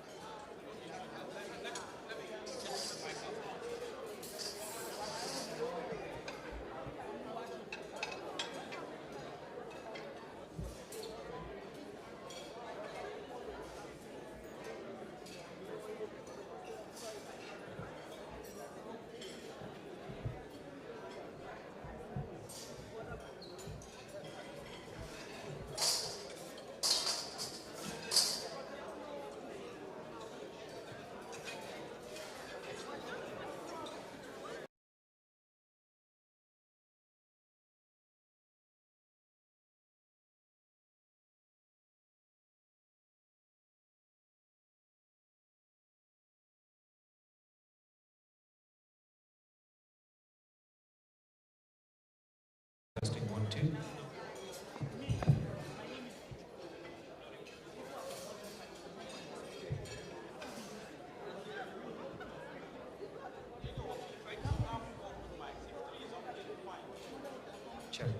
1, 2, testing 1, 2. Check, check. Check, check. Check, check. What is that? Check, check, check.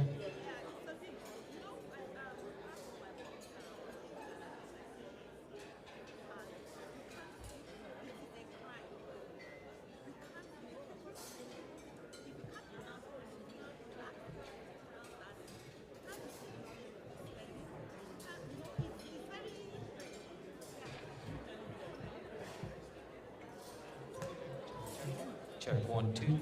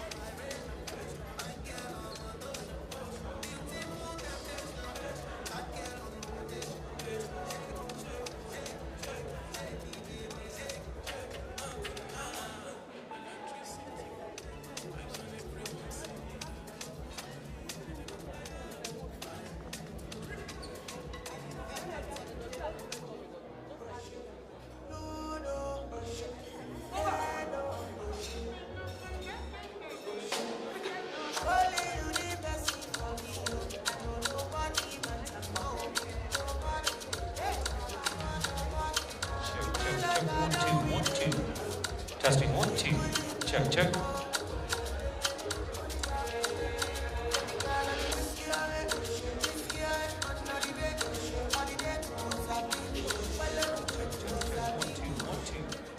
Testing, 1, 2. Check, check, 1, 2, 1, 2. Testing, 1, 2. Check, check. Check, 1, 2, 1, 2. Check, check.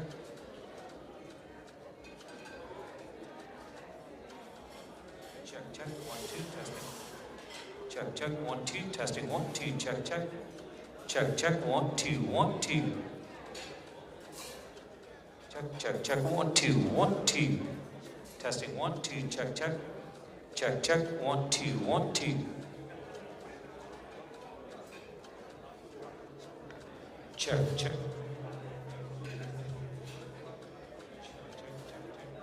Check, 1, 2. Testing, 1, 2, check, check. Check, 1, 2. Check, 1, 2. Testing, 1, 2. Check, check. Check, check. Check, check.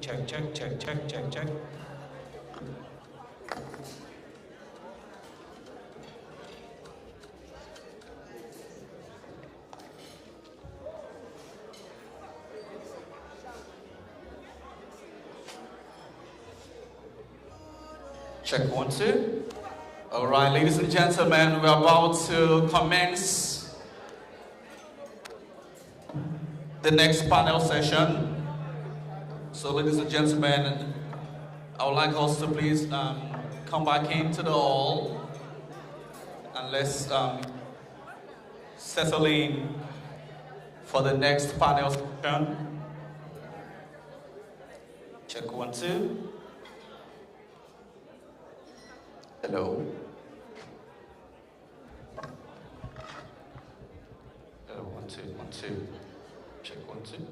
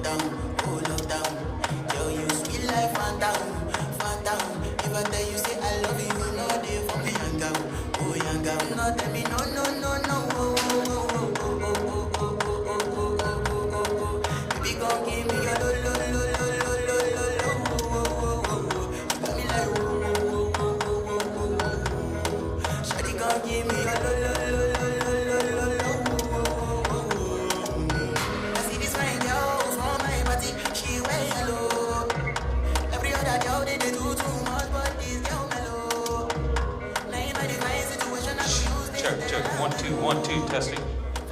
Check, check.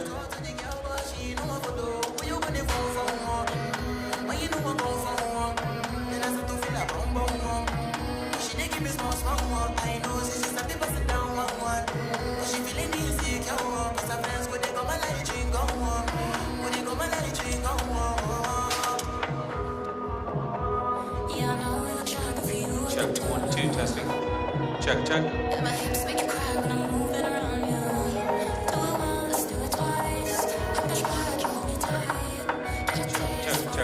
two, testing, 1, 2. Check, check. Check, check. Check, 1, 2.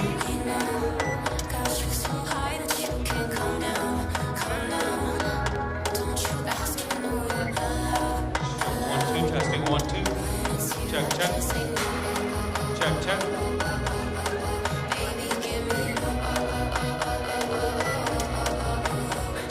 Check, 1, 2. Check, check, 1, 2.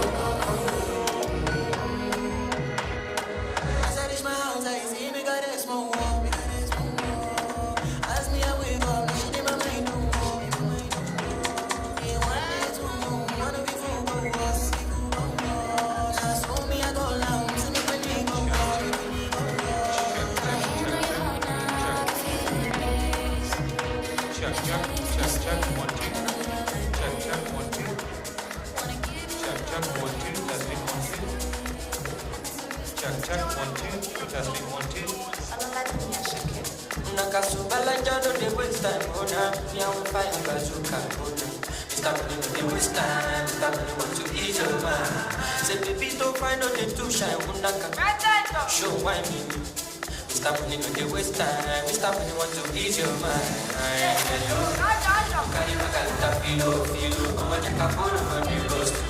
And look me what them kilo. Kumatingaza, she nasa in your father. Agata from Osapa for the Bulala, she do japa. Oh, my jabota, you me gapa. I don't like nonsense, we are go butter. I don't like nonsense, we are go butter. She do japa. Oh, my jabota, you me gapa. I don't like nonsense, we are go butter. I don't like nonsense, we are go butter. Hello, DJ. Thank you. Bring it down. All right, ladies and gentlemen, we're about to.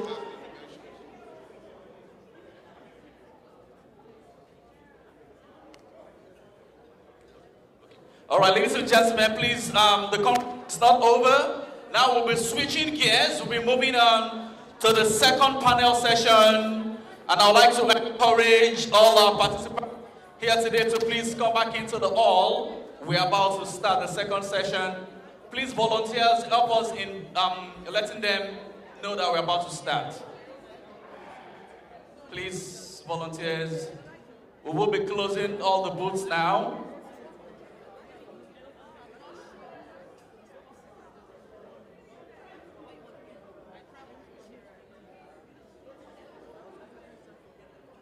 Check, 1, 2, testing, 1, 2, check, check. Check, 1, 2. Check, check.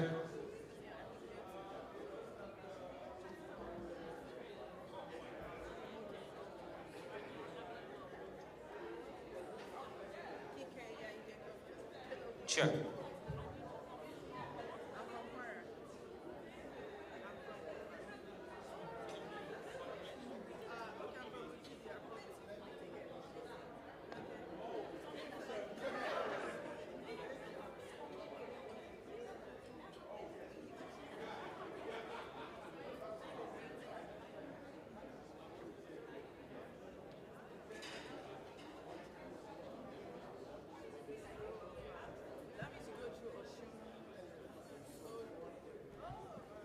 All right, so we'll be starting the second session. I would like to encourage all our participants to please come back into the conference hall so that we can invite our moderators and panelists to join us on stage. Please, volunteers, we need your input.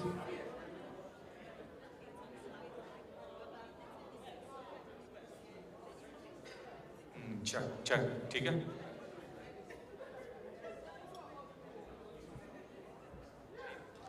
Check, 1, 2.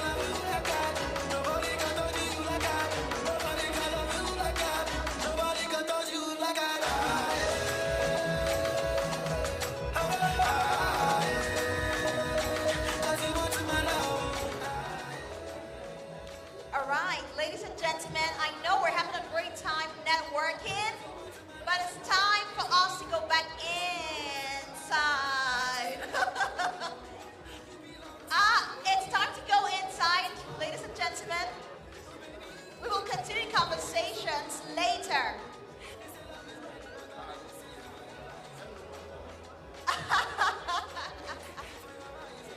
All right, everyone.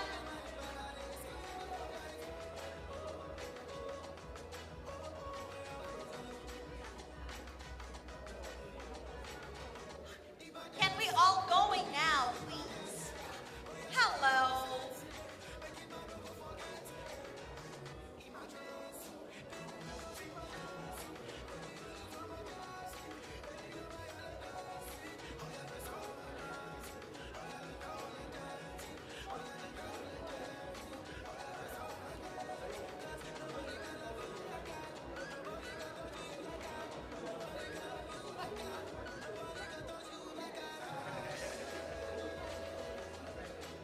Okay, now the announcer is the defaulter.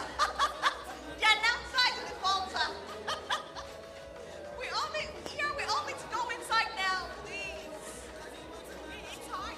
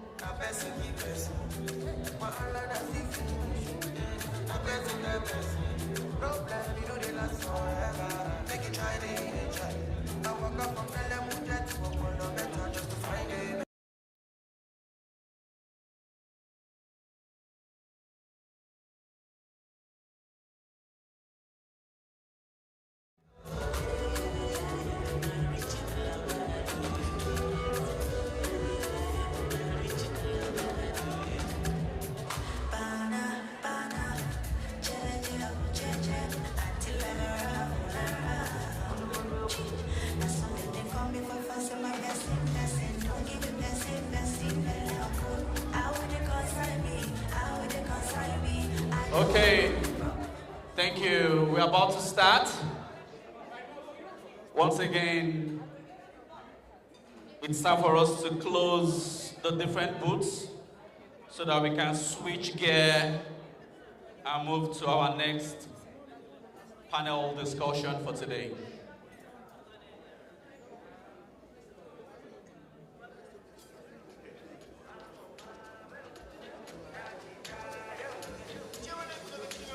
And the focus for this topic is inclusivity in tech talent recruiting.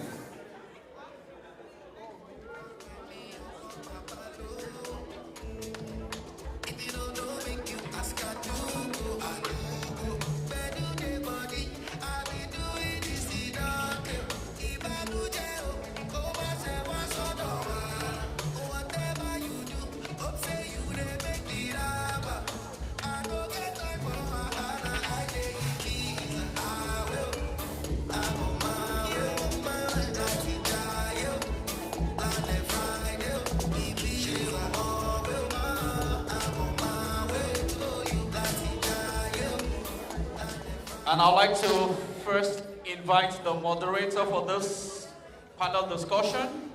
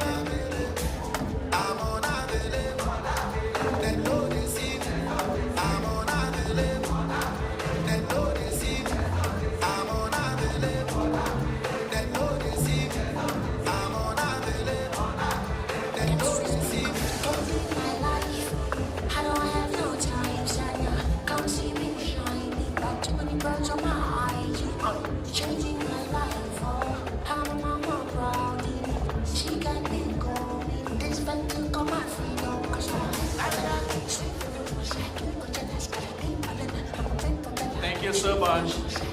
Once again, the booth is over, so we'd like everyone to come back in.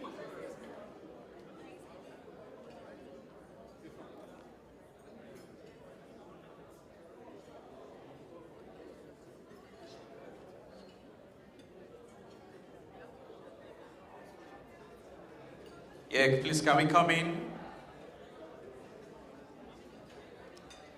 Thank you. Can we come in now so that we can move on to the next panel discussion for today?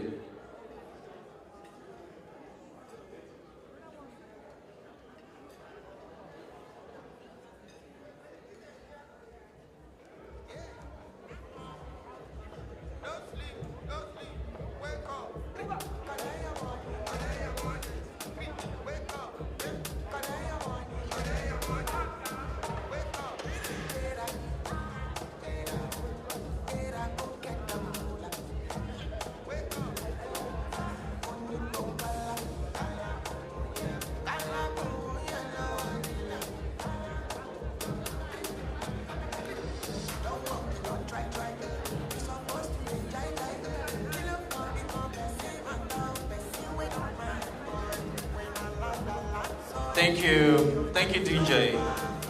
All right, so I would like to warmly invite the moderator for this session. Our next moderator for this session is a resourceful and strategic and energetic business professional with over 22 years experience helping multinational organizations make better business decisions that drive sustainable growth and profitability.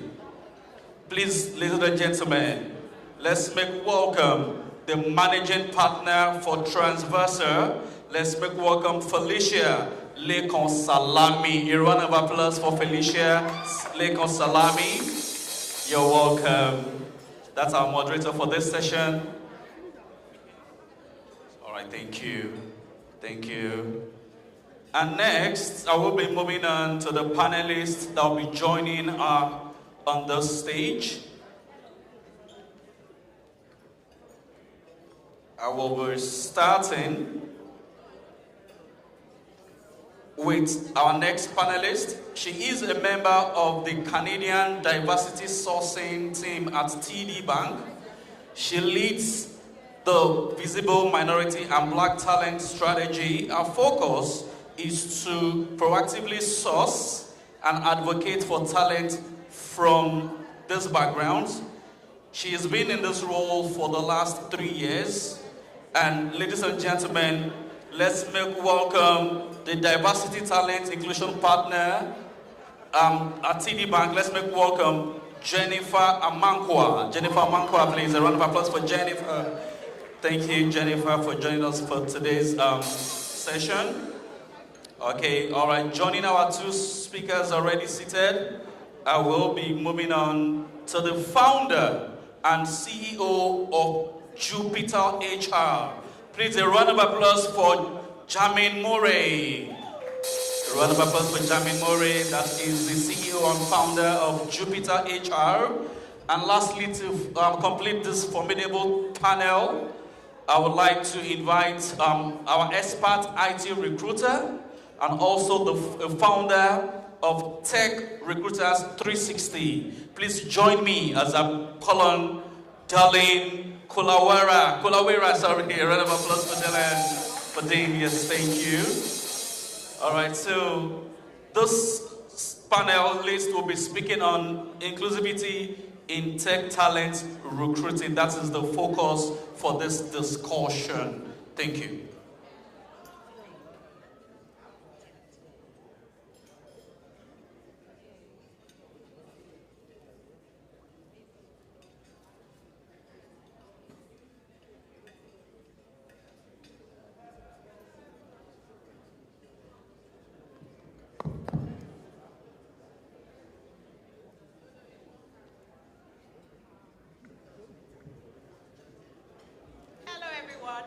Welcome back from lunch.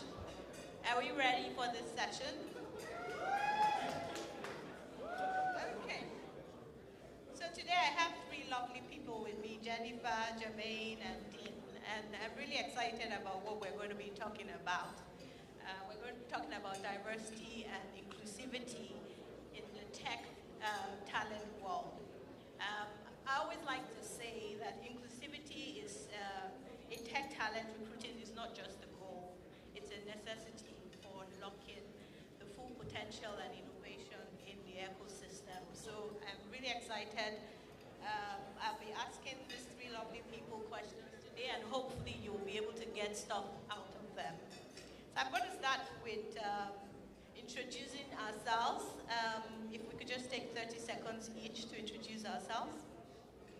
Dean, do you want to start? Yeah, sure. Hi, everyone. My name is Dean Kulawera. So I've been in the recruitment industry, specifically recruiting for IT, for about 9 years. And I recruit across the board for everything from small to medium-sized businesses to large organizations as well. And for a variety of different tech roles. So that's me. Hey, everyone. My name is Jermaine Murray.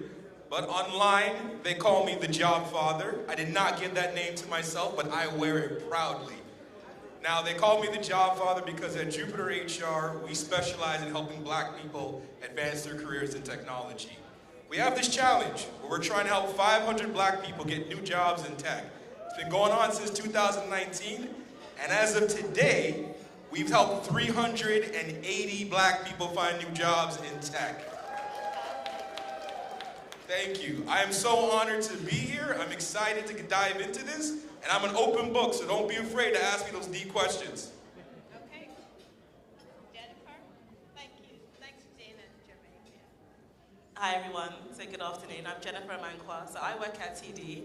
I'm a diversity talent inclusion partner, so I focus on helping find Black talent, visible minorities, and refugees, basically promoting them for all different jobs at TD across the enterprise. I'm from London originally. I'm also Ghanaian, so hello to everyone. Looking forward to today. I lived in Ghana for 4 years. I did, Accra. Okay, so I'm going to start with some fun things about these 3 people. One is a traveler, one is a painter, one's a dancer. Who can guess who's who? Who's a dancer? Okay. I don't have $100 gift though. So Dean is the dancer. He just won an award recently in January, so hand clap for him. And Jennifer is a painter, and she likes to write stories as well. So for anybody that is looking for a job at TD, book a sip and paint with Jennifer. And the job father, he loves to travel. He's done 15 countries. He's pinning the mark, right? How many more? How many more this year? I have 3 more this year, and I'm trying to travel to 40 countries before I hit 40. Yeah. So what's the 3 for this year? I'm going to the United States. I'm going back to Spain, and if I'm lucky, I can squeeze a trip to Turkey in there as well. Fantastic. Who wants to go with you?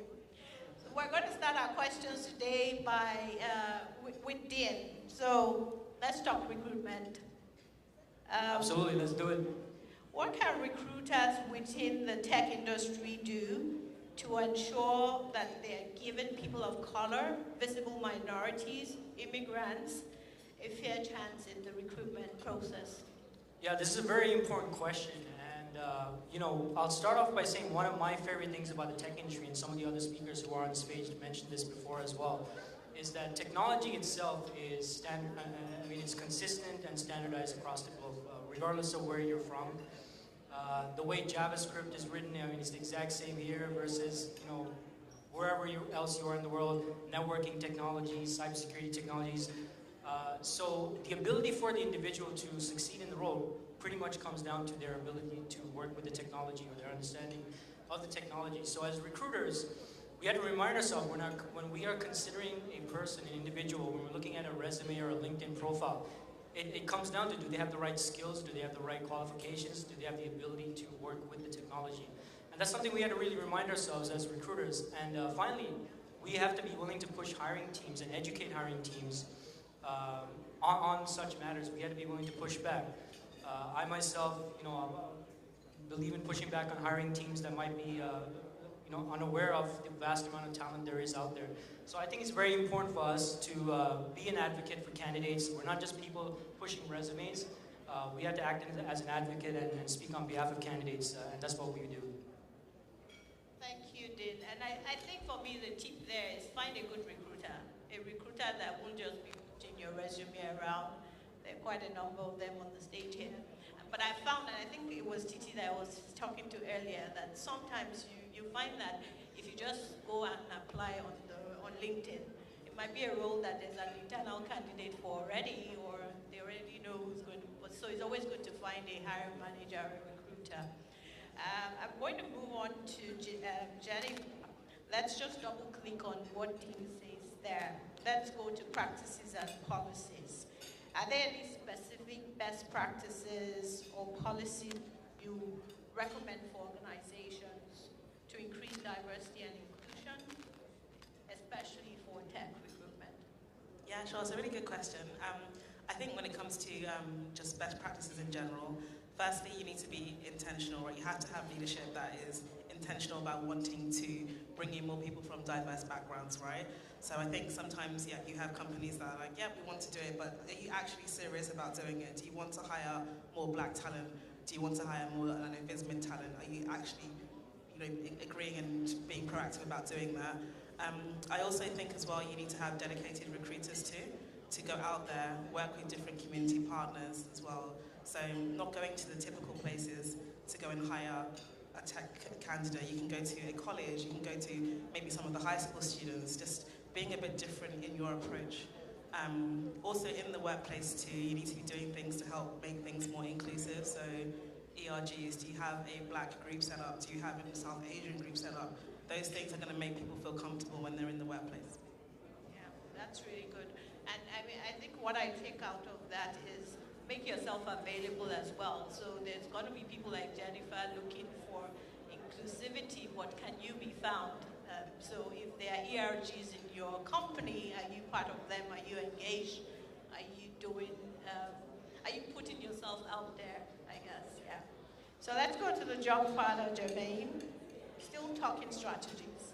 What strategies or initiatives can organizations implement to ensure equal opportunities for career growth and advancement for all employees, regardless of their background?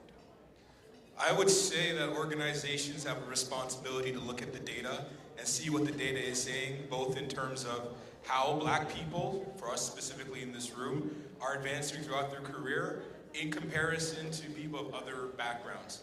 I think one of the things that companies like to trick themselves into saying is that they have fixed the racism problem in their organizations, that they have fixed all the biases that prevent Black people from getting ahead in life. And I'm talking things as simple as name biases. You're looking at a gentleman on stage that on several of my resumes, I've gone by Jerry, I've gone by Lascelles, because if you see Jermaine on a resume, you know I'm a Black guy, right? Although I did meet a Chinese woman named Jermaine in Greece, which was confusing. But I think one of the main things that organizations can do is just look at the data so they can have an honest conversations with themselves. It's really easy for hiring teams to trick themselves into thinking that they're doing a good job because they're open to everybody. But let's be real. If we do not have intentional workarounds or intentional solutions, nothing is ever going to change. If there wasn't a big gap when it came to opportunity for Black people, I wouldn't exist. I wouldn't be here, right? And the very same fact that I'm actually overworked and overwhelmed because so many of opportunities are locked behind doors for us means that there's a big problem. So the first step is to look at the data, have an honest conversation, and then be intentional around the solutions, whether it's working with community organizations or particular individuals, being intentional about saying, hey, I want to get X group here because they're underrepresented. If you're afraid of being biased or you're afraid of being attacked for racism, I'm just going to say something that is mathematically correct. You cannot overrepresent for an underrepresented group. True, very true. Thank you.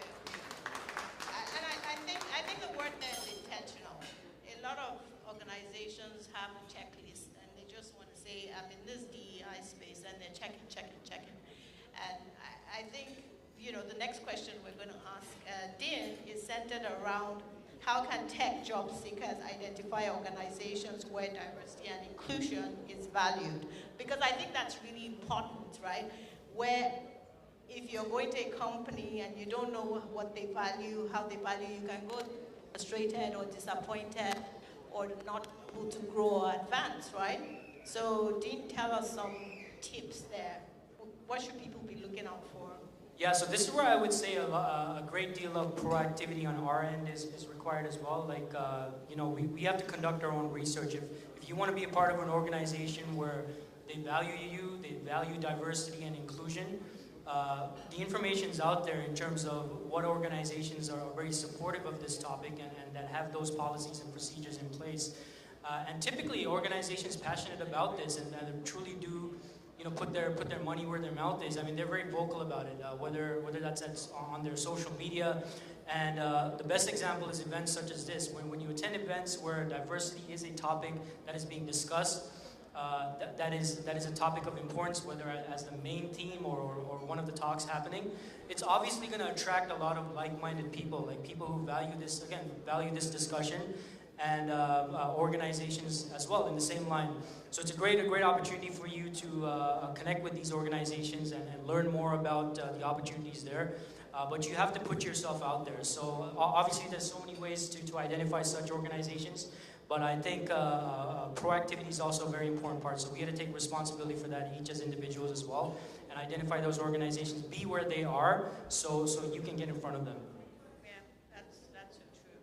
Proactively researching, because you can think anything in your head until you go find out, and even speak to people that work in those organizations. I was speaking to a lawyer once. She had 5 offers, and she went and took one person in each organization out for lunch because she just wanted to ask them, how do you feel working here?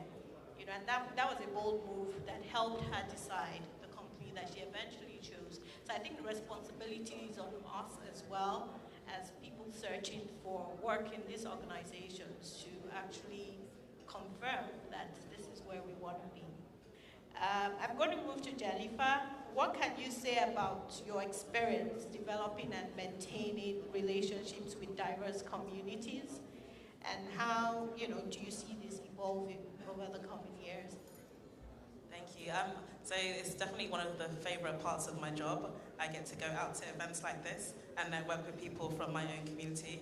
I think companies need to definitely invest in doing that more. There are going to be more, I'd say, recruitment events. People will do things online. That's already started happening. I think companies need to be a bit more proactive as well in terms of where to find these community partners. So there's lots of different associations out there that I've worked with.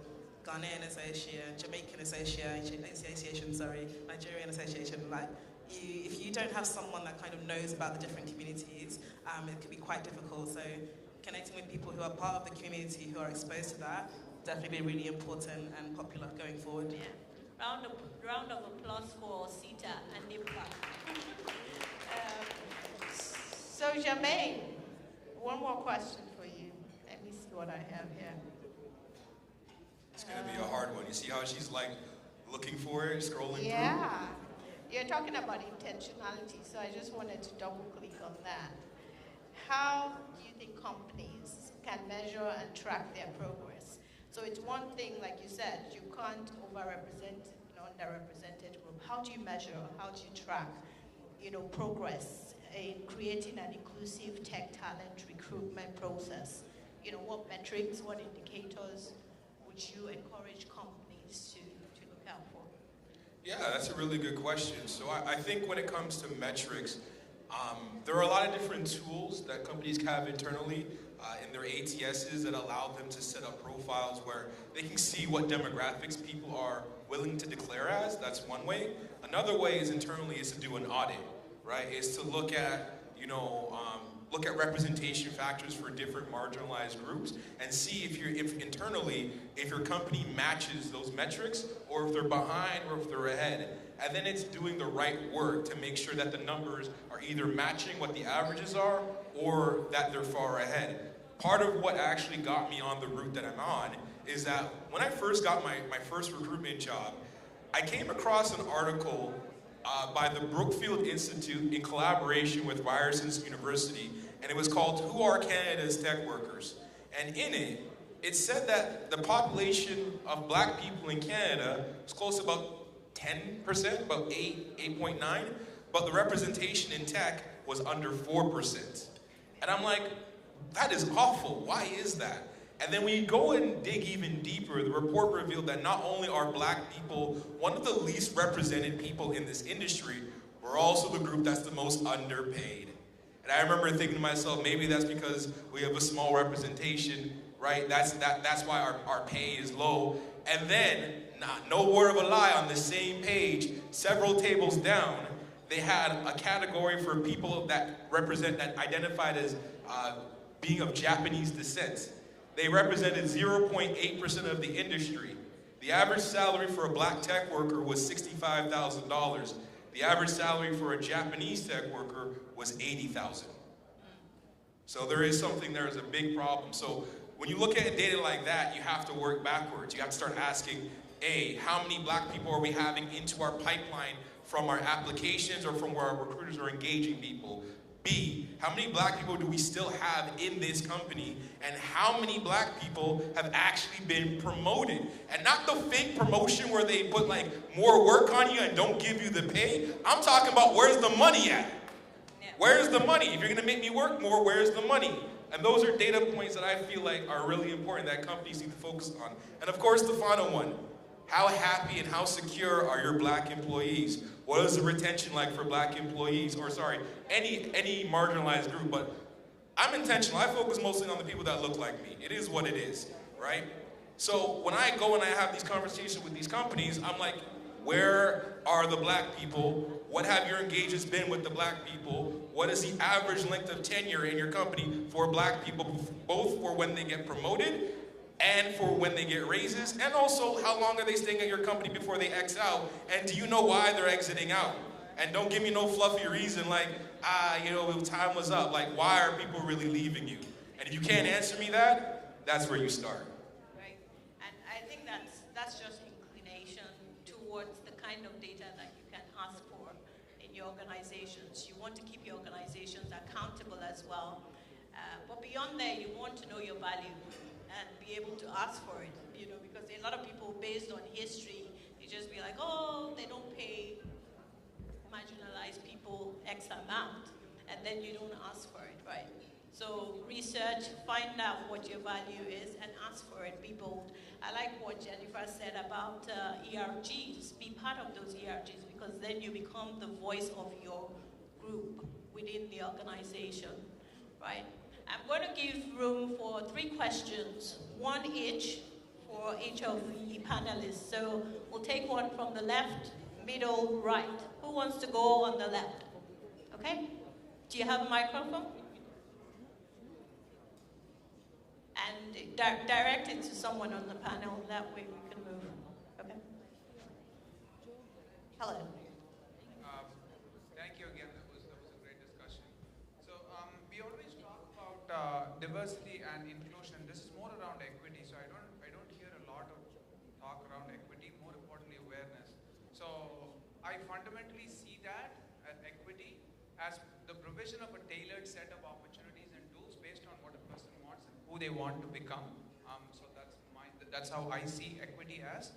So I don't see companies providing any awareness towards that difference. And especially when you start to talk about providing those unique set of tools and opportunities, you see people tend to perceive that as unfairness, right? Like you say, this person is being given this versus that person is not being given this unique set of tools and opportunities. So do you have any thoughts around how that can be addressed? How can that be treated as a change management problem at its fundamental? Do you understand the question? Jennifer? For me, right? Yeah, that's true. So you're asking about basically equity at work, right? And how we can put it more in an organization? Is that the question? Yeah. How do you create more awareness towards equity at work? And how can you address that perception of equity that can be seen as unfairness? Yeah, I think I understand what you're asking. It's a hard one because this is it, right? Everyone is going to basically see different groups, right? But you have to be aware about what's happening. And I think the way you're going to approach that is via training, right? I can talk about TD, right? We have something specifically for like anti-black, right? Anti-racism training. Because realistically, in terms of diversity, that's the group that suffers the most, right? And yes, you're going to get other groups or other people who are going to say, I don't really understand, it's not fair, but when you look into the history and look at what's happened in the past, systematically, right? That's how you know, okay, I can understand that this group has been a bit more disadvantaged. Equity rise, right? In the organization, we need to kind of do more to push. So I always think about things like mentorship, but proactive mentorship. Like, is someone actually helping you to achieve X, Y, and Z? And then you always hear about sponsorship. Someone pushing you when you're not in the room, right? That black employee, is someone actually pushing them? So equity is about, yeah, we can all start here, but you know, we need some groups need a little bit more help. And if you don't understand that, that's about the history and the training. So yeah, I hope that answers your question. I think sometimes people mix equality and equity. And so equity is that access. So organizations need to be intentional about providing the access, but employees also need to be intentional about finding and playing in that access, right? So it's a two-way street in a way. I'm going to take a question from the middle. Someone here in the middle that wants to ask a question. Do you want to ask a question? Okay, I'm going to go to the right. Anybody on the right wants to ask a question? I have a few more minutes. Okay, that's fine. Anyways, we have 5 more minutes. I'm going to do rapid fire. Dean, what book are you reading now that you think members of the audience would benefit from reading? Yeah, so that's a great question. And I just finished reading a book called Who Moved My Cheese? I know that sounds kind of like a weird title, but it's basically... It's the Brian Tracy one, right? Not Brian Tracy, I think Dr. Spencer Johnson or something of that sort, but it's kind of told like a parable, actually. It's a very simple story, even your kids can understand, but it's about dealing with change. And I've spoke to a couple of you out there in the hallway. I know some of you are transitioning into a new field and a new career, some of you from fields that have nothing to do with IT. So the message in this book is that you got to be prepared for that change, and you got to be able to get out of your comfort zone, really face that fear. I know it can be scary switching into a different field, especially tech, which is very competitive, but you got to move with the change. You got to move through that fear, and on the other side, you're gonna find a whole bunch of new cheese, which which is basically the kind of the lesson of that story. So that's what I just finished reading. I like that. Change is the only constant thing in life, and I think we need to embrace that to keep growing. Jermaine, what question am I going to ask you? Dead or alive, who would you love to meet? One person. Dead or alive, who would I love to meet? I'm Jamaican, and I'm really trying to avoid saying Bob Marley because that's gotta be the most cliche answer. So, you know what? I'm gonna say Malcolm X. Okay. I would want to meet Malcolm X both to hear what his thoughts are on the state of black people today and how far we've deviated maybe from his ideals back in the 60s. I would also like to sit down with Malcolm X because prior to getting LASIX, I had glasses, and I got my glasses modeled after Malcolm X because I had a little bit of a radical start after I read the autobiography of Malcolm X, and it was like, yo, I started putting the glasses on, and I started doing the Malcolm X pose. So that's who I see. Thank you for that, Jennifer. So if you were to go back to school, what one course would you take that you think everybody will benefit from taking, that you didn't take? I think I would have focused on technology, so coding, AI, I don't know, data science, all that stuff. I think it's very important now, so yeah, I wish I did that. Yeah, and that's where the world is going. Languages as well, I hear. Anyways, thanks so much for your time, 30 minutes. I think I'm just going to leave us with, together everyone achieves more. So I mean, this whole tech ecosystem thing, we all have a part to play. And thanks so much, Dean, Jermaine, and Jennifer, and Osita as well. Okay? Have a great day.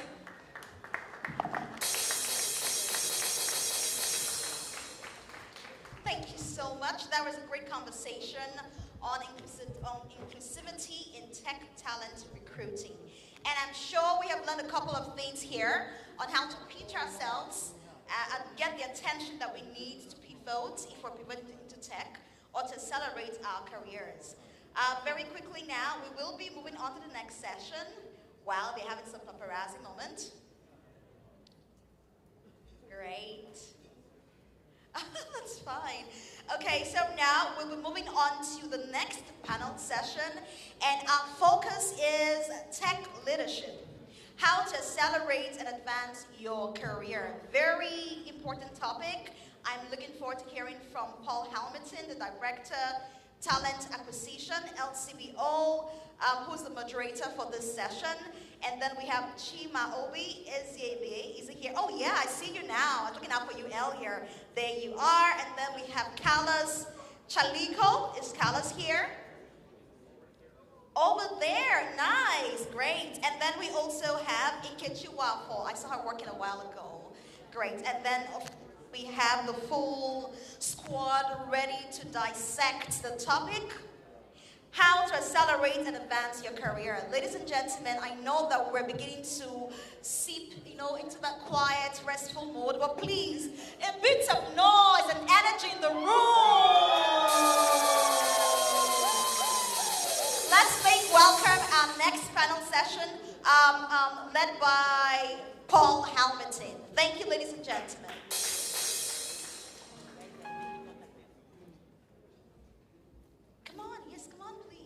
Everybody else. Ikechi, can you come on stage, please? Carlos, can you come on stage, please?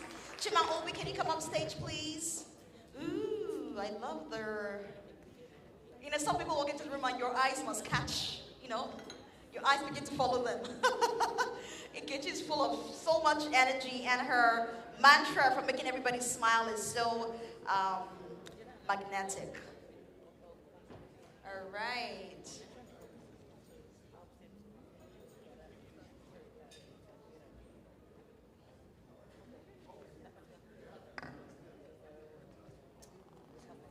Yes, she's over there.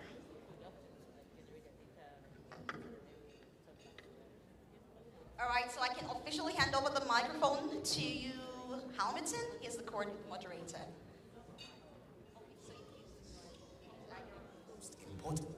Hi, excuse me. You're supposed to stand onto the ladies' sit.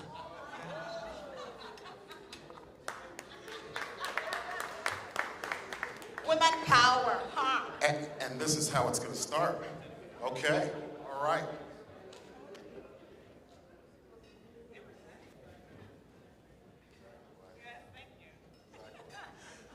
On Monday, May 25th, 2020, I started my new job at the LCBO as the Director of Human Resources. For those of you that don't know, the LCBO is a $9 billion company, and a couple of things you should know is that we give back to the province of Ontario $2.5 billion every year. And the purpose of that is for education, for healthcare, and of course, infrastructure and the roads. I was really, really proud on that day to start my new job. But does anybody else know what happened on May 25th, 2020? I think we all went home that night and we turned on our TV and we watched as a man gasped for his last breath, calling out for his mom, while the police officer had his knee on his neck, taking away his life. And I've climbed ladders, corporate ladders, careers all over the place. I've worked for Microsoft, I'm working for the LCBO, I've worked for Facebook, great organizations. But that night, I realized no matter what position I have, no matter what title I have, no matter how far I go, I will always be seen as a black man working in a world that still looks at me as the enemy. And I was really upset that night.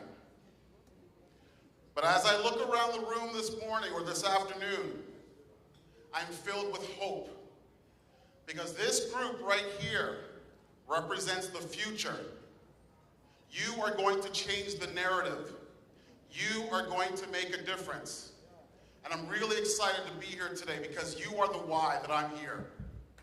You are the why that I'm here, as well as my fellow panelists. So what we're going to do over the next 30 minutes is we're going to talk about what you can do to accelerate your career in IT. And we're going to start off with our panelists.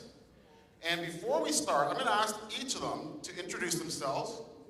And while they're introducing themselves, we're going to go with Carlos first. Over you, Chima. And finish with the lady this time, all right? Does that work for you? Carlos, over to you.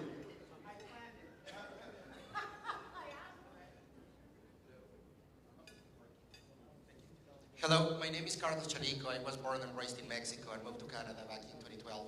I'm a cybersecurity and privacy professional working for EY since a little bit more than 22 years. I also teach for the University of Toronto, cybersecurity risk management, and I am very honored and excited of being here with you today. Thank you for the invitation. Rosita, thank you for the invitation. I'm excited with this panel here, I forgot to say. Hi everyone, my name is Chimo B. Ezide. Everybody calls me Chima. I'm a partner within the technology risk consulting practice of KPMG. I started out, as most of you can guess, in Nigeria. I think my accent is pretty telltale. I've tried to do something about it, but it's come to stay, so it is what it is. So I started out in Nigeria. I worked a bit in Ghana and Kenya, and then London, England, before coming to Canada in 2016. In very similar capacities. I started out in PwC, but right now I'm in KPMG. I'm pretty excited to be here, and thank you for the invitation, Rosita, and I look forward to interacting with my very capable panelists. Am I on? Ooh, I'm on. So first of all, I'm going to ask for attention. And I'll wait until there's silence in this room.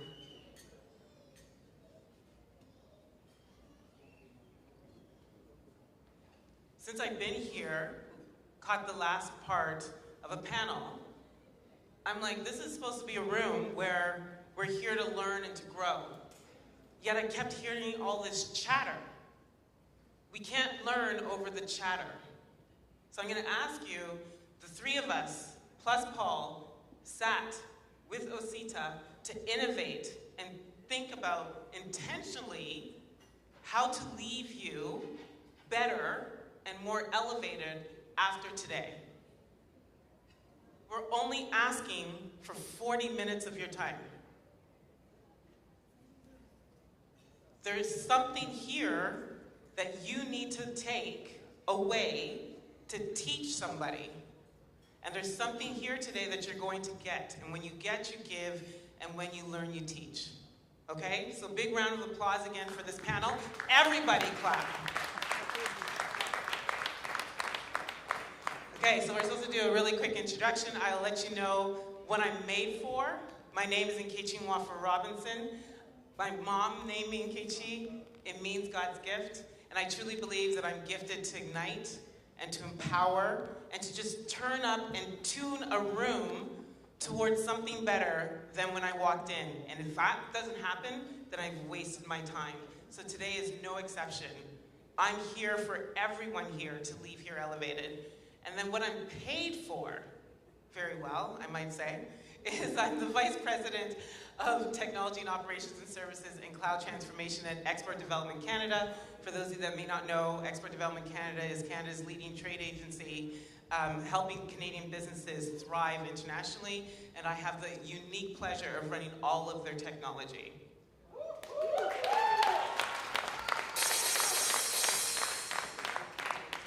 Ladies and gentlemen, let's give it up for this incredible panel. I'm super excited.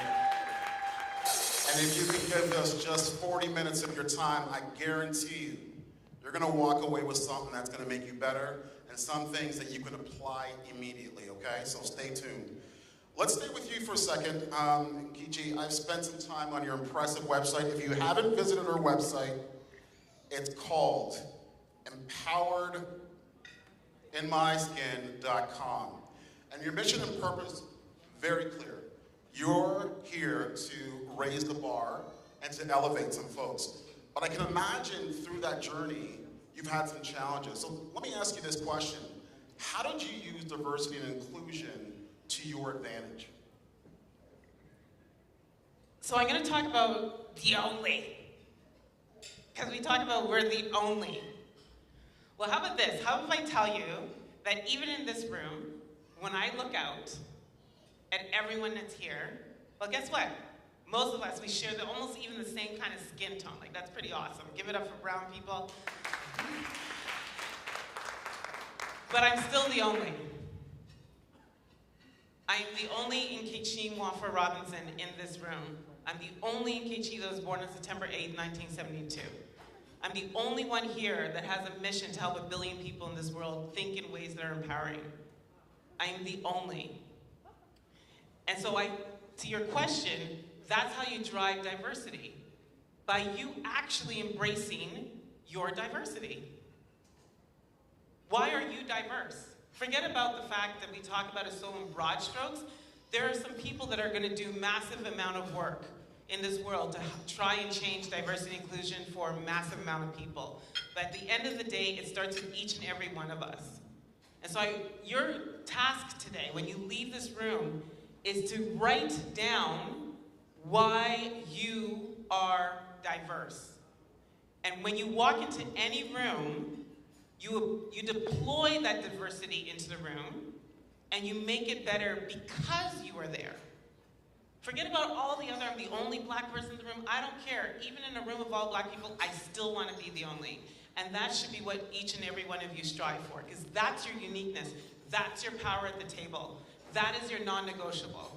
And that's what I've done throughout my career. I didn't do it my entire time, but when I figured it out, boom, I'm telling you, that was the groundbreaking, like, earth-shaking change in my career, is when I recognized that my value at the table starts and ends with me. Beautiful, beautiful. You know, as a partner in technology and risk at KPMG, you have risen to the top of the ladder. And listen, that's a very difficult task, especially in an organization such as KPMG. But Chima, I'm sure there were many obstacles along the way. Can you talk about some of the obstacles that you had to overcome to get to that stage in your career? Yeah, thank you very much. And I think it's fair to say that there are a lot of obstacles just climbing that ladder. The few that easily come to mind, and I think some of the more fundamental ones, because I really want to leave you with something you can do something with. It starts with that imposter syndrome that we all struggle with. The truth is this: people see you the way you see yourself. And I'm just kind of going to pick up from what you said. It really starts from you on the inside. It's difficult to travel on the outside when you're stagnant on the inside. So a lot of work has to be done internally. I think for me particularly, the way I responded to that was, after a while in Nigeria, I knew I needed to globalize my career if I was going to get to the point where I wanted to get to. So I started looking for opportunities to work in different countries in a similar capacity, sometimes in a different capacity. But it's about identifying those things and putting in the work and also engaging with the right people. So I would say it's the person on the inside. That's the greatest job you have to do. Because to be honest with you, nobody has an opinion of you when they meet you the first time. You tell people what to think about you, and you don't always have a lot of time to make a first impression. That's why it's the first impression. So you've got to live very deliberately. I know I'm talking a bit high level, but really boils down to understanding where you want to get to. If you know that, and then identifying the kind of investment you need to make in yourself. I would say this, make sure you invest in the future. For me, it's always been about looking ahead. And make no mistake, it will cost you something. When I started moving around different countries, I started in Nigeria, in St. PwC. I applied to go to other countries. I worked in Ghana, I worked in Kenya. At a point, some people told me you're overdoing it. If you don't stay put in one place, it will be difficult to get promoted because who would want to invest in you because you would leave anyway. When I went to the UK, spent 3 years and came back to Nigeria and I was headed out to Canada, that was the last straw. They were like, this guy, we don't know what to do with you, But I really wanted to build that global acumen. I really wanted to build that understanding of global cultures, not just the technical side of it. You can get that with a laptop. But that ability to really speak everyone's language, or really understand what's going on around you and meaningfully contribute, I needed that. So I think for me, that had been one of the greatest assets, and it's still a drive till now. I don't know if that... Brilliant, absolutely brilliant. I'm going to turn to my right here, folks, and if you haven't connected with this man on LinkedIn, please do so.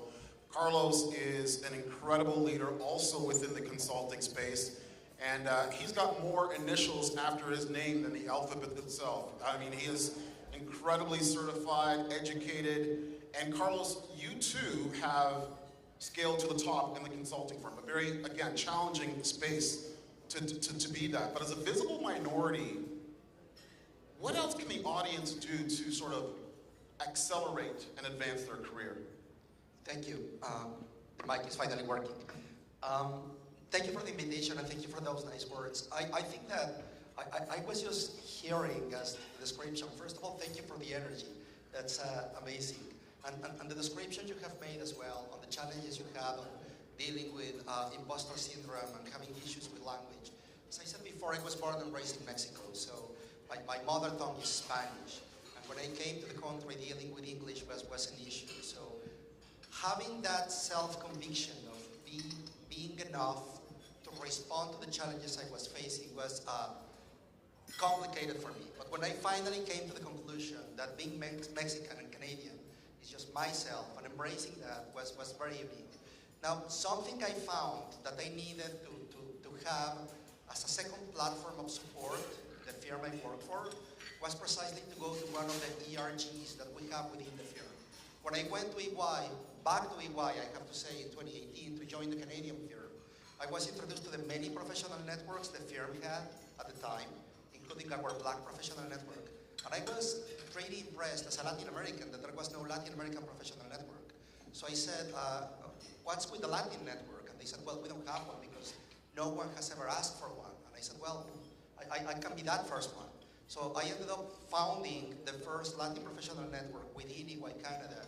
And it started very small, very reduced. Right now we have close to 200 members across the country with 8 different chapters. But the most, thank you. I think two of the most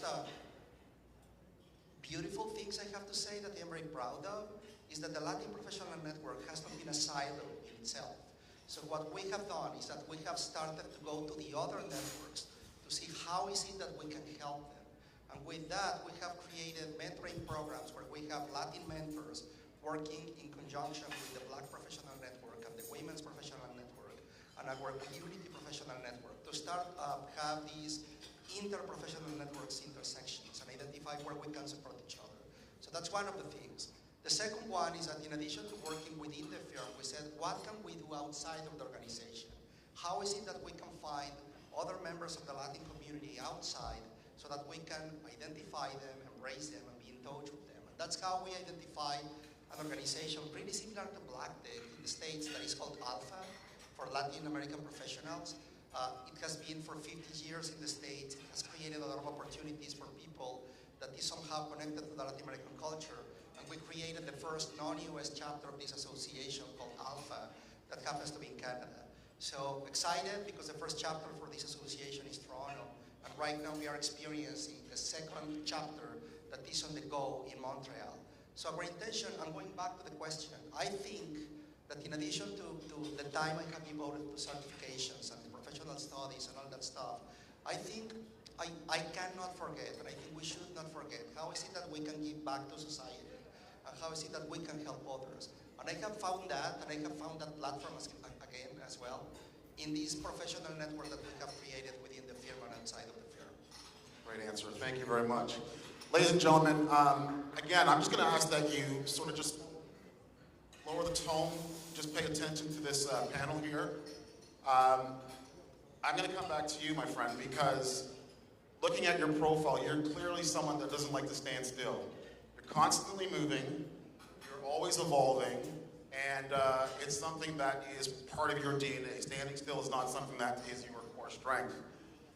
For folks that are entering the career in IT, or maybe some folks want to pivot, what advice would you give them so they don't remain stagnant? Ooh, that's a great thing for everybody. So I'm gonna share a story. So, okay, first of all, everyone knows about strengths and weaknesses, correct? Okay, and we often talk about it so much. What are your strengths? What are your weaknesses? Well, what if we talk about characteristics and attributes? Stay with me. So 2.5 years ago, at TD, well, actually before that, so about 4 or 5 years ago, I changed the way I thought about my career journey, because a lot of times they're like, what's your next role? What do you put it on your career development plan and then start to build a path to get there? But I always said that I could never really tell you what my next role is, because if you really asked me, I would create it myself. And so instead I started to think about what are the experiences that I want to have in my career. And so at TD, I wanted to be able to speak at the board. Because I realized in a company of 90,000 people, there's a very small subset of people that will get to speak at the board. And back to your point, I always want to be in that minority of people that are doing great things in the world. And so therefore I started to think about what are the critical experiences that I would need to develop on in order to be able to get that opportunity. And then I also realized in large part that would then organically drive what I get to do. And so focus on critical experiences as you start to think about your career. That's the #1 way to never feel stagnant, because there's always critical experiences that you can go and seek. Then #2, set your mind on a really high vision. When you start to feel stagnant, it's because your vision is too small. Honestly, the vision for your life is too small. And so I would say, rather than going to try to chase that new thing, increase your vision. What's the big vision and mission for your life? And so for me, I start to think about what would I have to do at the bank in order to be able to get those opportunities. Well, I realized that you have to be in strategic areas of the bank. So that's #1. You always want to be checking for where is the strategy being driven out of the bank. #2, creativity and innovation. If you're not in rooms where change and transformation is occurring, you'll be stuck in the yard where consequences are received. That's why you feel stagnant. #3, you want to be in somewhere where you get to create. If you're not creating, you are consuming. So what kind of role will enable you to create something? And then #4, I always say, do something that is bigger than the organization that you're in. Because you don't want to just, one day that organization's gone, and then you're left stuck figuring what else is new. And that's what happened to a lot of people in the pandemic.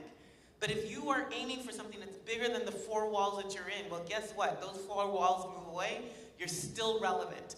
And so think about how to bring all of those things in. And that's what happened to me. I said all of these things needed to be true. I got the role. I started to leverage my characteristics and attributes. They were shining. Oh my God, I got this opportunity, to move a massive amount of people into this area of new ways of working at TD. And then guess what? Got to move them, got to energize them, got to galvanize, brought them all together.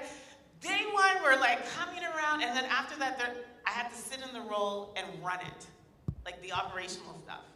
And after a while, the same characteristics, attributes, and characteristics and attributes suddenly were my weaknesses in that role. That's why I say don't focus on your strengths and weaknesses, focus on your characteristics and attributes, and then find the right setting where those characteristics and attributes become your strength. Get what I'm saying? And so, I'm about to drop the mic, drop the mic for next person, for next question. But the last bit I'm gonna say is, and then get still. When it feels like you don't know what to do in the environment that you're in, because let me tell you something, a little biblical right here, everything that's for you will not pass you. The problem is that in this age of wanting everything so quickly, we fail to be patient. Get still. Because I know without a shadow of doubt that stillness speaks. And in my stillness, on one day when I'm being told I can't get this role at TD, I opened up LinkedIn the same day. And there was this Arthur dude from England, exec researcher, saying that, hey, saw your profile, would absolutely love to meet you because everything that you've done in your career is what we're looking for our next client, and the rest is history. I left for my promotion. And so you have to get still in those moments where you feel like things are not working for you. It just means that there's something better. But in the noise between your ears, you're not hearing it.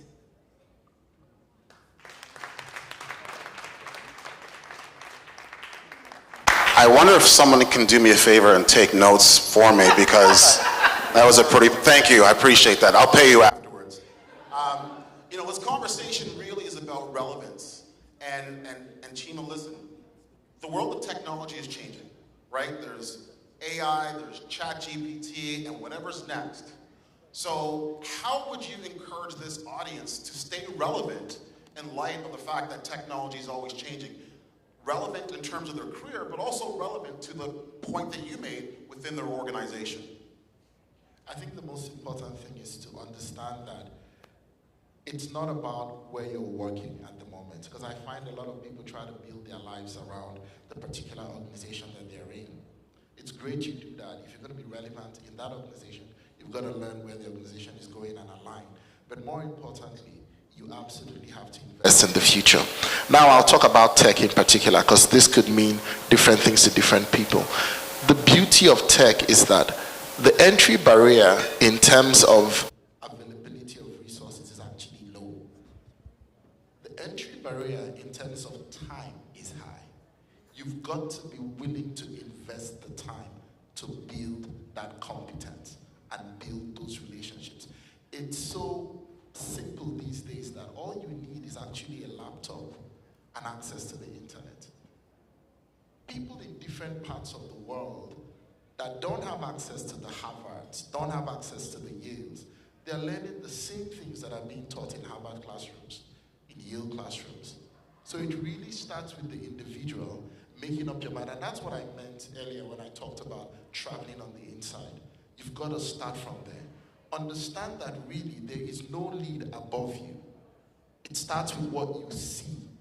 There is no lead above you. You've got to invest in the future. Everything you're doing, all the choices you're making, you have to be very forward-thinking in it. The example I gave earlier about my career, about moving around and deliberately doing so, of course it came at a cost. Like I said, in some cases you won't get promoted in a new environment. You need time to get seasoned. And just when you're getting seasoned, you move on. Because my focus wasn't promotion. At a point, some of my colleagues had made partners in Africa. They had made partners in Africa, in Nigeria, and all of that. But I knew what I was looking for. You've got to be very aware of that. When it comes to this environment where things are constantly changing, investing in your own development is paramount. The second thing you want to invest in is relationships. I don't care what it is you want to achieve in life. Somebody is already there. Make no mistake, the fastest way to get there may not always be to figure it out for yourself. I can't look at my career and not point out like a number of people that played such a role, because sometimes you're that good, but you don't have an invite to the table. Somebody that has that invite has to bring you to the table. And I'm going to say this about relationships so that I can round up and hand over to the next person. There are three kinds of individuals you want to hang around all the time. Group number one, people that carry what you seek. These are the people you seek out. You make them mentors. And when you find them, serve them. Don't be all about what they can do for you. Number two, people that seek what you seek. They will keep you on your feet. These are people you stay close to. They know what's happening in the industry. They know where things are going. Compare notes with them. And then number three, people that seek what you carry. They validate your relevance. As you're receiving from your mentors, you need to be willing to invest in other people as well. And finally, if I'm to paraphrase someone that I really respect, he said something, again I'm paraphrasing. If you're surrounded by 5 really intelligent and successful people, you counted wrong. There are 6. Preach! Preach! Yes! Man, I feel like I'm in church right now listening to the gospel, because I'm telling you, this is powerful stuff. Carlos, before we stepped on the stage, I was talking to a young brother outside. He was saying, you know, I know you're in at the LCBO, and I followed your career, and I know you're in recruiting. And he was asking, like, what's the best way to get a job? And specifically, he said, should you go online to look for job opportunities? What would you tell him? I would say no. I understand that in the market we are at and in the time we are living now, of course going online for looking at opportunities is something you have to do, just to identify those opportunities. But I think that going online is cold, ineffective, and frustrating. And I think just going back to the advice that was just given, the power comes from your network. And I think that you need to start increasing your voice and amplifying your voice, saying, I'm looking for an opportunity. Just to share with you a story that happened to me. When I came to the country in 2012, I had close to 20 years of experience doing what I do. I was working for a small consulting company, was with them for 3 years. They were the ones who invited me to come to the country. But at some point in time, I came to the conclusion that they were going in a direction that was not my direction.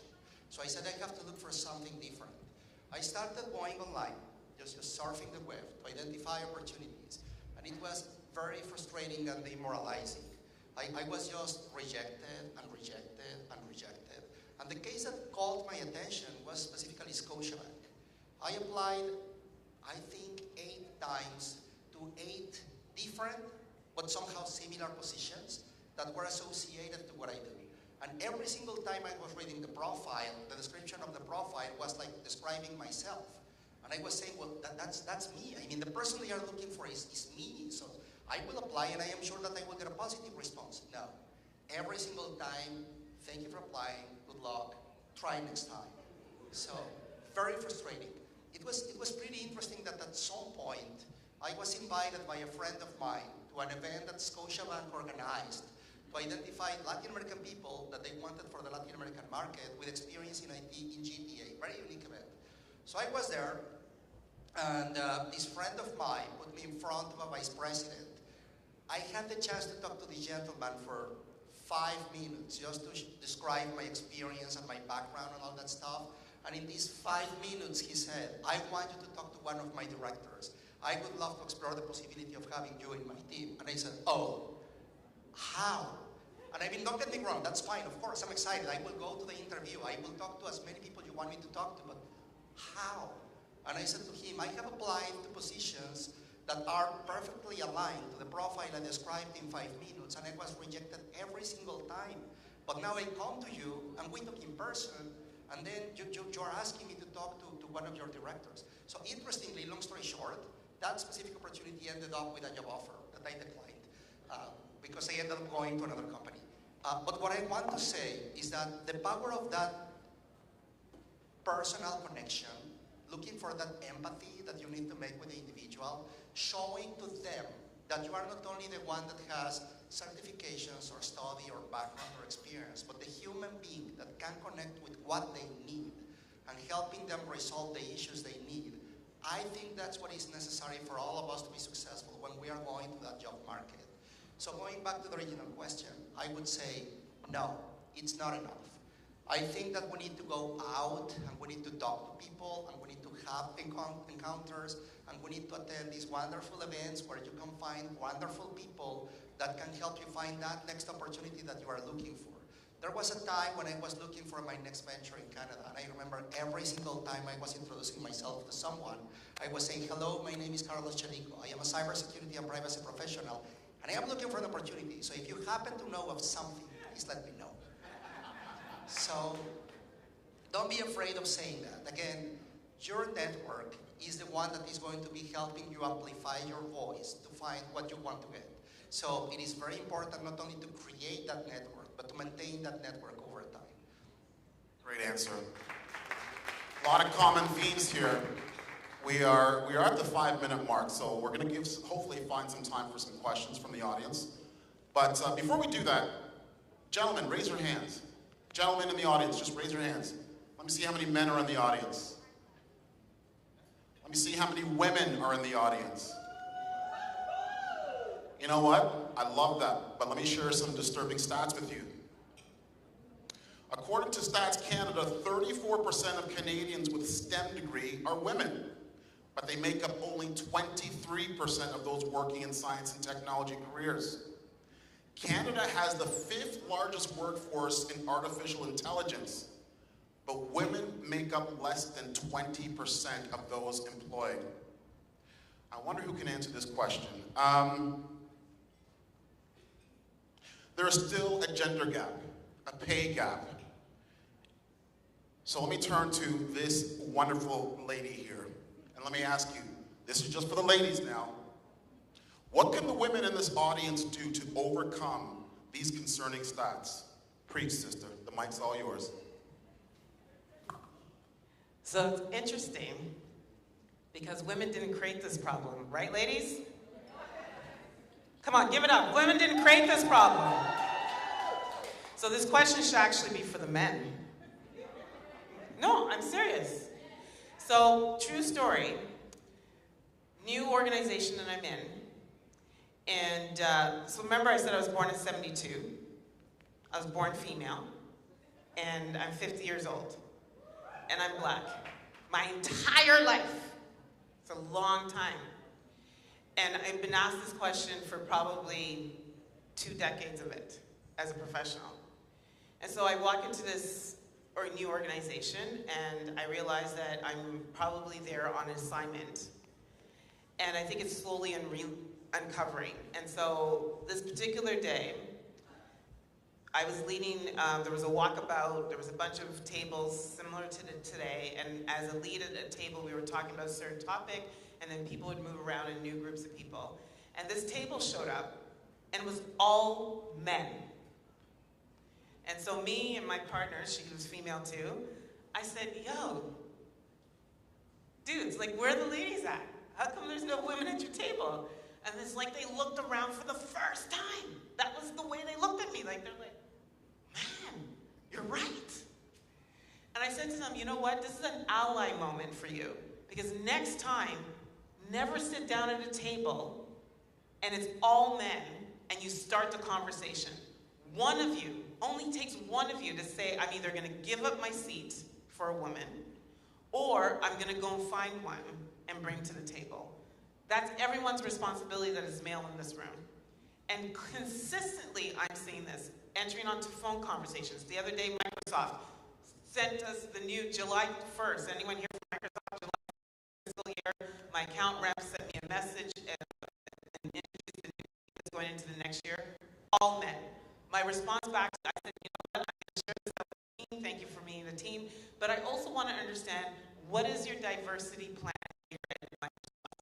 Help me understand that, because everyone I'm facing off to here, I'm tired of joining calls and I get to say, great.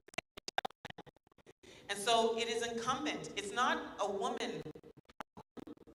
It is a male problem to fix. It's just like when white people ask me, what? I don't know. You all need to fix it. Your job, you do have a job.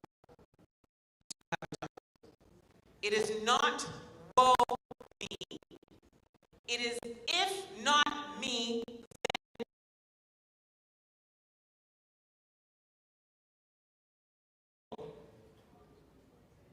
it is because you deserve to be there.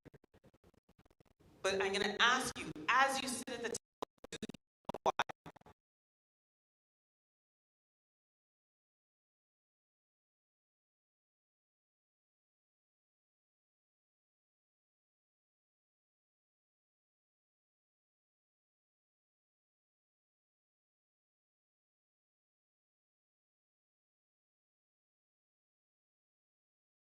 Ask every panel member here today to give you 3 things that you can take away right now to advance and accelerate your career. And I'm going to start with Carlos and Chima. Can we do that? Yeah. So 3 things. So get your pens out, get your phones going, record, go. I think is critical. I mean, insist on the things that you are interested in.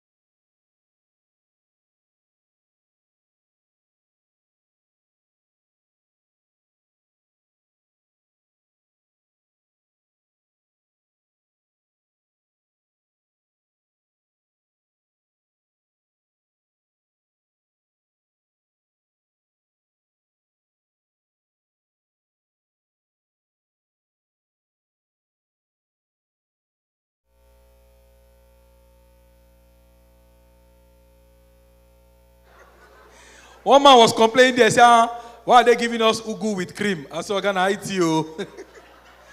If this has been Association of Canada Construction Workers, you would have seen amala on the spot.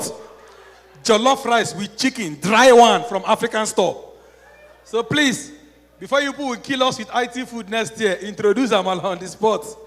And jollof rice, so, because all this packaging and packaging is just to push us to early grave. Whether you chop vegetable or you chop better food, my sister, when it's your time to die, you will die. My friend was telling me that moringa is a very good herb that can help your health. When you take moringa, it helps you health-wise. I say, if trailer want to jam you, the trailer will be checking whether there's moringa in your blood. After taking moringa, go front of city bus. The boss will not check, oh, this is a moringa patient. They are supposed to have long life. And the boss will derail. That will not be our portion. So I'm just trying to make you understand that nature happens. I wanted us to play some games because I have a lot of time this time. But looking at the audience, I was discouraged. But I think we should not be discouraged, right? One more time, can we celebrate this organization? One more time. I want to bring up my friend, Firstborn. So we're just going to be playing with the audience, Firstborn. Firstborn, come, let's play with this audience. Because I see that the comedy will be better with... Sir, the way you are carrying this box, it's looking like you want to bring some to me. Bring the box here. The only award I received, the only award in my life I received was in house fellowship. They gave me an award in house fellowship when I was growing up, not to come back to the house fellowship again. The way I was disturbing with noise, they had to call me, call my daddy and my mommy, they warned them. Say, you see this boy. I never knew I would be making money through talking. But look at what God is doing now. What God cannot do does not. But did you network with me? And I was well paid for this event too. If you join the money I'm collecting now and the event I'm going later, it's some of you monthly salary. There's money in comedy. And I want to start my own comedy network platform. Then I'll be calling panelists to tell you how to use Word to make money. Then I'll be the CEO of Nigerian Canada spokesperson. Maybe they will invite me to Nigeria to be a minister. My dear, why are you clapping? Have you observed that anybody that's from Nigeria? I told you earlier, pick your mentor carefully. This one is not a mentor, he's a tormentor. No, but you should know him now, the guy in blue. He's our PE teacher. PE teacher, I was at secondary school at Jegule. Esa, did you teach PE in secondary school? You did PE, you did teach PE. All those are secondary school teacher. If I see them now, God will judge all of them. Honestly. Our teacher in secondary school does not know anything. One day I asked him questions, he said assignment. I said, sir, if I have the ability to know this thing, I won't be asking you. It was later I heard him in the staff room. He said, you see that boy, they call Albert. God will judge him. He's asking me questions I don't know. I said, Jesus. I stopped asking questions. Our teacher don't know anything. We asked him 11 minus 32. He said, any number that is lower cannot minus number that is bigger. Is another teacher that is telling Mr. Talabiko, possible, only, oh, call any teacher's training school. But no, we attend public school now. You know the kind of school we attended? No, hold on. The only educated person in my school was my headmaster. If you want to know if you want to know the people that went to public school, it's very simple. It's a journey. Yeah. It's a process. A process. Okay, so we'll go through it, okay? Let's go. Ladies and gentlemen, I'm about to sing a particular song. If you know this song, it shows where you are coming from. And also, it can tell your age. Hello? Hi. Okay, so we'll start from here. How many of you those days, while you were much younger, you remember this jingle, when jingle was still jingle in Nigeria? If you remember this jingle, sing along with me. Those days you hear, me, I love my country. I love the land and people. Everything in the phone. Madam, sing now. You are 39. You also follow this thing. God bless you. We are going somewhere.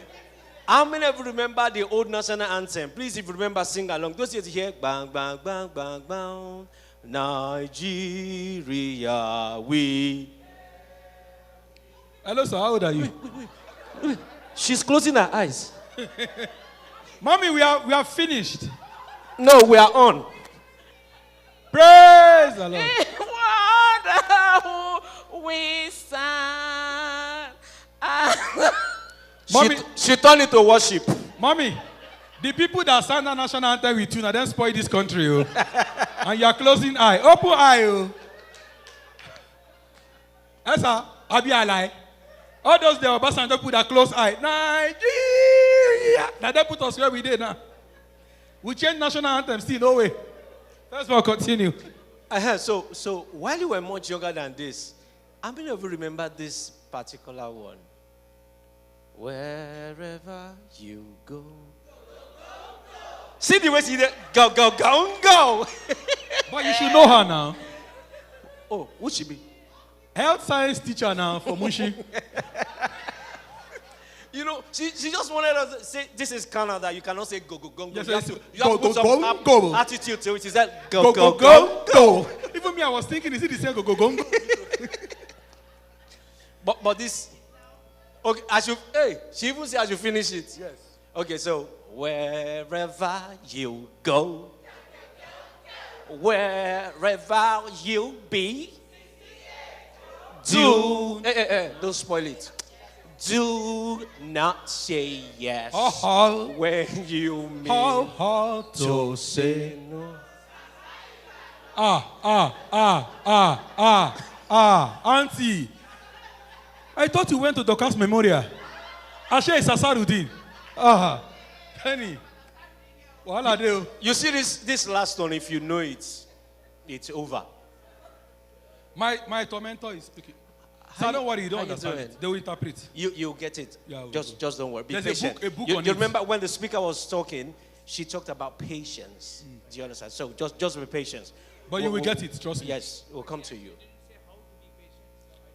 There are many ways to be patient. One of the ways you can be patient that is very effective is not to be patient. It works. Everybody have tried it and they can tell you. Once you make sure you're not patient, when you're impatient, you get results. Oh yeah, continue. Even me, I don't know what I'm saying. You see, what motivational speakers have done us in this country? My brother. Be confident of yourself. Now you make monkey see lion, you know run.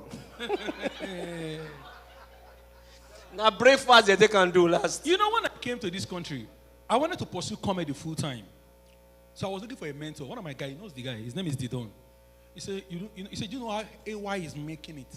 You know, when these people they start using their inside voice to talk, now lie, they lie you. He said, do you know how AY is making it? I said, no. He said, persistence. My brother, Nigeria, now 1 year rent they pay. Oh. No be 30 days mortgage or rent. That was how I became persistent too. All the money I save for Nigeria, you know, if you change naira to dollar, it becomes fraction. I pay first month, I was persistent. Second month, persistent. Third month, perseverance. Fourth month, committed. Fifth month, now me go meet the employment solution. After I say any work, because at that time, the way my pikin they cry for food. All the food bank know me. So if I come, they say it's Wednesday, not Tuesday. Because of me, they regulate their day. If they put Wednesday, if I come this Wednesday, they say no, it's Tuesday. They've done it yesterday. My brother, that was how I went and looked for a job in Oakville Bakery. Oh, that bakery has helped many of us. So the bakery does not pay well, but they pay with bread. And if by the time they knock you 500 for 1 week, and they give you 12 loaf of bread, if Jesus can use 5 bread to feed 5,000, my father, you know what 12 bread can do. I said, that's how I was in the bakery. One day, I saw somebody with safety boots and big helmet. I said, this person look like Didon. I called him, I said, bros, Didon. I said, Didon. He said, no call me Didon. No. I said, why? He said, Didon is the comedian. He said, this is okay, Mute. I am working in a factory. I said, sir, what happened to consistency? He said, you never hungry. He said, me, they listen to. He said, Canada is the only country that people come, they suffer, they pretend like they are enjoying so that you come and join them to suffer. Where's firstborn? A round of applause for it. You know, one of the speakers was talking about AI. You know, he was talking about how tech has made us a different person and all that. But let me tell you how tech affected me negatively. You know, if you use the internet well on Instagram and all that, you see these people go around. They just ask you, "Hello, ma'am, can I have $1? I've not eaten." Then the person will say, "Oh, you've not eaten? Give you the $1." Then you go, No, I didn't need your money. I just wanted to be sure you were going to give it to me. This is $1,000. They give you. Hey! I saw it on every social media. On this day, I was going Walmart. I wanted to go and buy something. This lady, fine lady, just approached me. Said, "Excuse me, sir." I said, "Hi." He said, "Can I get $1?" Immediately I remembered. I said, I'm cashing out today. She asked me for $1. I said, "No, you need more than $1." I gave her $100. Because in my mind I was thinking, if they ask for $1, they give them 1,000. So if I give 100, how much am I expecting? God bless you. So I brought out the money with confidence. I dropped it. And I was looking at her. She said, "Really?" I said, "Yes." I was expecting to hear the same thing they usually tell people. "Why did you help me?" This lady just took a step backwards. I was looking at her. I was saying, "Father Lord, what is happening?" She moved again. I said, "No, the cameraman is somewhere around." I said, "Father Lord, don't do this to me." She was going. I didn't know when I started crying. I said, "God, what is happening?" Before I knew it, this woman that God will judge, she just entered bus 27. Till date, I have not found her. And I'm still looking for her. I know one day, I go jam am and I will collect my money. It's $100 is a lot of money. I'm telling you. What? Oh. Madam, please stop calculating money to Naira. We are big boys here. 66,000. Now making no one send money go out since last week. Send money. Oh. And do you know that? Do you know? Sorry, I'll say this and we're done. Yeah. Do you know that I have one of my uncle here in Canada. So while I was in Nigeria, I was saying that, "Uncle, send me money." My uncle would say, "Firstborn, I never balance. When I balance, I will send you money." 10 years later, my uncle still never balanced. So me, I now came. I stayed. And I decided to call my uncle. Just to let him know that, "Uncle, you see, you didn't help me, but I am here." Ladies and gentlemen, when I called my uncle said, "Oh, firstborn, I'm happy you are here. When will you come?" So me too, I told him, "Uncle, when I'm balanced, I will come and visit you." Ladies and gentlemen, I don't use 5 years. I never stay balanced. Thank you so much. A round of applause for Firstborn and Rich White for that wonderful comical interlude. So right now we're moving on to awards and recognition so that we can quickly give these awards out to the recipients. And I'd like to start with Alex Ihama. Please can we give Alex Ihama a round of applause. He'll be coming on stage to receive his awards for excellence. Can we have Alex Ihama, please? Or somebody's representing him? Okay, all right. So Alex is gone, and so calling on David Jenika to receive the award on his behalf. Okay, all right. Okay, thank you. All right, so for the award, I would like to invite Mr. David to assist with the award presentation. Thank you.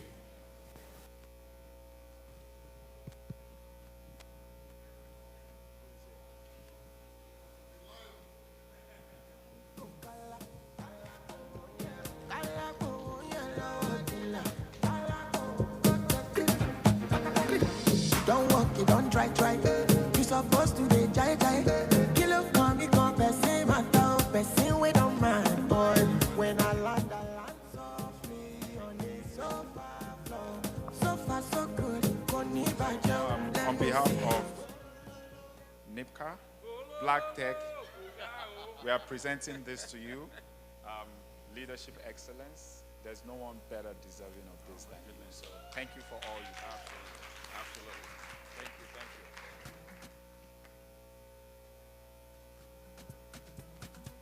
if anybody actually deserves this one, is you, my dear friend Osita. I may talk about it, but you live it, right? So this is to you and to your team. And as I told you, I don't pick awards. Frankly, I don't. Like I've been given many, I can't count. But few I take as a representative of my wholehearted support to the work you're doing. So, Evolve 2023. God bless you. Thank you so much. That's Alex Yama. All right, moving on, I'd like to invite Dean Calawera to please come on stage to receive his award of excellence. Please, a round of applause. Thank you, you're welcome. Hello, with everybody for you. Okay. And I would like to ask Mr. Alex to please present the award on behalf of Black Tech. Yes, absolutely. I sat there and I was actually tapping into your energy, right? And I want to say on behalf of NIPCA, on behalf of Osita and all these fine people, and the Nigerian community, and of course on behalf of the Black nation, we present this award to you for the great work that you continue to do. Thank you.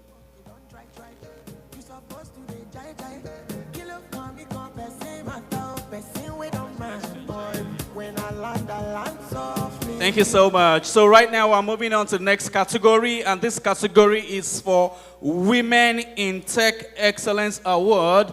Please join me as I welcome Wendy Wajifo. A round of applause for Wendy. A round of applause for Wendy. She's receiving the Women in Tech Excellence Award. Please, let's keep those applause going. Let's keep it going. Let's keep it going. Let's keep it going. Congratulations, Wendy. Congratulations.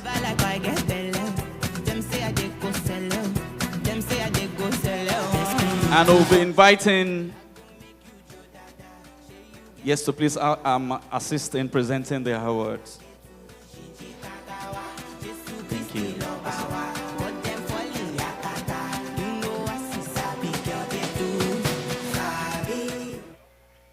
Hello. Yes, on behalf of NIPCA, we're presenting this award to you. You're deserving of this. And I can say you guys are doing a great job. I remember the last, Osita, this is the second time we're meeting. The first time we met, it was a way forward. And this is the result. So I can say thank you to you, and God bless.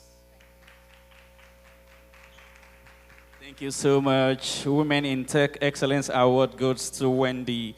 And I would like to invite for the next category, Tech Community Champion Award. And this award goes to Tosin Adegoke. And I'd like to invite Prof to help us with the award presentation. The awards for Tech Community Champion goes to Tosin Adegoke. Reach till I die. Wow. I would have said we should sing, stand up, for the champion. This is a well-deserving award. Tosin is is a great guy, a great man of many parts. And so this award for being the community champion is a well-deserving one, and it's a very appropriate award. So on behalf of the Evolve Summit, Evolve Tech Summit, NIPCA, and Black Tech, I present this award to you for your outstanding impact in fostering a strong tech community. I would have said in Canada, but this is beyond Canada, in fostering a strong tech community globally. Thank you. Please, a round of applause for him. For the champions, stand up, stand up, stand up for the champions. Thank you. And at the same time, I would like to please ask the prof to please wait behind and please give us the vote of thanks for today's event. So this is bringing the event to a close. Prof. Wow. When Osita reached out to me and said that he wanted me to be the chairman of the planning committee for the Evolve Tech Summit, I was like, wow, that's a very huge commitment. However, I was, it was a big. Why is the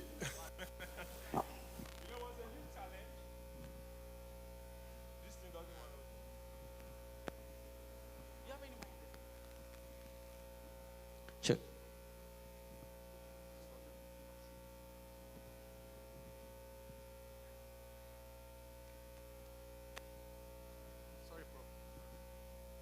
Yeah, so it was a big challenge, and I'm happy that I took on the challenge.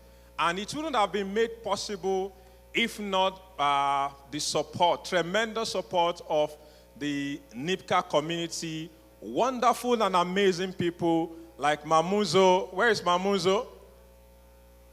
Mamuzo, Wendy. Wendy, can you give the Lord a wiper? That's Wendy. And Tosi. Tosi, where is Jesse? Jesse. And that's Jesse, and of course, Osita. Even though Osita was not the chairman, but anytime, we are at the meeting, he's supposed to just be observing. You see him taking on, I can't even give him work to do, but before I give him work to do, he's doing it. Please, let's put us together for Osita.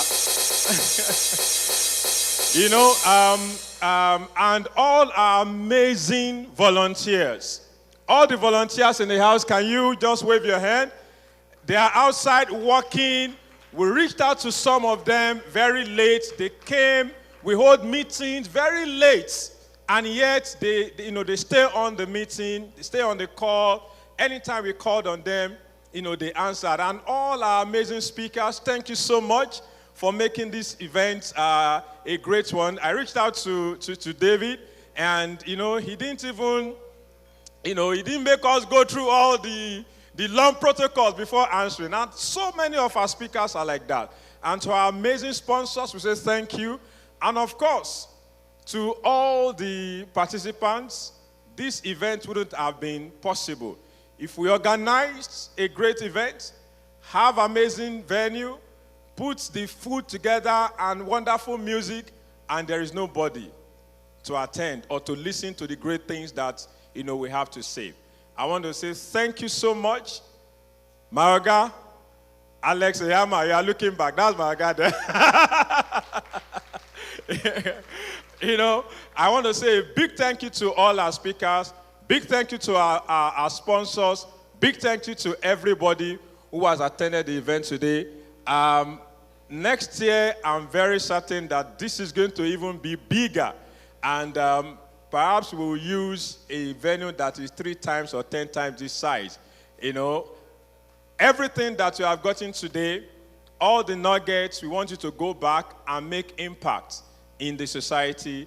Thank you so much, our MC, the comedians, our tech support. Thank you so much, everybody. It's been amazing. And our host, thank you so much for helping, with this. And I'm sure everybody had a great time today. Thank you. And God bless you. Thank you, Prof. I leave you in the hands of DJ Mystic. Take it away, DJ. Thank you. Baba God, now your hand working. Don't be lying. Now your hand working. I say, easy. To the sing and the dance and the people, they rejoice. My brother, my sister, don't be today. Make we the tango, Baba God, now your hand working. Don't be lying. I say no be lying. No be everybody. Why sleep for night? You wake up, see the light.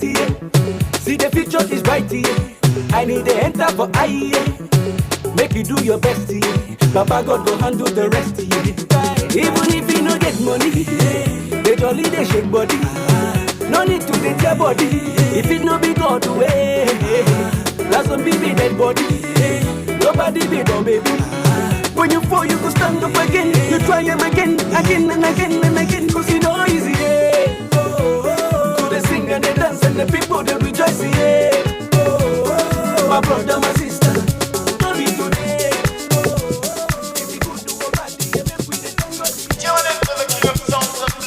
Olalaje mi Ashake. Una kasumbala no dey waste time, oh na. Me I want fire bazooka, oh na.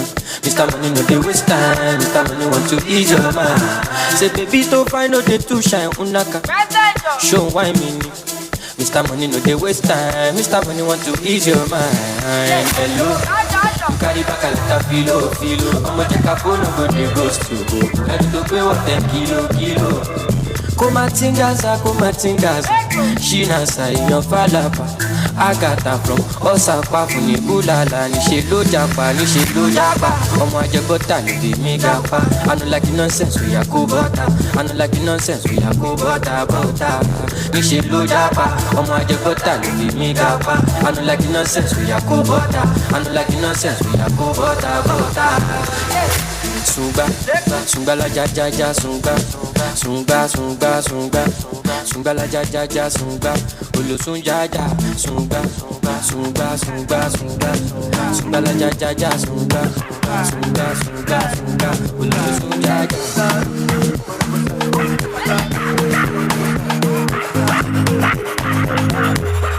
Who's your guy? Spyro, now only me one life. See us we day like this sunrise.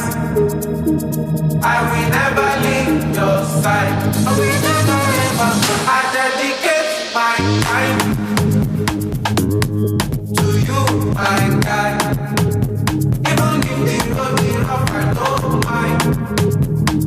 'Cause you be my G for life.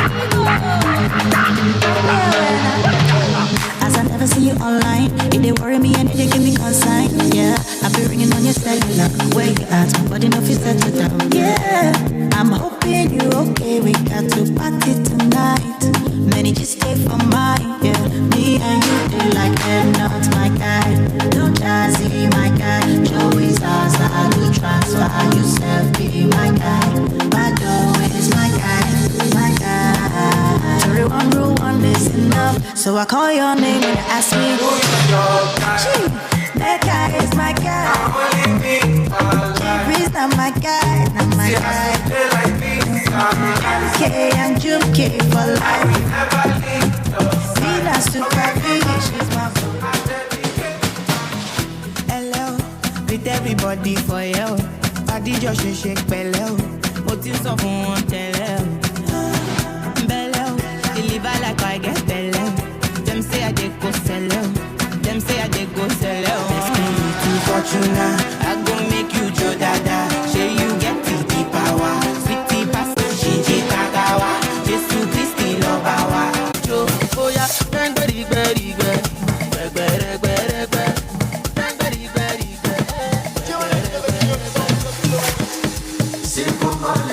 C'est moi les gars, tu l'argent. Oh yeah, pas là comme un star. They want me to change my style. Kilo boys, kilo vega. The money no dey waste time. Chain no dey like Bogaralia, Ebele Suwa, make we just dey fire the go. Udani Suwa, Olo Kere, Dani Kere na Suwa. Dega bongo, kami bongo, Kere Kere. Kuni Suwa, Tubawa, Ojadi Sita, Eno Shedurela, Emi Gazila, Maradona, Yolo Kuchela, Emanuela,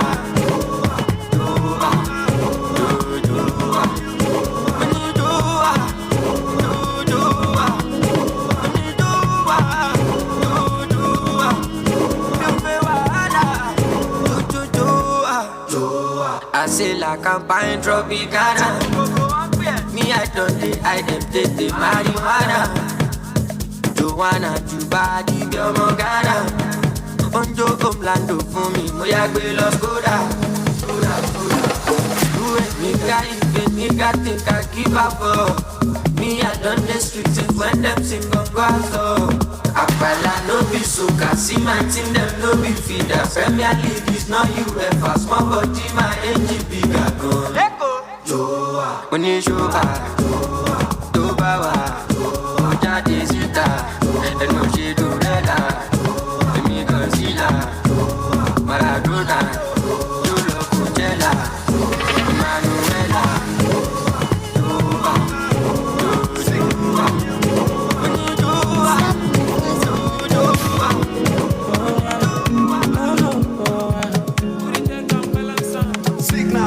Carry all my money, make you carry me go Sambisa. If I touch your body, make you touch under my short nigga. And girl, your love don't blind me. I can be like Papa Fryo. If I come in sachet, you go carry my embryo. Carry me go where I don't know. Pass my bololo. Your body cool my pressure. Body cool my pressure. Carry me go where I don't know. Touch my tolos. Your body cool my pressure. Body cool my pressure. Boy, ma, you reset my preset. Yo, this your back in a asset. Come make you spend on my house rent. Say this your body in a project. Oh, Malicha. I won't go come you. Carry calamity. Oh, for me, I want you like I'm gonna see Maradona. See Maradona. She won't play me corner. She won't give me